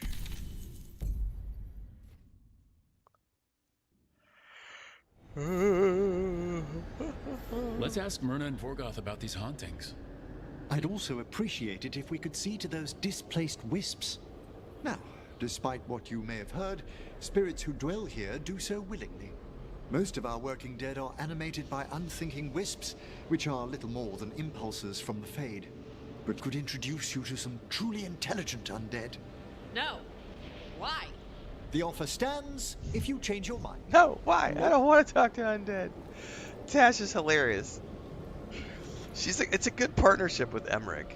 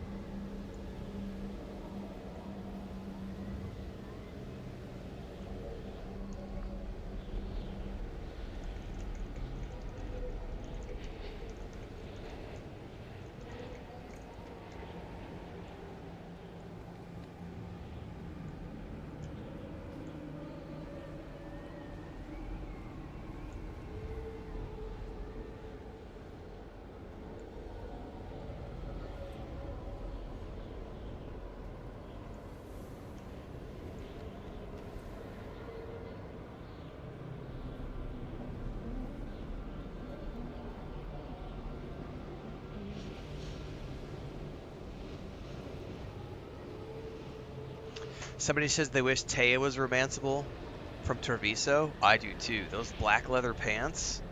Oh my god. And the kinky black hair. Not kinky as in sexy, but the kinky curly. Like, she is just hot.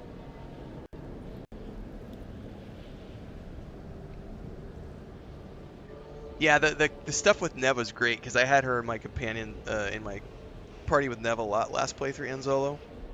And like she's always trying to get her to like bling up her leg, and like they talk about dresses, and there's some really it's funny.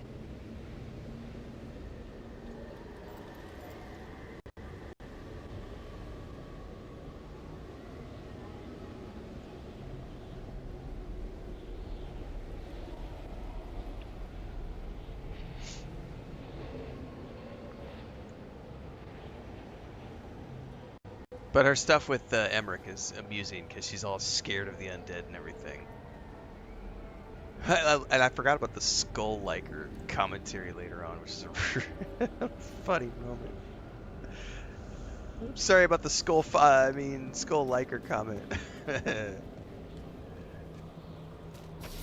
Alright, we should be able to start opening up some of the secrets in here now that we've got past the linear quest area.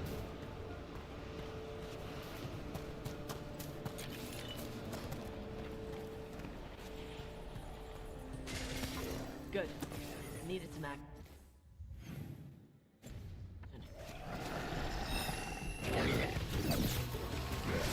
Gather round, my children.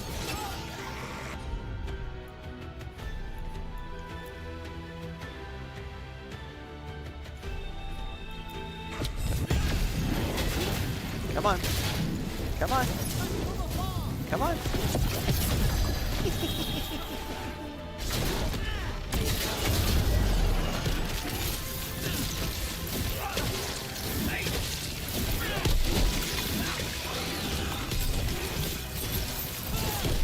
Fantastic, Rook. Oh, I know it's fantastic. Good at what I do.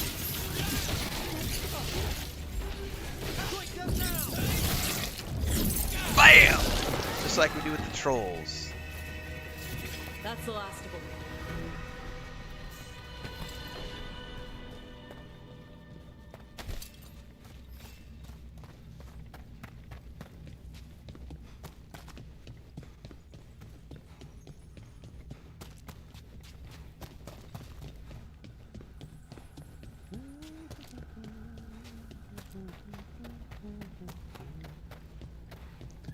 I'm living rent-free, rent-free, rent-free.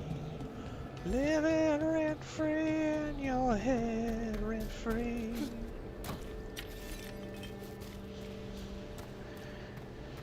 Yeah, it's totally worth your time to take your time, Darius, because there's a lot of banter to be had in this game for sure.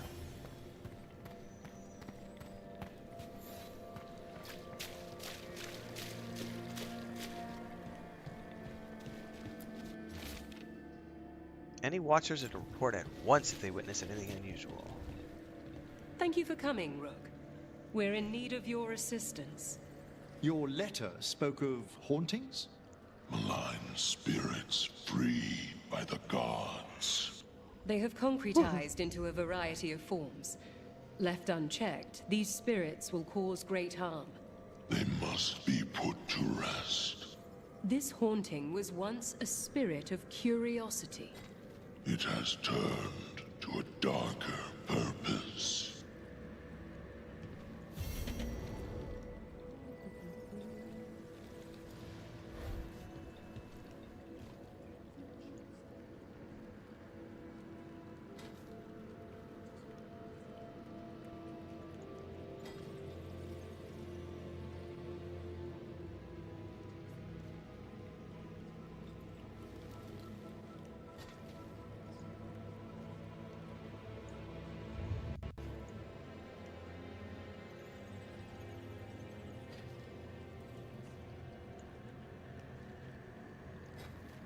Hang on, I'm pulling up a link here real quick, guys.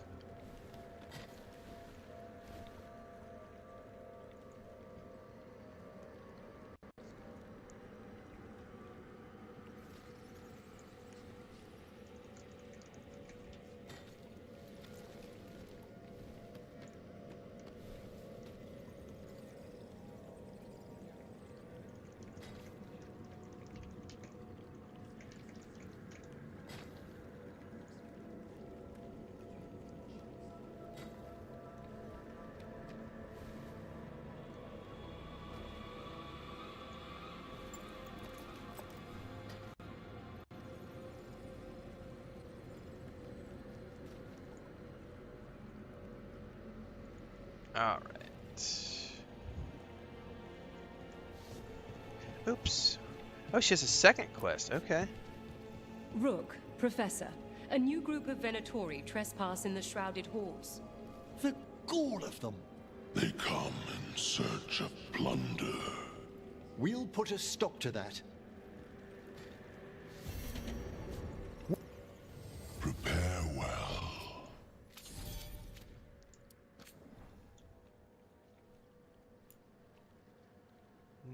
No. Sure.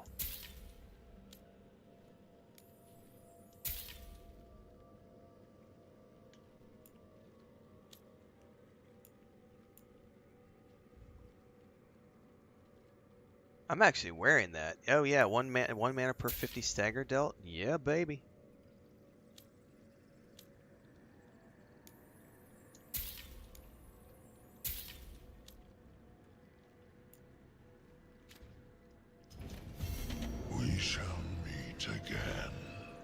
All right, let's go ahead and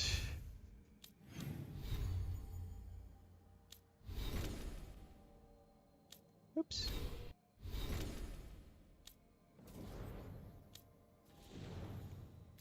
Emmrich, we'll give you a new staff, sir. Maybe. Oh. His actually is pretty good.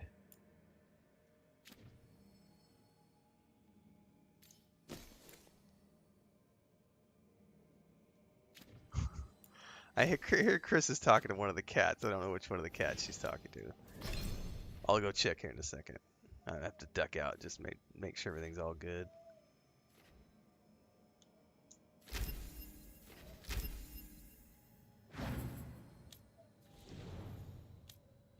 Ooh, more points for Lucanus. Yeah, we'll go this route.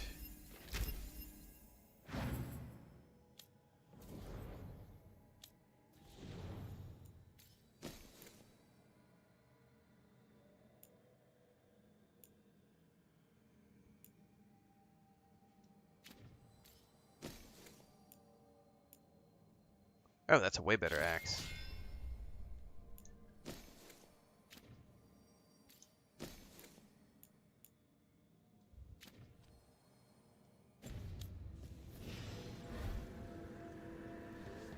Alright, we have multiple quests to work on here. Give me 2 seconds.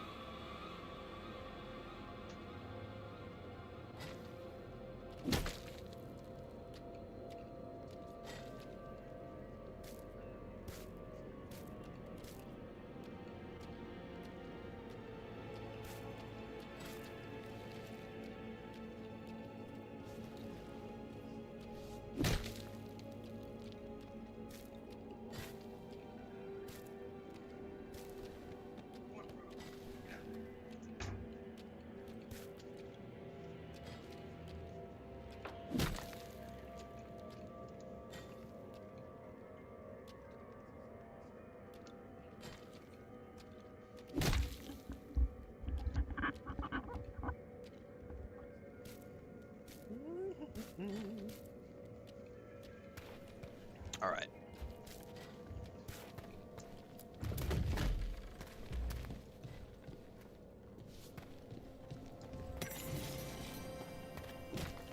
I wonder what this is about. Oh, I did it too late.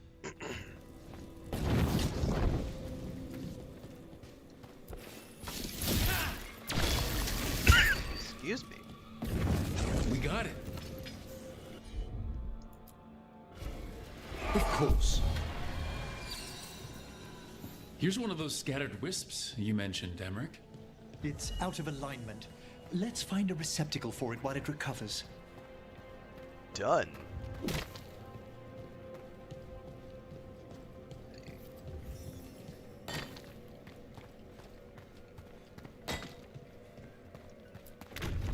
The door's locked.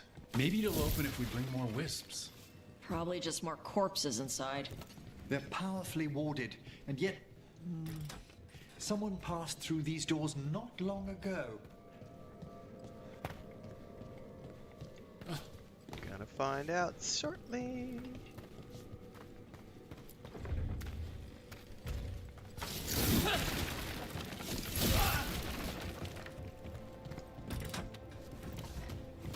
That did it.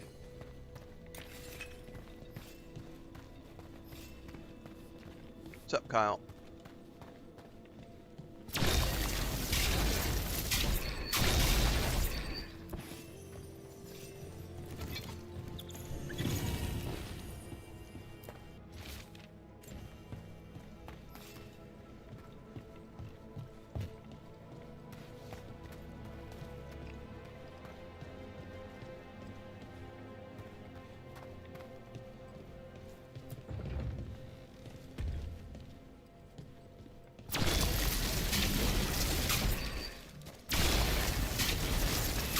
Let's see if we can figure this out.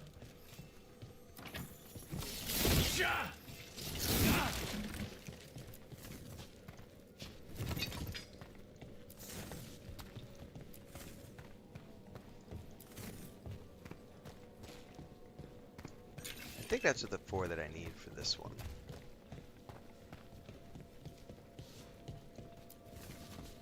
There we go. There we go.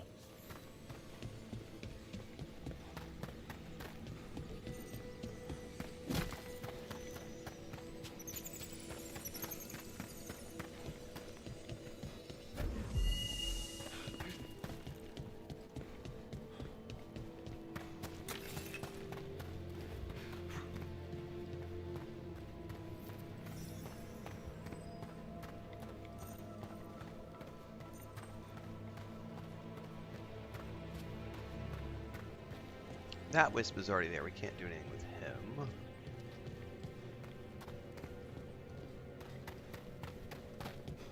Oh, that one we have to get it from up. I remember this. You gotta get him from up top.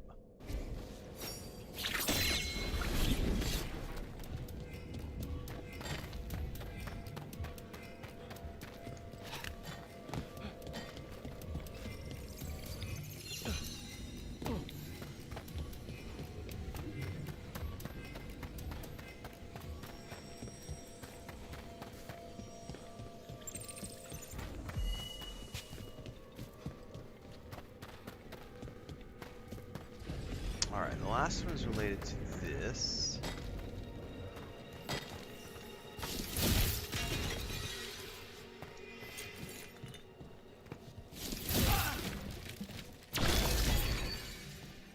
Is that it? Thought we needed another wisp to unlock that door.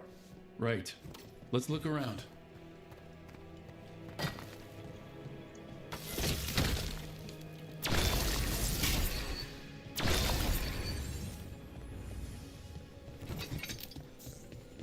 That did it.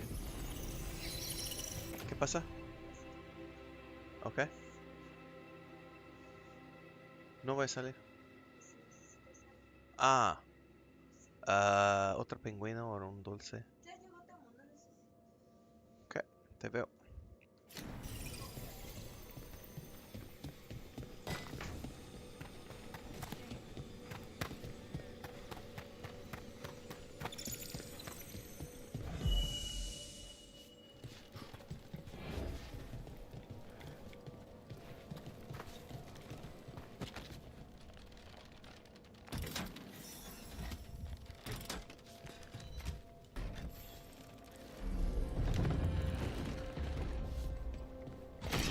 That last wisp's unlocked this door.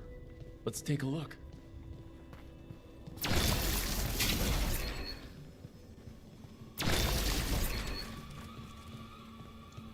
Oh, this is the demon door. Yeah, I remember this.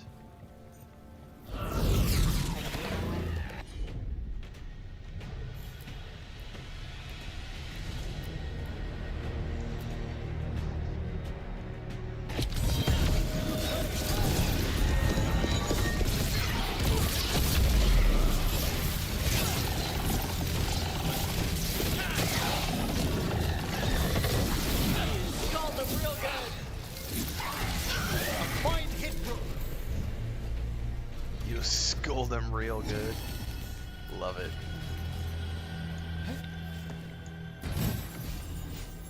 Ooh, a new staff. Yeah, I like that one. Those Venatori were killed about a day ago. How'd they end up in a locked room? An excellent question. We're gonna find out in a minute.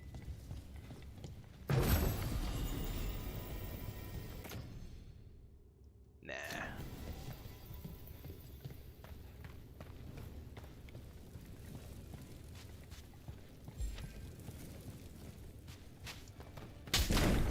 Sealed tight. Stand back. Are you Venatori? Are the sniffing rats? What form have you all? This vault's riches are mine. I tore them from the dead, and with me, they will remain. Demon. And a powerful one, to have been kept behind such ancient locks instead of simply banished. Let's search around. Maybe the Venatori knew something. What's up, George? Aloha in return, sir.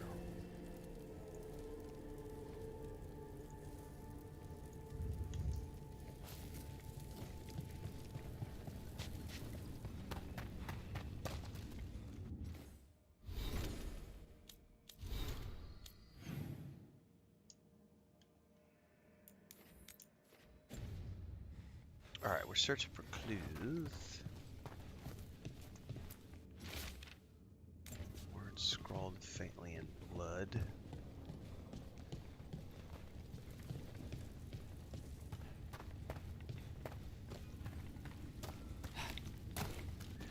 I stream from all three platforms, Ziggs. I have a PlayStation, Xbox, and a gaming PC. So I stream from all three platforms. I run everything through a capture card,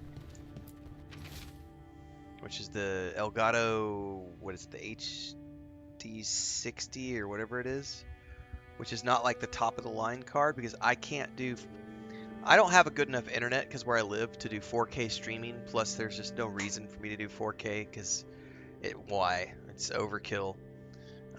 So unless I lived in the city with gigabit, and I suppose if I had, 100,000 followers, I might give a shit. But it's not that big of a deal to me. So I have the next step down from the top, Elgato card, which is the one. I think it's the HD60 or something like that, and it streams. You can capture in 4K footage, and everything, but it's not for 4K streaming. It's for 1920 by 1080 streaming. And it maxes out at 60 frames, which is fine because I can't show more than 60 frames per second to anybody on Twitch or YouTube because it won't let you render it because of the current codecs. You can't do more than 60 frames for Twitch and everything else. So it works fine for people like me. So I have a capture card, and then you run your HDMI cables from your Xbox, PlayStation, and or PC into the capture card, and then your capture card to whatever device you have that is going to be your streaming machine. You don't have to have a separate machine for your streaming machine. I used one gaming laptop for the first years. I just recently, as of June, I now have two. I have the new one that I bought in June, and then I have the old one, which is a 7-year-old laptop. That's the one I use as my stream box right now. So I have my capture card behind the scenes. I have 3 HDMIs that run into the capture card. and then one HDMI that goes from the capture card to my old laptop, and that's where Streamlabs is installed, and then I do everything from that machine. So whatever device I'm playing a video game on, that's what goes through. Now to make that easier, the way that I do this as well is I have a switcher. So a switcher is, I have a 5-port switcher. You don't have to have a 5-porter, but I have a 5-port switcher. I only use 3 of the ports.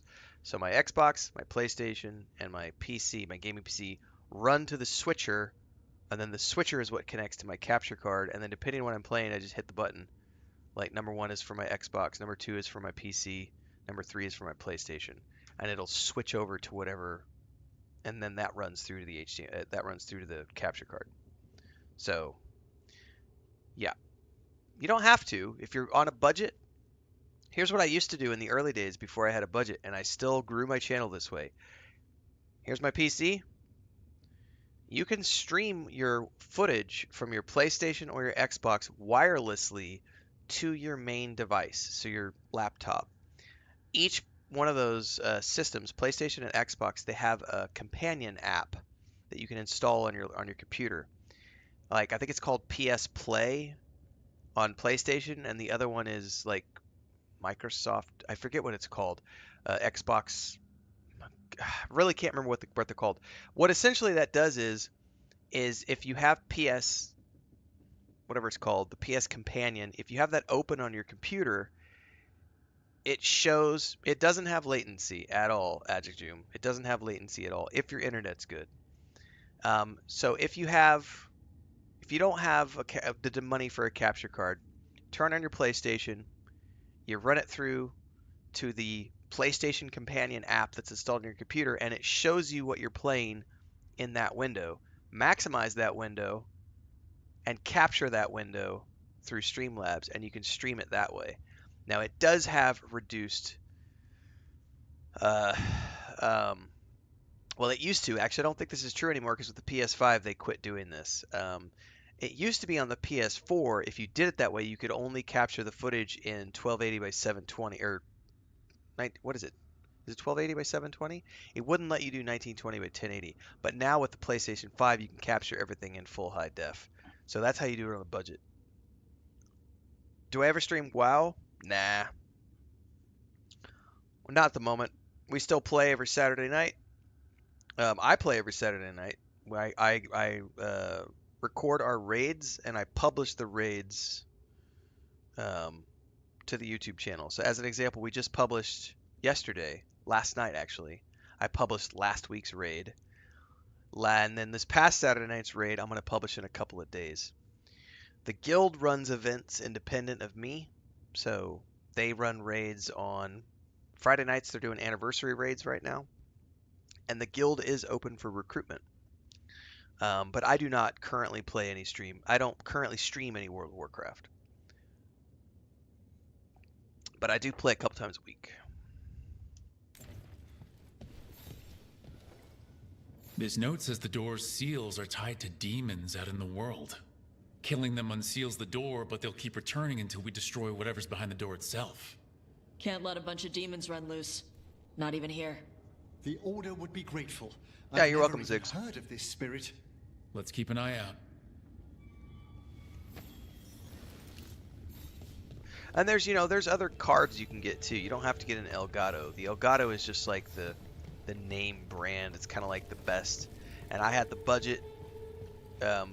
At the end of last year was when I bought my capture card. I've been using the capture card for about 1 year now. Because I got it right when I decided I was going to start multi-streaming. And so if you go back and watch my channel more than if you go back a year and a half ago, anytime I played Xbox games or PlayStation games, I was streaming them to my laptop via the companion app for each one of those games, and then just capturing that footage and putting it out on YouTube. And it was lower quality footage, but I didn't care. I was still building an audience. And that's the most important part.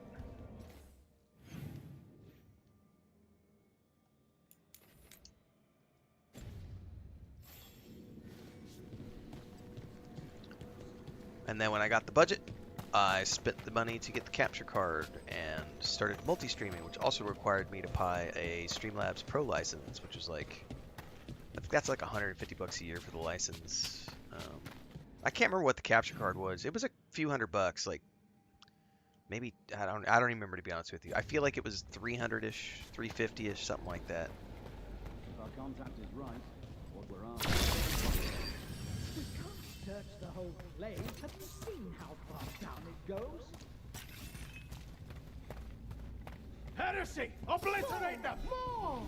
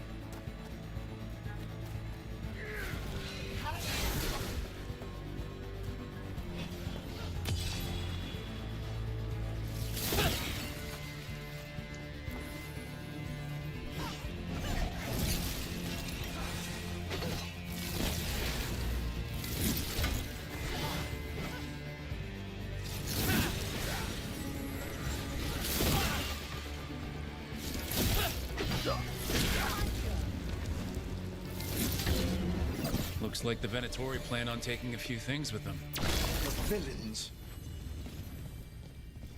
We're good.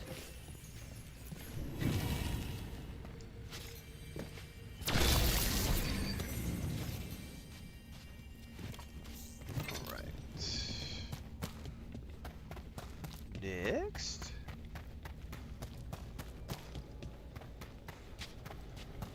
I understand that your mother is quite the scholar, Tash. Yep. It must have been wonderful growing up learning from her. Yeah, it was great. Yeah, it's great.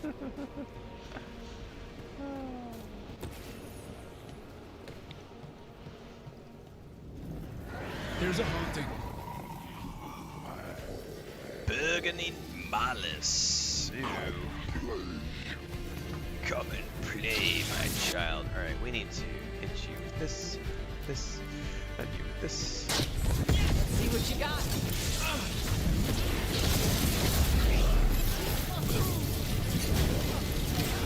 Watch for incoming.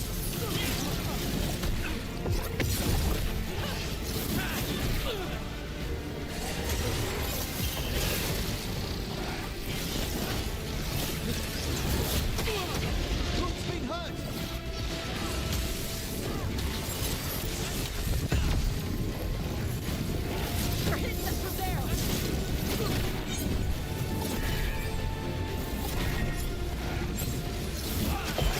I'm at the ready. We're attacking from afar. Yeah, I'm aware. They've got us in range. That thing looked like your... Manfred. Manfred better not do anything like this. Manfred would never be so vicious. Though when Manfred would never do anything like that. pressed the wrong way, errant spirits of curiosity sometimes turn to malice. Alright. That's gonna unlock a wisp or something, I think. Hey, come on. I think this wisp wants something.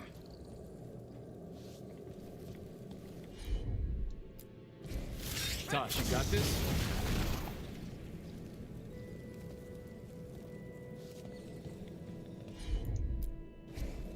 I'm on it.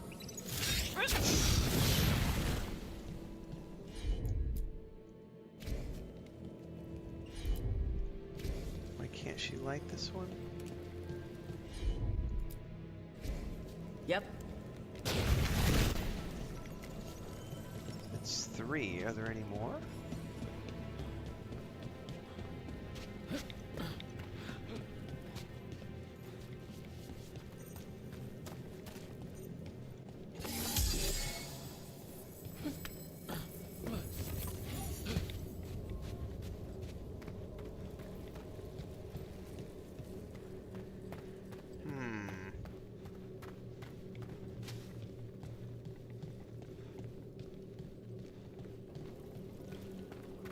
this a clue? No.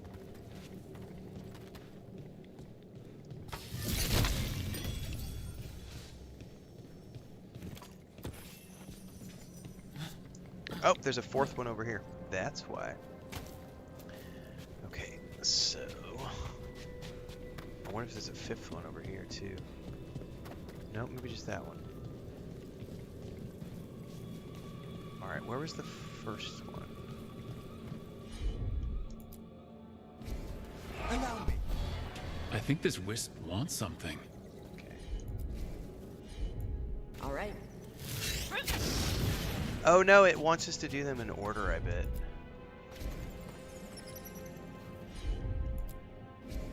Gotcha.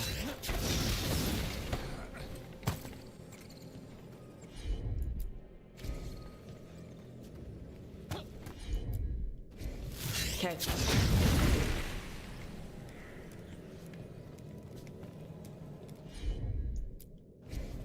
Let's see if it burns.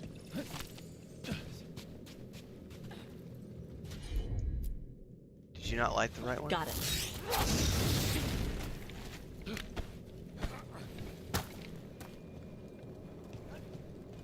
Yep, I think you have to do them in order because I can't light that one now. Shit, alright. Well, let's follow him this time. It'll take a minute. They'll clear.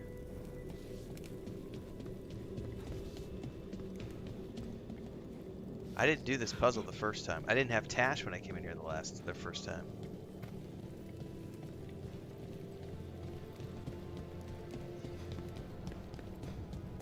I thought they would clear. They're not clearing.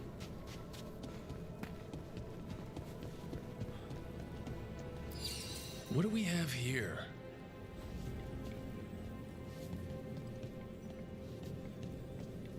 I wonder if it's to leave the room and then it'll go away and re-trigger.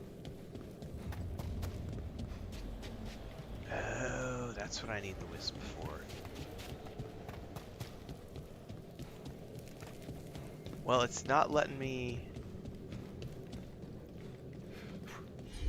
Oh! I guess I don't have to, right.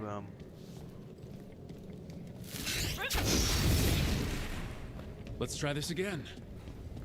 Yeah, we definitely gotta do it in the order. Okay. Need your expertise, Emmrich.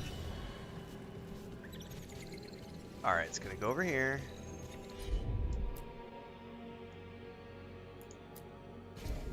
Let's see if it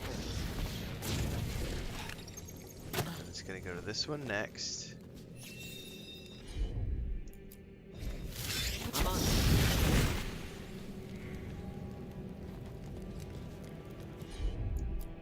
It's gonna go to this one next. Yep.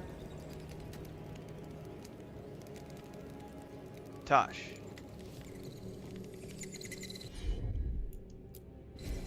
Okay. It came back to that one. I think it did it in the wrong order again. Gosh darn it. Gotcha.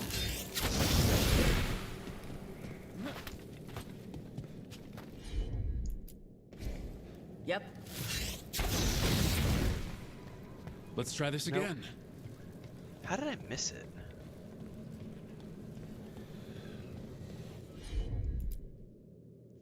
Okay.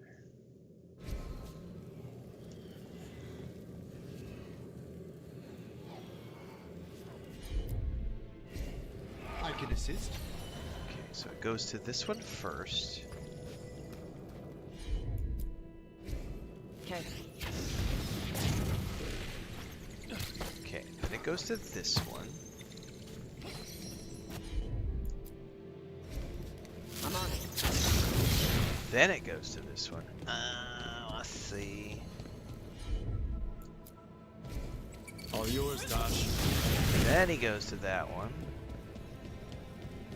And then he goes to the one up top. Gotcha.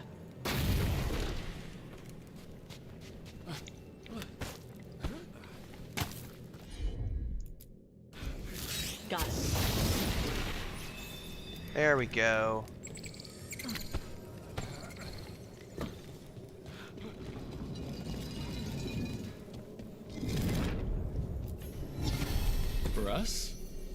Thanks. Come here, buddy. Very generous. Yeah. I didn't do this puzzle the first time. Alright.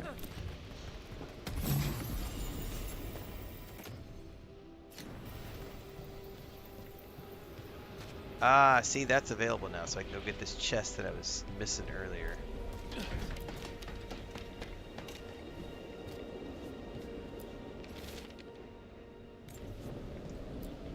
Wonder what their story was.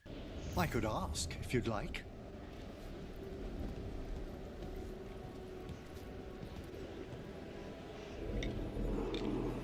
Stumbling. The steps. Skeletons saw. Oh. No choice. Had to be brave. Had to be brave. Too late to cry. So many graves.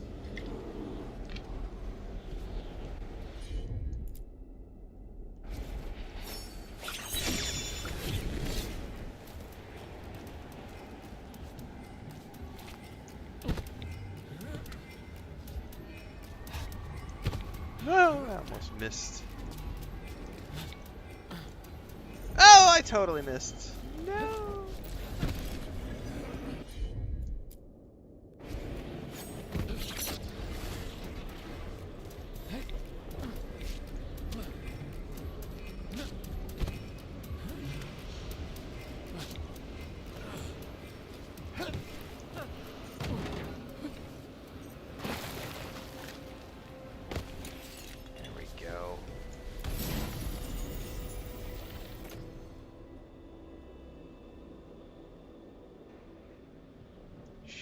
Why not?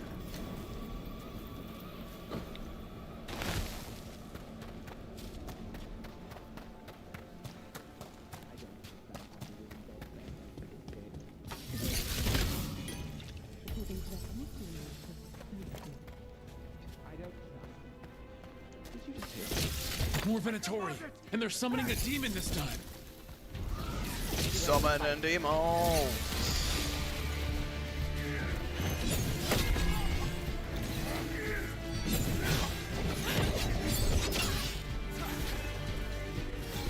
Oh no, hang on.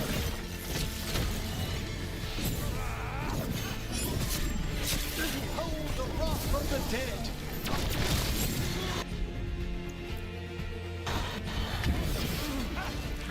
Nice necromancy.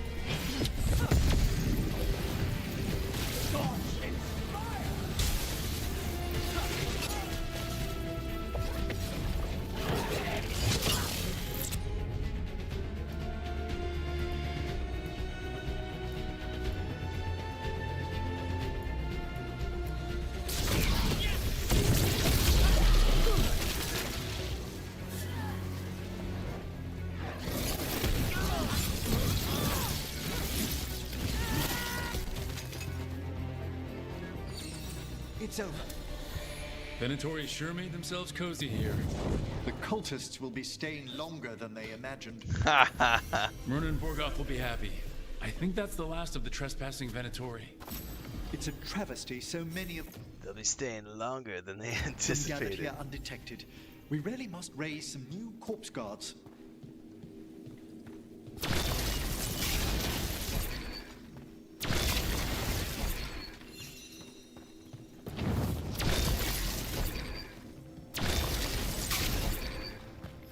Oh, there's a wisp door right there.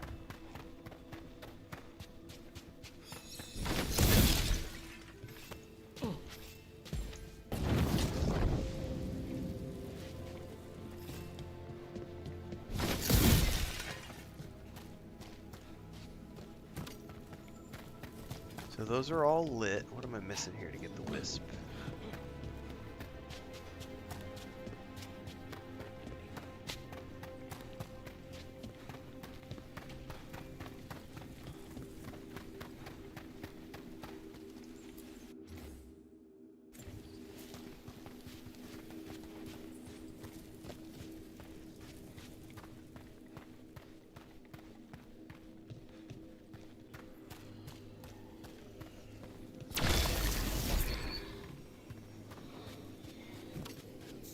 Ah. Certainly. Very much. There we go.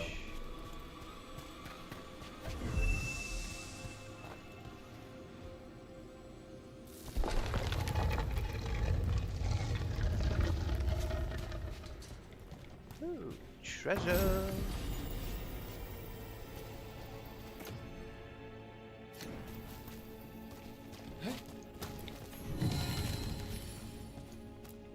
What do you dream of in the dark?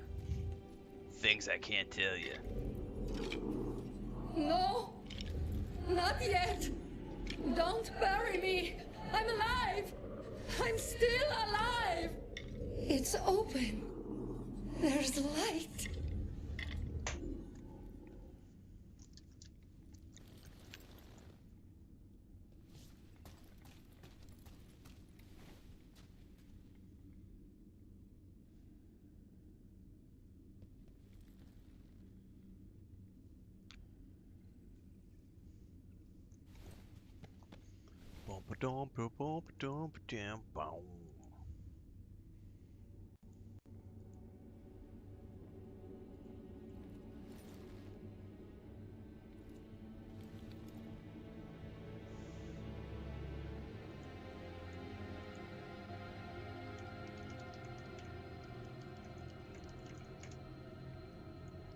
Someone said I should go rage play Andromeda just to piss off the haters.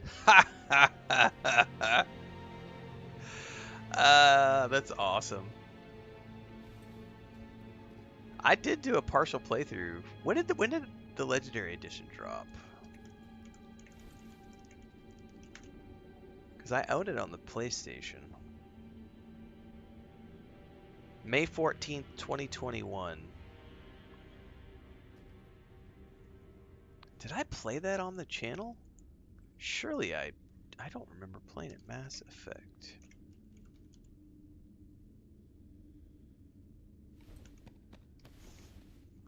Hang on. I do have some Mass Effect Legendary Edition. I didn't really do full playthroughs though. I have a Mass Effect Legendary Edition review from May 15th, 2021.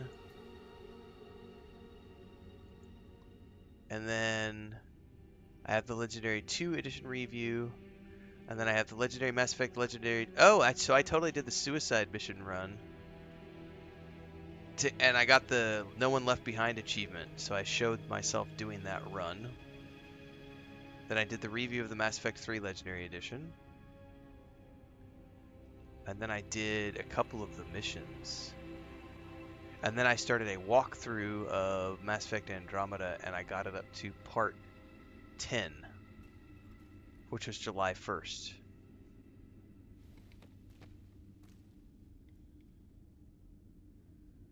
So I played it from March, I played it from when it launched, May 15th, up until July 1st, which was like what?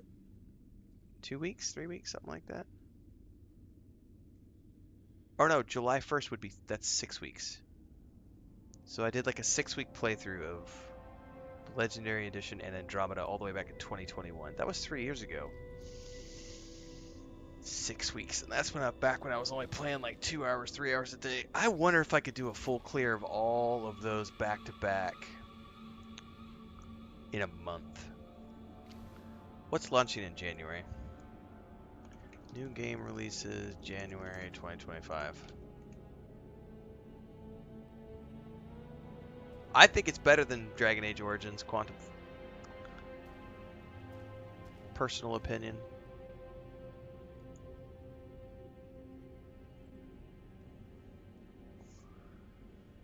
Oh, let's see. January 1st. I don't see anything in January that I want to play.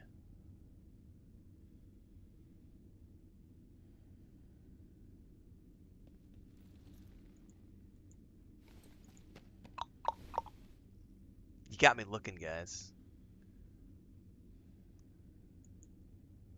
What is coming out? January 2025.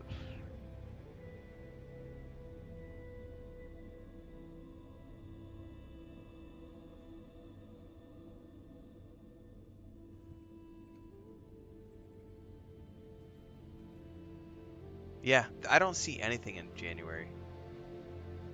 February, I've got Kingdom Come Deliverance 2 on the 11th. So if I started on January 1st with the Mass Effect Legendary Edition clear, we could do back to back. We could do the entirety of the Mass Effect Legendary Editions plus Mass Effect Andromeda. We could get through that from January 1st to February 10th. I could totally do a full clear of all 4 of those games.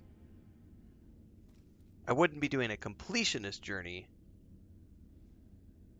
That might be fun to do. That might be what we do in January.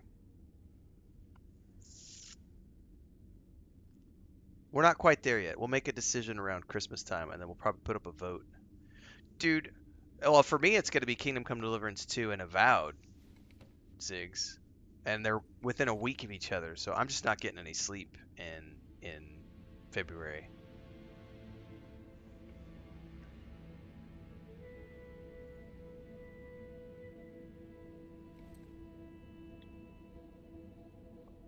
Then March, I've got Tales of the Shire on the 25th, and I've got Atomfall, but I don't have a release date for Atomfall yet.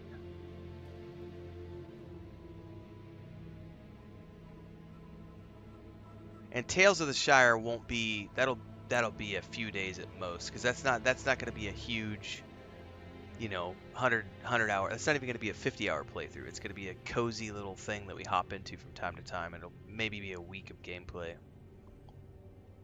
Probably. We still don't have release dates for Exodus, Expedition 33, Fable, Grand Theft Auto 6, Dune Awakening. There's like 6 games that I know I'm going to be playing in 2025 that I don't have release dates on yet. The only dates I know are Kingdom Come Deliverance 2, Avowed, Atomfall, and Tales of the Shire, and those are both February and March. I don't have anything planned for April yet because I just don't know what's coming out April and beyond. Like, we don't have release dates for all. Like, Crimson Desert's another one that I know I'm going to try.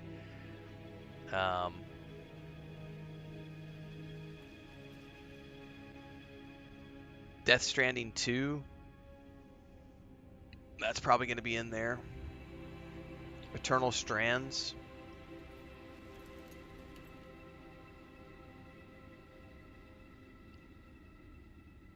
Ghost of Yotai. That's in there somewhere. I mean, there's so many games coming out next year. It's going to be nuts. It's a good time to be a gamer. Good time to be a gamer.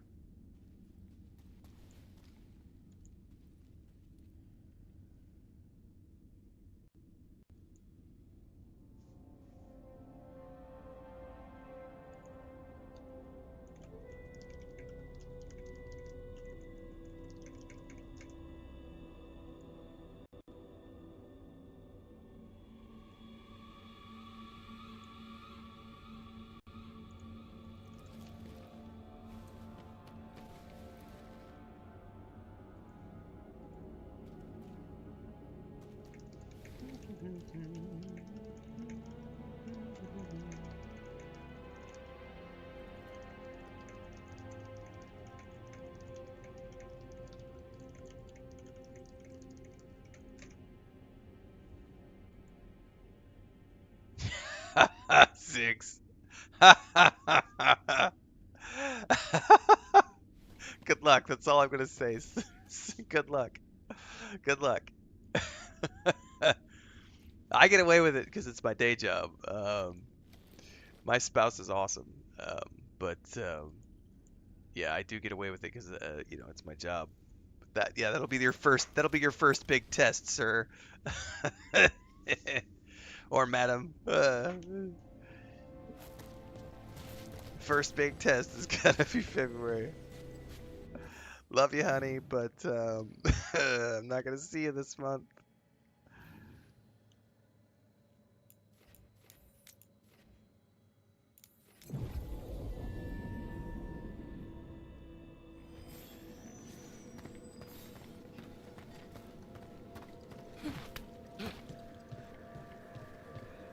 There are no further signs of the Venatori.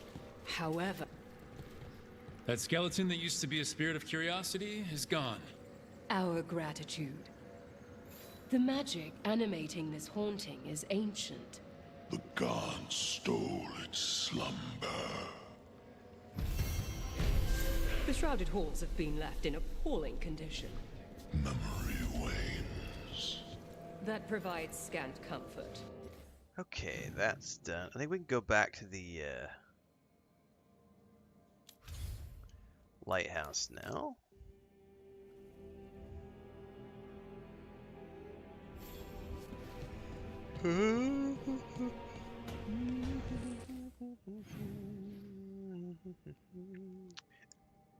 Emmrich.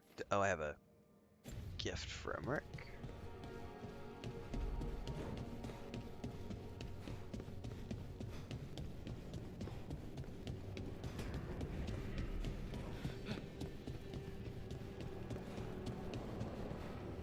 Door. There's a door.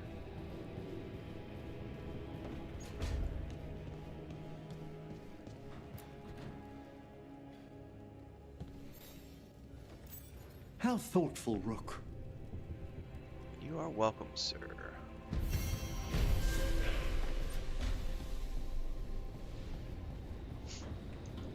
All right.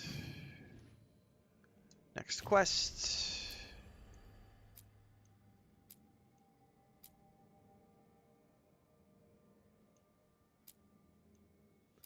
Some of these you can't do until we get done. Or until we get into the final stages of the game. We can do the Docktown murders. And that will be... I'll take... Tash and Nev.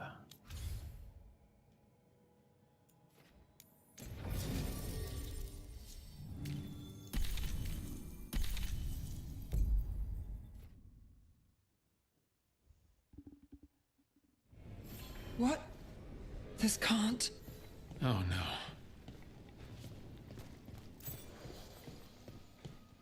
Oh, I have to rediscover waypoints now because the Where city is got everyone? destroyed. What did the Venatori do to the Shadow Dragons? Watch yourself. Trouble coming. Another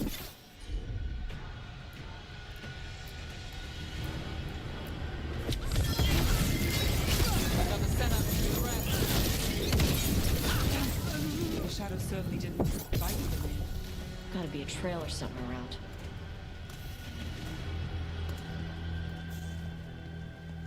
There's definitely a trail.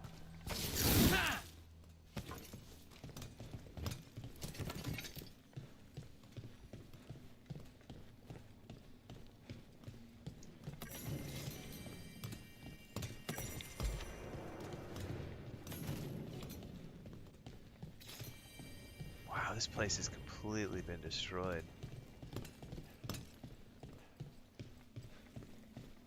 That's a trip, man, because we didn't, we saved Minrath as my first playthrough, and this playthrough we did not.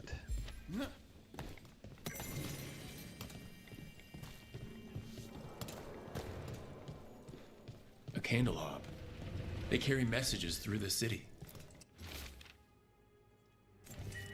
Is this for us?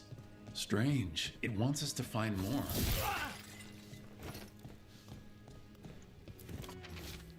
Word from Viper. Venatori moving to eliminate no one safe will remain in that loading area near the docks. Hector. He used to guard the pawn shop's entrance. He was waiting for someone near the market. He might still be there. The killings. This is... Yeah, it's bad. This very, is very bad. Yeah, You yeah. don't forget something like this. It sticks with you. Yeah, for sure. Just bodies everywhere and flies and ugh. It's intense, man. But there's no grimdark in Dragon Age Veilguard. a Grey Warden? Are you all right? You're Rook. I'm Vesta. What happened? I'm here to help the Shadow Dragons, fighting Darkspawn in the catacombs. There weren't many when we started, but then the others said to run. Get help. We can't leave the Darkspawn. If they escape into the city... Just sit tight. Got you covered.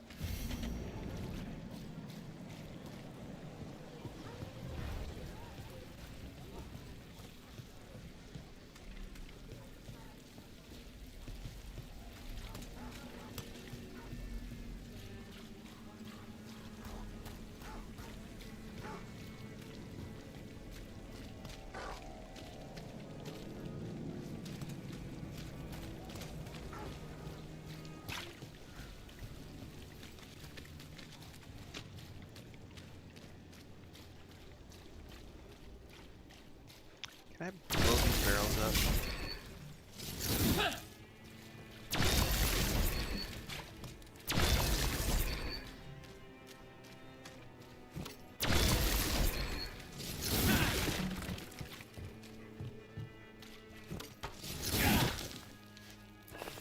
That totally looks like a destructible wall, but not from this side.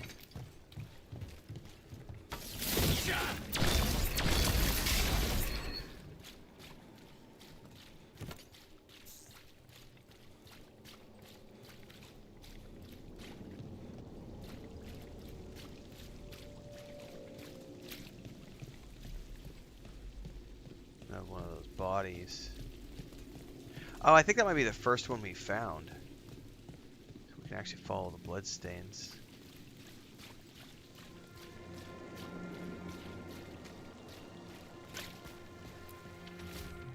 The voice was real. The one in the shadows.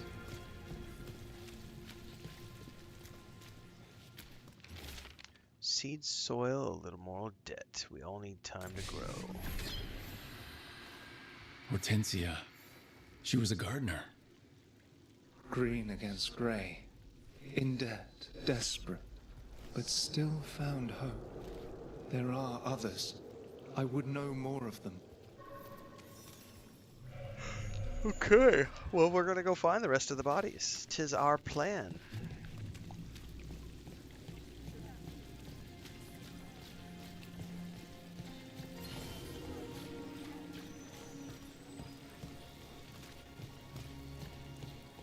Can we go to the chantry? Can go through the chantry now.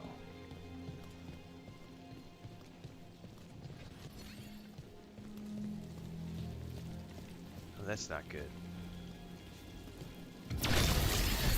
Kill them where they stand! Need some action. Destroy them, faithful! We'll see who ends this!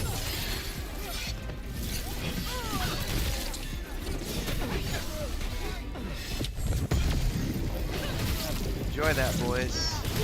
We're caught good there!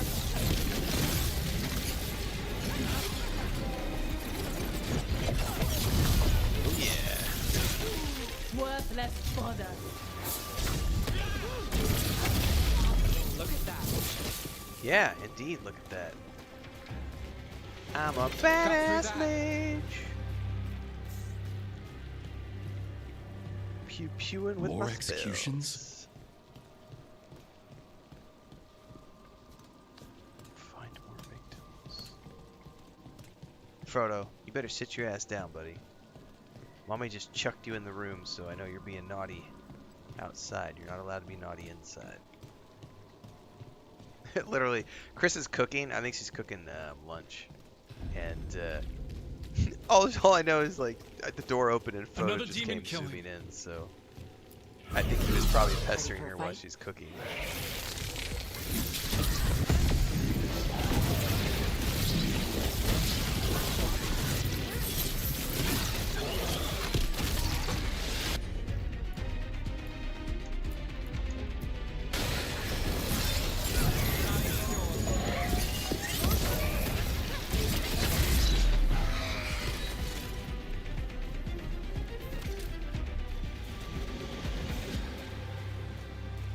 Buddy, sit down.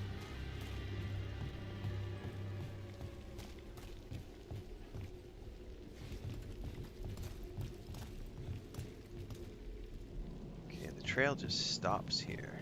Oh no, it doesn't. It goes over here.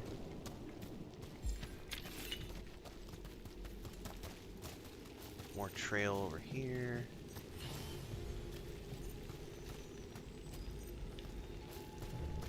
Another of those Fen'Harel altars. Okay, there's blood there.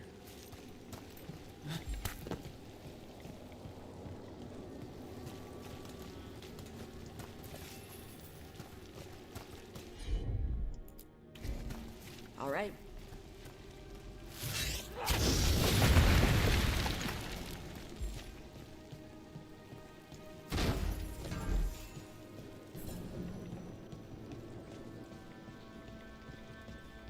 Okay, I'm missing something. There was the blood trail and it sort of stopped right there.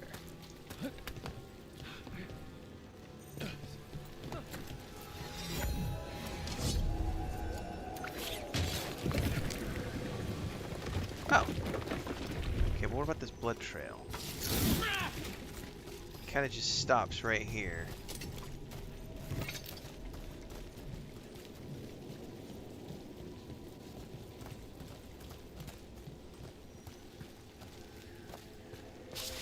Shit, there's not a way back up, is there? Uh-oh. That might not have been a good decision.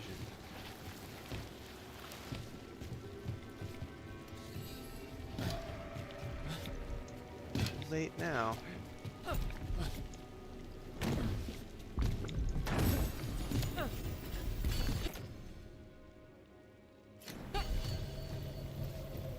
Oh, there's the Renfail.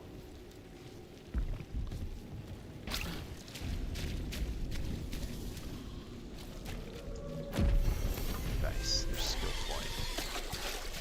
Oh crap.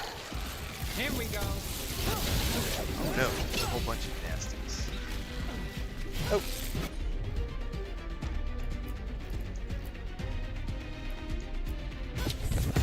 Not too bad.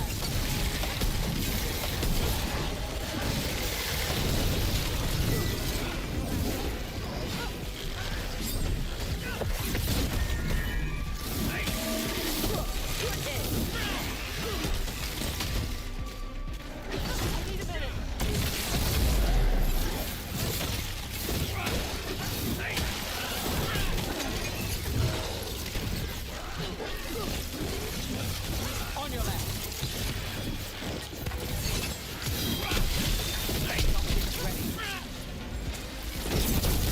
Nice takedown. Oh, that's right. One of the champions is down here. I forgot about this.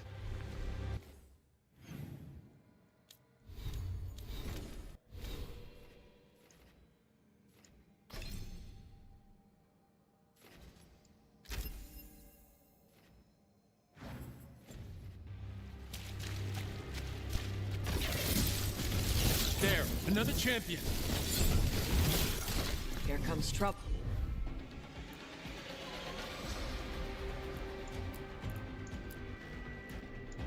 Well, let's finish this.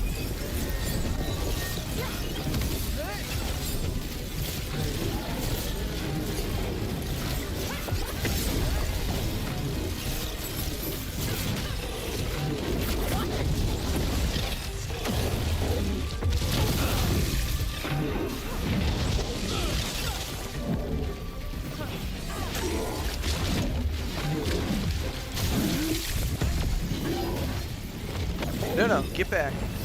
I'm ready. Let's go. My job's done. Your turn.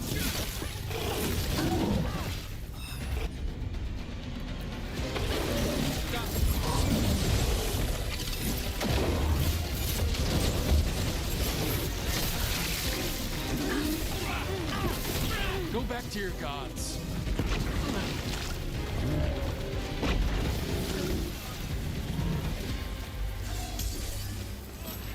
Down.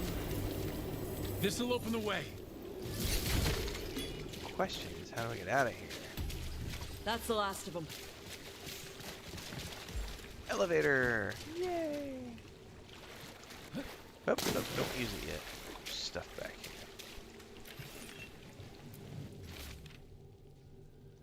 Where is that other...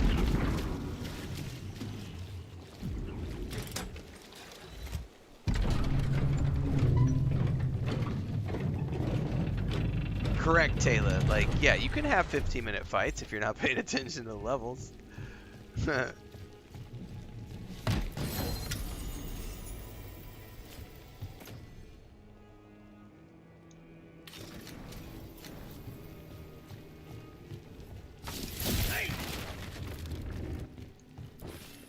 Especially on different difficulty levels, like, on normal level, I definitely had some the big dragon fights that lasted, 5+ minutes. But this playthrough, because I'm playing on one step down, I think most fights are over in like 90 seconds max. I've damn near died a couple of times, but it hasn't been like overly challenging. What the heck is this, guys? So there's blood, blood, and then nothing.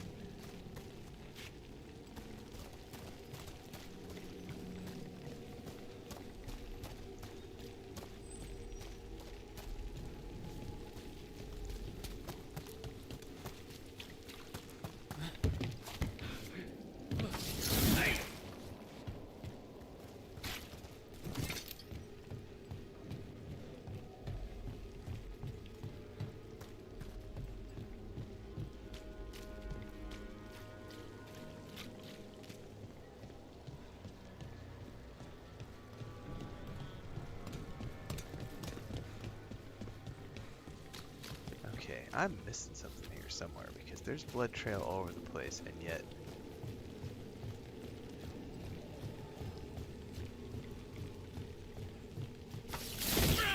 is that a wisp?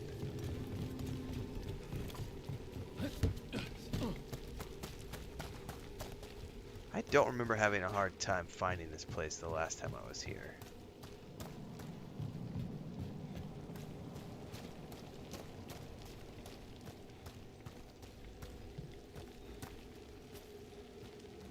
Like, it all dead ends right here. There's a little more blood here. Oh, this is open now. Wait, isn't this where I just came out? Yeah, that's where I just came out. What the heck?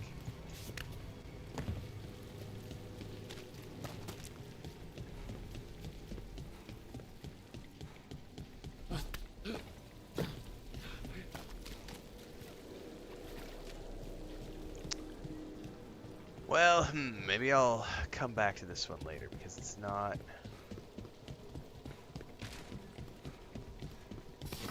Company, get ready. Oh, crap.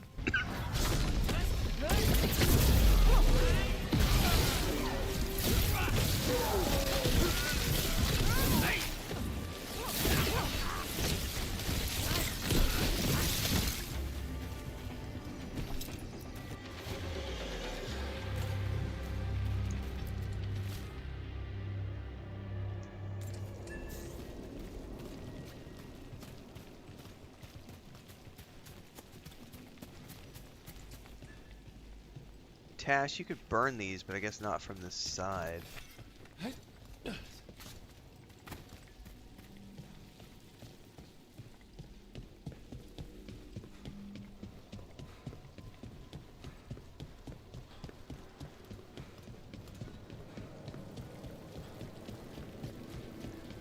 wonder where the heck that other body was, because there was blood all over the place, but I couldn't find...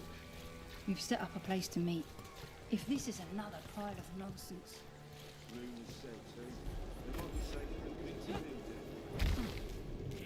Demons! It looks like another victim! We need to chase this down.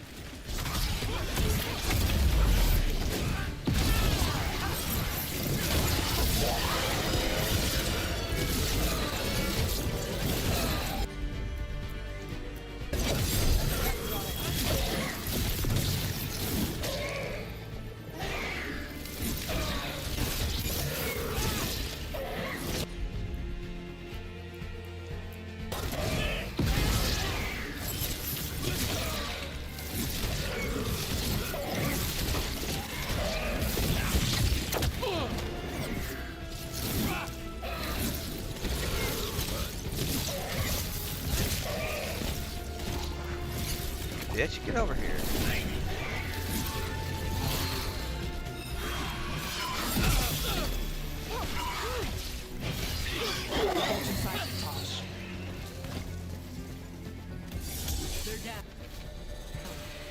The docks. It sounds like the Venatori tracked down Hector and took him there. Let's hurry. I don't like the tone of that note.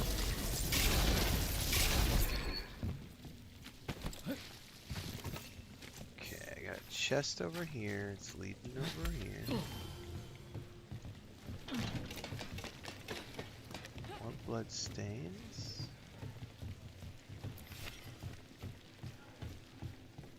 A cat. Scratch, scratch. Were you friends with someone here?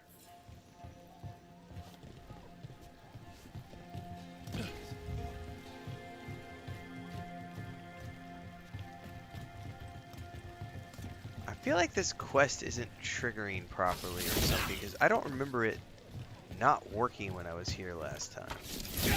And I wonder if it's because I did this the first time before Minrathous got destroyed. Because I'm here, there's a blood stain, it just dead ends. And I remember being able to go through that door before, and I can't get through the door right now. I'm a little confused.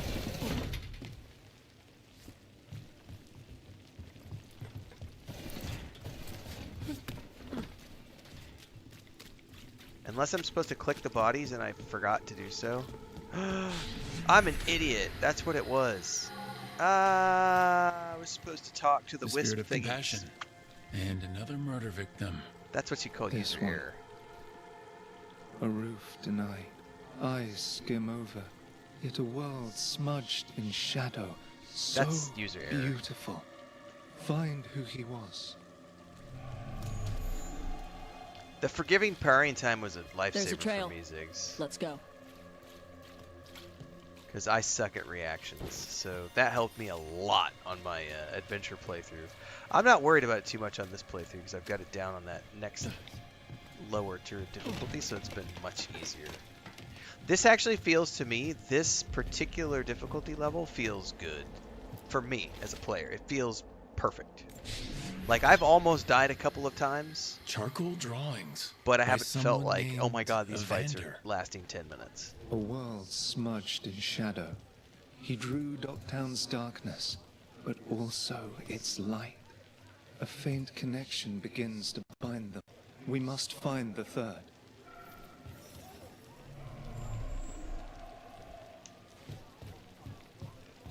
Alright, the third was over there. Wonder if I can get...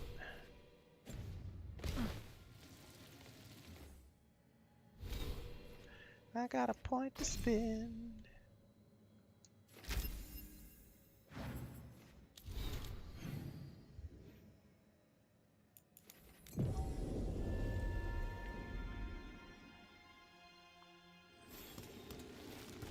Let's gather your party before venturing forth.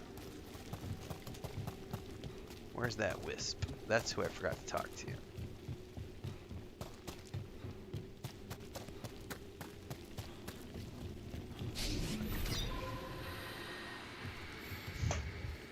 Compassion. This one. Curiosity undimmed. Just one more answer.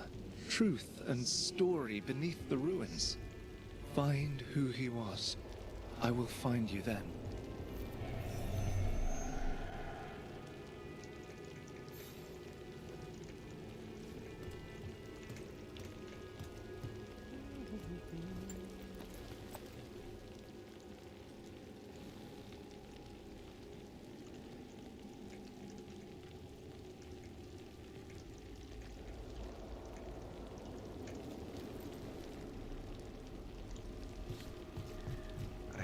Blood trail?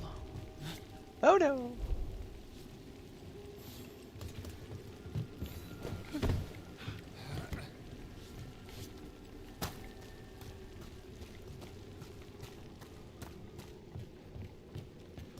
Here, this is what it was. It's just this, you couldn't click on this until, or maybe that wasn't it. Sorry, that was just something else. I think there's just certain things you have to do them in order.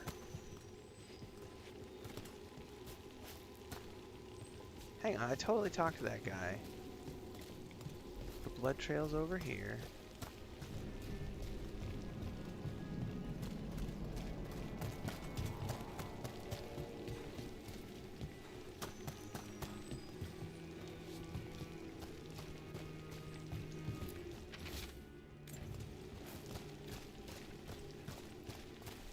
Alright, this one's still not wanting to do... Unless I need to follow a different blood trail.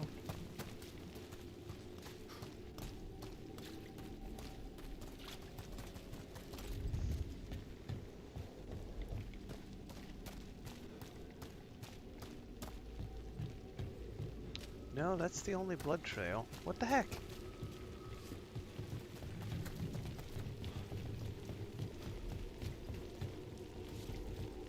Says I. No. Voy a terminar en un rato para comer.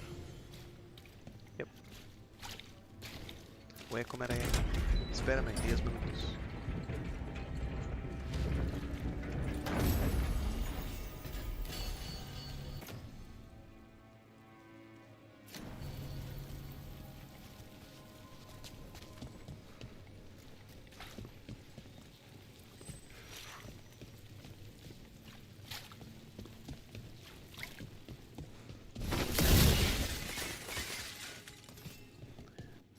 Back to that fast travel. KMS says, reach level 11. Any recommendations? As some of the side missions areas are still uncovered. I would just do whatever you want to do. It's a big game. There's no specific correct order for things. It's just kind of as you want. Property of Marcus. I also don't want to spoil anything for you, KMS, so I would just say story beneath do things at your own pace. The big thing I would Fear say is don't for the future, and yet he don't continued forget to go back for to the himself lighthouse as often and as you for can her. and check your All companions those for I quests. I held a hand as the light Because you'll left. miss a lot of companion quests if you Do you don't know go something back to about the the murder lighthouse victims? and What connected them? actively talk to them. Each was desperate. Each heard a whisper that tempted them, and each turned away.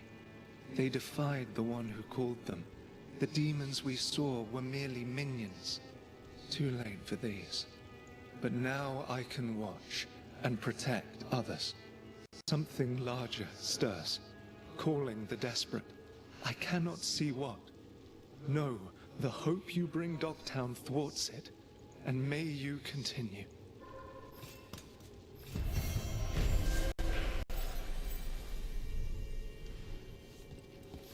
Nice. So we got an increased bond between those two now, which is what we're looking for.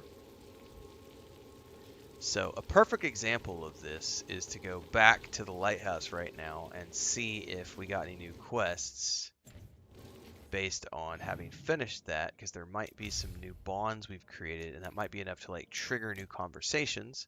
So we go to the lighthouse very quickly. As soon as we're here, we pop open the map. Anybody want to talk to me? No, I don't have any new quests from anybody, which means we can go, okay, what's the next quest we want to work on? We can hunt demons. We can go find the sleepless spirit. We can work on that one next. Which means I want to go to the map. Go to Arlithan Forest. Pick Tash and Nev, because those are the two that I'm looking at getting my faction up with now. And then we can do more quests. Rarg. However, oh, we got side quests. New side quest. Go pick it up.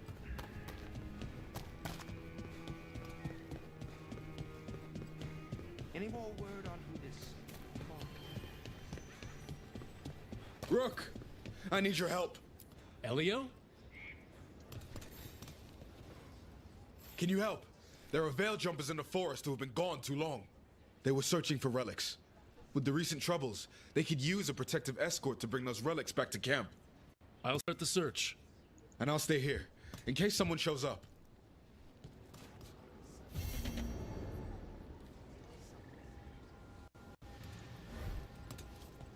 Awesome. So, you guys want to see something fun? Remember how we were showing off some of that stuff earlier about that My Game of the Year video?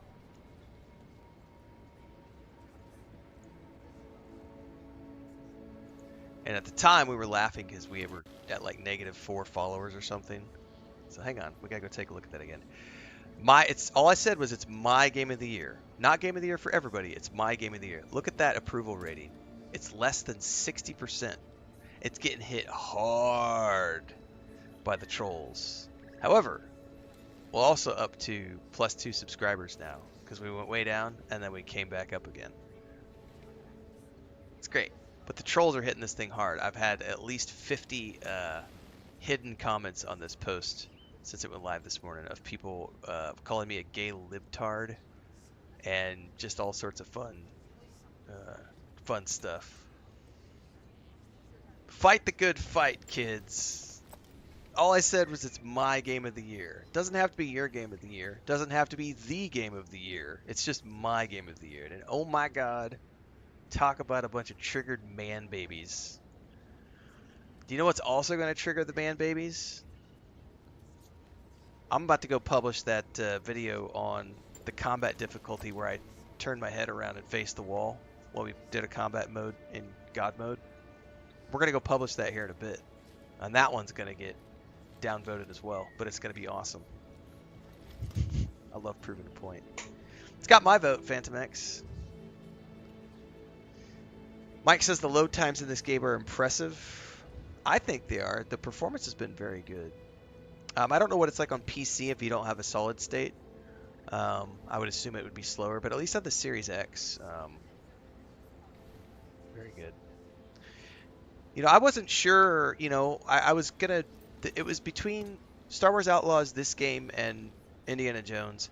And I have to say, after having played this game now, it's definitely, this is the game that gets my vote for Game of the Year. And the reason is because Star Wars Outlaws and Indiana Jones, as good as those games are, they don't have the companion system, and that's something that is a big deal for me. Having companions, romances, companion storylines. Like, it's really cool to have Nix as your companion in Star Wars Outlaws, and that game is absolutely phenomenal, and it's like my second pick so far. I'm waiting to see where Indiana Jones is going to fall on that list, because I love Indiana Jones, but I just don't see Indiana Jones being better than this for me personally, because I like the party-based RPG and the replayability of going through with different companions and getting different endings. Like seeing Minrathous in the state it's in right now is completely different to my first playthrough where I let Treviso get blighted. So yeah. But I did get the call that lunch is ready, guys, so I'm going to duck out, go eat my lunch. I'm going to publish that video after lunch, and so stick around for that on YouTube. If you're watching on Twitch right now, don't forget to check the YouTube. We're going to push that combat video out this afternoon. And then I'm going to take a break, and then I got to do some work this afternoon that I can't stream or talk about. But all I can say is it's really cool work related to this testing project that I'm in that's I have a meeting for tomorrow, so it's going to be cool. So I'm going to go do that this afternoon. I got to prep a presentation, and I wish I could say more. I wish I could say more. Oh, my engagement is off the charts right now. And that video that's later on this afternoon is going to... Like, that's the thing, like, that video for my game of the year, it's up to like 3,300 views and not slowing down. So it'll probably peak out around 5,000 views, which is pretty good for my channel to get, you know, a 5,000 view video. Which means I'll make a chunk of change off it. And at the end of the day, it will always even out where I earn followers. But it's so funny seeing it have a 60% approval rating. Actually, it's less than 60. It's 58%. Because it means that it's getting hammered by the... Oh, how dare you like the game. I'll be back tomorrow morning, guys. Bright and early. Around, I'll probably go live around 7 a.m. tomorrow because I'd like to get 2 or 3 hours in before I have my meeting. So we'll probably start a little earlier than we normally would tomorrow. If I change my mind and I decide to just wait until after the meeting to do my stream, I'll let everybody know on social media and in Discord and everything. So just stick around, pay attention to tomorrow. The plan currently is to start bright and early, do a 2 or 3 hour stream, take a break, do the thing I got to do, and then come back and do a second stream after that. But if I end up having stuff crop up in the morning, I'll just hold off and do the stream later. So one way or another, see you guys tomorrow. Thanks for hanging out. Appreciate it. Have fun on your second and third playthroughs and etc. everybody, and we will see you in the next one.